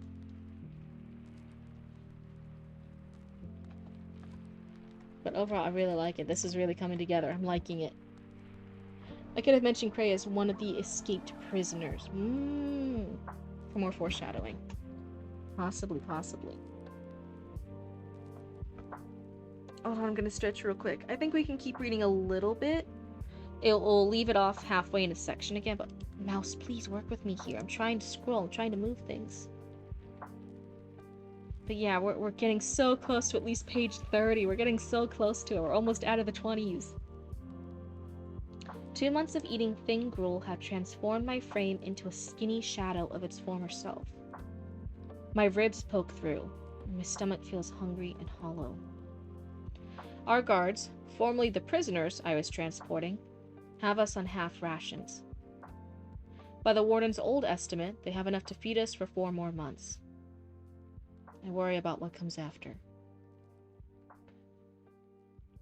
They've done what they can to keep order, and to keep things normal. The prisoners that expected a prison break after the fall of Camp Wash were sorely mistaken. Oh, that's interesting. My former prisoners took great pains to convey the new order. The camp's usual operation of digging up artifacts continues. The warden still resides in the inner fort, though they have constructed a special facility just for him. It was not fit for him to mingle with the prisoners in his captivity. Yeah, because they would all probably turn against him, right? They would just kill him. The orcs and Sir Salamar do not make their presence felt. I am left to wonder at his personal war against Gar. Is this because he was Rakti once? Or is this all for some greater plan? Our blah blah blah blah. So my first thought as a reader, and I'm not saying it's a plot error, I'm just saying like me as a reader, what am I excited to see? What are my questions in this section? What's going on in my brain? I'm like, it's been 2 months. What has Sir Salamar has Anon seen Sir Salamar? Has Sir Salamar been like gloating over him at 2 months? Like, hey, bet you wish you stayed on my side now, huh? Da da da da. You traitor, you, all these different things. I'm over here and I'm like, I'm excited to see Sir Salamar and Anon talk and interact again because I'm like, you guys like betrayed each other. Oh, that's crazy. Our work group has just finished with a section of the dig, finding nothing. Talus seemed genuinely disappointed at not being able to reward his captors. He has a servile disposition, it seems. Gweth comes back from solitary confinement, and we are all the more obedient for it as we are led to the next dig site. So these seem to be new characters I mean here, Talus and Gweth. At least I don't remember their names from before. Stone foundations rise up from the rich black dirt. Yo brushes carefully, slowly uncovering a cobblestone street worn smooth. By their brushes, by the dirt, by the foot traffic over 3 centuries ago? I do not know. Okay. Cobblestone street worn smooth. It's worn smooth by the brushes, by the dirt, or by the foot traffic. I do not know. Wonder, maybe sanded down by the brushes, by the dirt, or by the foot traffic. I do not know. I don't know. That one seems a little odd to me, but that could just be me. I'm not too sure about it.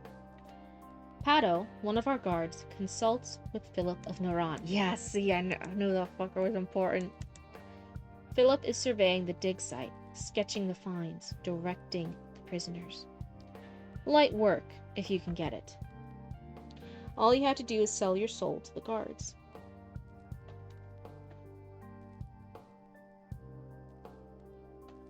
Wait a second. So I think this light work, if you can get it, is it in reference to Philip or is it in reference to Pado? I'm a little confused about what these sentences are. So I don't think Philip of Naran sold his soul to the guards. I think he's like in charge here. He's like in a big important guy. Okay, yeah, so it is about Philip. Directing the prisoners. Light work, if you can get it, all you have to do is sell your soul to the guards. Pado calls Talus, Gweth, and I over. Philip Philip walks us over to a 10-foot by 10-foot square outlined by twine within a small building. He walks us around the square, indicating a fireplace and the remains of a desk rotted away. We're after 3 lost materials: amber, clear glass, and ebony wood. We don't expect you to find much ebony, given the conditions of the dig site. But amber and clear glass you report immediately. You understand?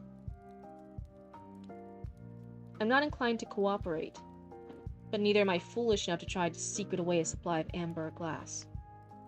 A pocketful would be worth a fortune, but even a fortune wouldn't buy me freedom here. I like that line. Away from the guard, my tongue loosens. It would be a great shame if we weren't able to deliver our captors their tithe. The tithe? Is that how you say it? I've never had to say it aloud before. But yeah, looking back on it,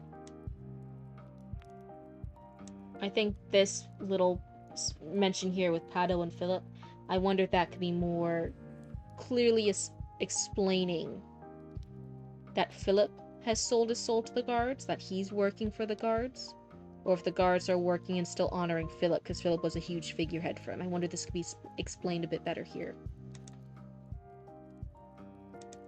I expect Philip to dismiss me. Philip? What?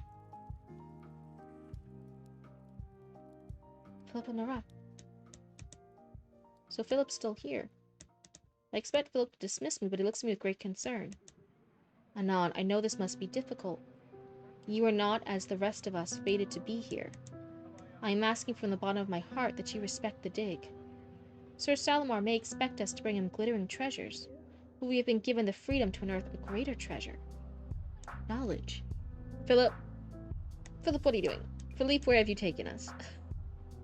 Philip, I'm tossing you off a cliff. Philip, what are you doing? I thought you were supposed to be a cool cult leader guy. Philip, work with me here. I clench my fist and shift my weight, but Pato's distant but watchful eye stops me from striking Philip. You are honestly content to play the archaeologist? You muley coward. Philip Noran sighs. 2 months has not quenched your fire. I admire it in part. Make my life difficult all you want, Anon. But try not to get yourself in any trouble. Is he just a hippie? Philip, are you just a hippie? You over here doing your hippy dippy nonsense in this cult. Oh my god, I thought you'd be the big bad. I thought you were the reason for all the Philip. You know what? Sir Salamar betrayed me too. I wonder if Philip is secretly a dark agent too. I'm not trusting you, Philip. I got my eyes on you, Philip. I spit, but Philip simply hands out our tools. Pato approaches, staring at me intently now, so I get to work. I slam my spade into the dirt with force. Pato growls at me. I'm going to shove any glass you break somewhere unpleasant. You will dig gently. Talus and Gweth are suddenly scarce. I dig. Gently. I like this! Oh my god, that's a great line. Talus is fetching water while Gweth and I sit. Pato has gone to monitor another part of the dig, and I'm not about to work when I don't have to. Not on half rations. Gweth chews on a blade of grass, as is his custom. The blade is poison, and black spit dribbles down his chin. What? He coughs occasionally, hacking up tarry globules of something foul. Look at the grass around me. Don't try it. It's bitter, but you develop a taste for it. I wasn't about to. Your habit disgusts me. You're laughing at me. You're laughing at me thinking that Philip's this hippie that's gonna betray me later. I don't trust him. I don't trust Philip. I don't know. Philip, get out of here. I'm gonna toss you off a cliff. Hi, Cutes. It's good to see you. Welcome on in. Good. He rips up another blade of grass, squeezing as much juice out of it into the dirt as he can before popping it into his mouth. One time I accidentally swallowed some of it. I had a seizure. Black foam around my eyes, black foam around my mouth. Eyes bulging, they told me. I grimaced to ignore it, the black foam mixing with the ink lines of a commoner on his face. Where are we with the riot? I sure like talking about the thing we should, under no circumstances, be talking about. No, Kinsdeer, you misunderstand. Bobicus is actually missing. That's actually a fake Bobicus. That's an imposter Bobicus. We're actually reading Bobicus's work right now in honor of the missing Bobicus. We all miss him dearly. But yeah, that's not the real Bobicus. He's gone on to a better place now. You're the imbobster. Oh. Yeah, rest in peace. I even added it to my my weave screen. Rest in peace, Bobicus. You will be missed.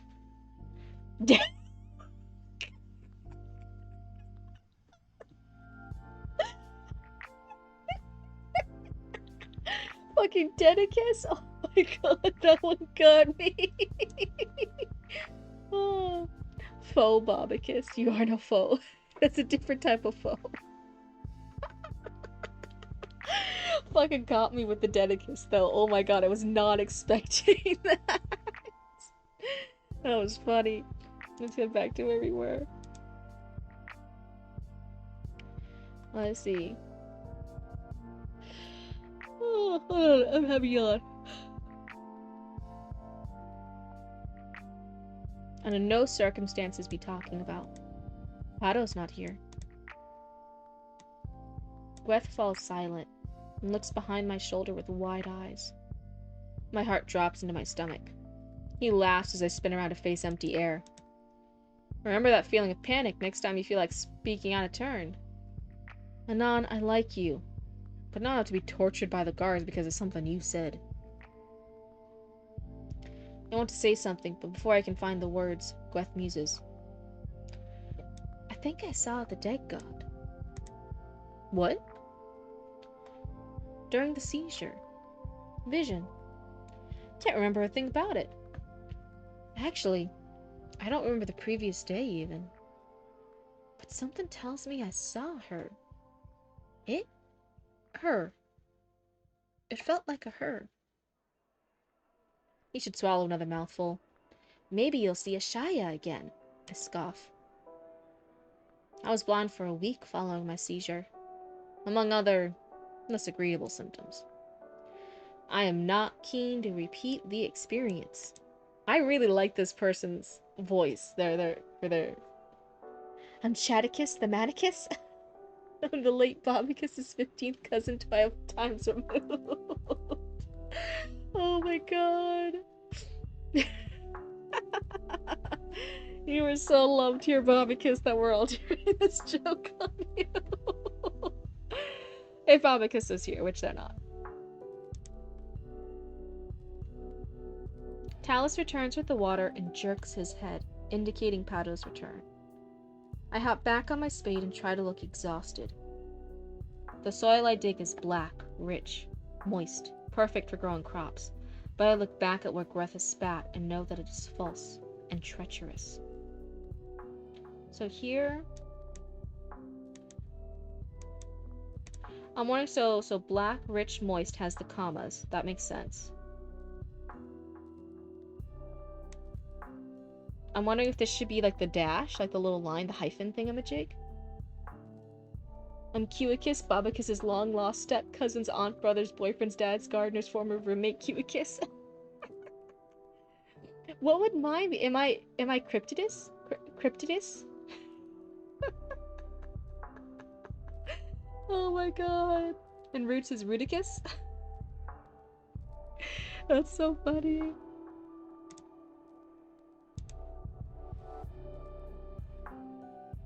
But yeah, for this, it's black, comma, rich, comma, moist. I'm wondering if it should be the hyphen. Perfect for growing crops, comma, but I look back at where Greth has spat and know that it's false and treacherous. Cryptida, oh, the great Queen of the Jackalopes, yay! The Jackalopes and the Not Deer. I want to be in charge of the Not Deer too. That's what when I get my official model, that's what I want to kind of base it off of. Because the logo is the deer skull for our business. Moist. Oh my god. Moist. There is soon little room for the spade, and hand shovels and brushes must be used to unearth the stone flooring. We did find amber, small, thin-cut tiles that Philip of Noron concluded have been laid into a mosaic on the surface of the desk. We're not likely to find any more treasures that are worth something in Gar by excavating the stone floor, but Philip insists on the work, and Pado allows him his little pleasures. Shut up, Philip! Crypticus Ruticus? Cryptida, the great queen of the jackalopes, and the non-deer, lady of the raccoons. It's the hold on, I gotta go. It's the not deer. Because they're not deers. Here's what they are. Oh my god, I love them so much, though. I love this. And I think I know the logical explanation for them, too, and it's like, it makes sense. But, like, oh my god, I love all the storytelling. I love all the stories of the Not Deer. They're so thick. It's so cool. Hush, you're hungover. Shouldn't the cake... You had some cake earlier, right? Shouldn't that have absorbed some of it? Come on! Pato allows him his little pleasure. So Philip is like this teacher's pet over here. Philip, I'm gonna push you off a cliff. Get out of here. Kind of like how I can move my model over like this. I kind of want to take the actual... this word, Philip, right here. I just want to, like, move it off the page. I'm like having a tantrum. Like, Philip, get out of here. I'm tired of your shit. Not actually. As a reader, I'm still, like, engaged and interested. I'm just joking around with you. The next day, Philip of Naran does not monitor our progress. Stone floors and cobblestone roads do not need to be sketched until they are cleared. Pato is scarce today. Oh, where the fuck is everybody? Well, I had to cough. I'm gonna mute the mic. Okay, I'm back. Gweth brews a tea of chewed grass over a smokeless charcoal fire. Most of the poison in the grass has been drawn out by his teeth and already spat out onto the ground. The rest is made milder by the application of heat. Yo has volunteered to drink it. We huddle around Yo, eyes all on the poison cup. Yo takes a sip. It's floral, almost? Definitely grassy. Yo takes another sip. Should I drain it? Talus speaks. It would be safer to wait. So we read a chapter in book 2, and I couldn't help but laugh. Barry projectile puked, oh no, on Nephiran? Your story's version of giants. Barry weaponized yuck. Gross. Gross. Should I drain it? Talus speaks. It would be safer to wait. Yo considers the tea for a moment, then says, I feel fine, though. Good, even. He drains his cup in one swallow before Talus and Gweth can start out of their seats. Yo smiles, and his eyes slowly go glassy. His smile turns to a frown, and he looks at his hands. And he looks at his hand before slumping over. Shit, hisses Gweth. Talus places his hand on Yo's neck, checking his pulse. What's going on, I ask. Everything we'd hoped for, as long as he doesn't start seizing. Just a little faster than we were expecting, says Talus. His pulse is fast and weak, but he's breathing and his heart is beating. I'm wondering, so his pulse is fast and weak. That lets me know he has a pulse. That means his heart is beating. Your pulse is your heart beating. So I don't know if in the same sentence it needs to be said, oh, his pulse is this and his heart is beating. Maybe it could just be his pulse is fast and weak, but he's breathing. She's getting kicked around like a soccer ball. Oh no. What if Pato comes back? I look around. It's been too long since we've last seen him. Then tell him Yo's got heat stroke, says Talus. The air is cool right now. And shouldn't we be telling him Yo's in trouble now if you want to sell this? You wouldn't hesitate to find him in any other circumstances. Why didn't we discuss this before Yo drank? And risk getting the plan exposed?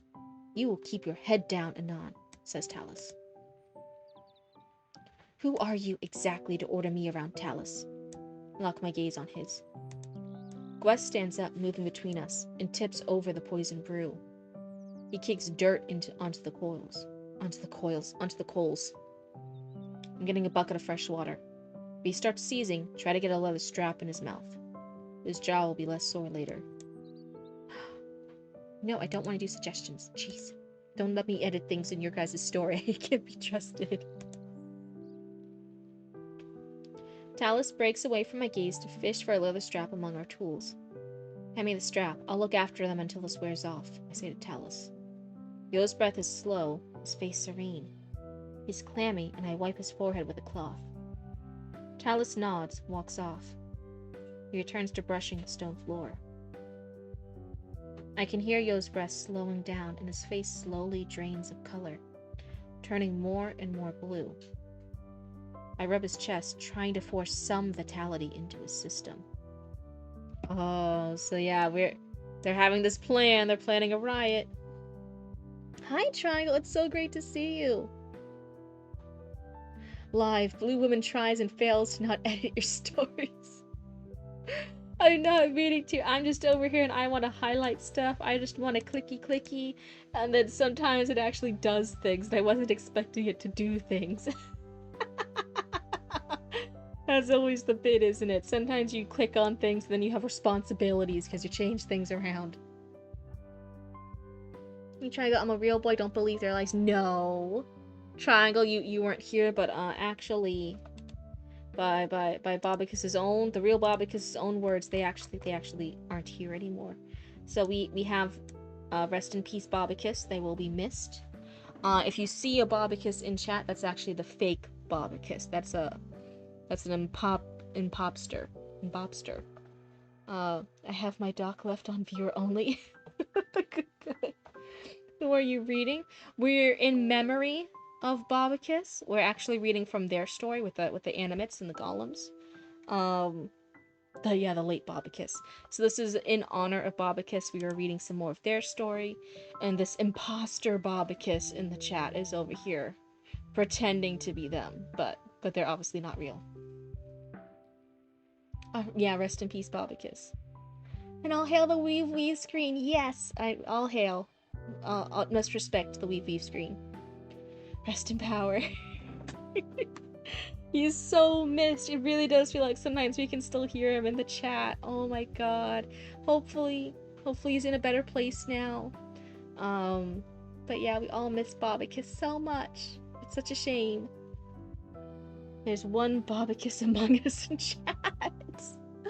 The fake imposter Bobicus. Oh no.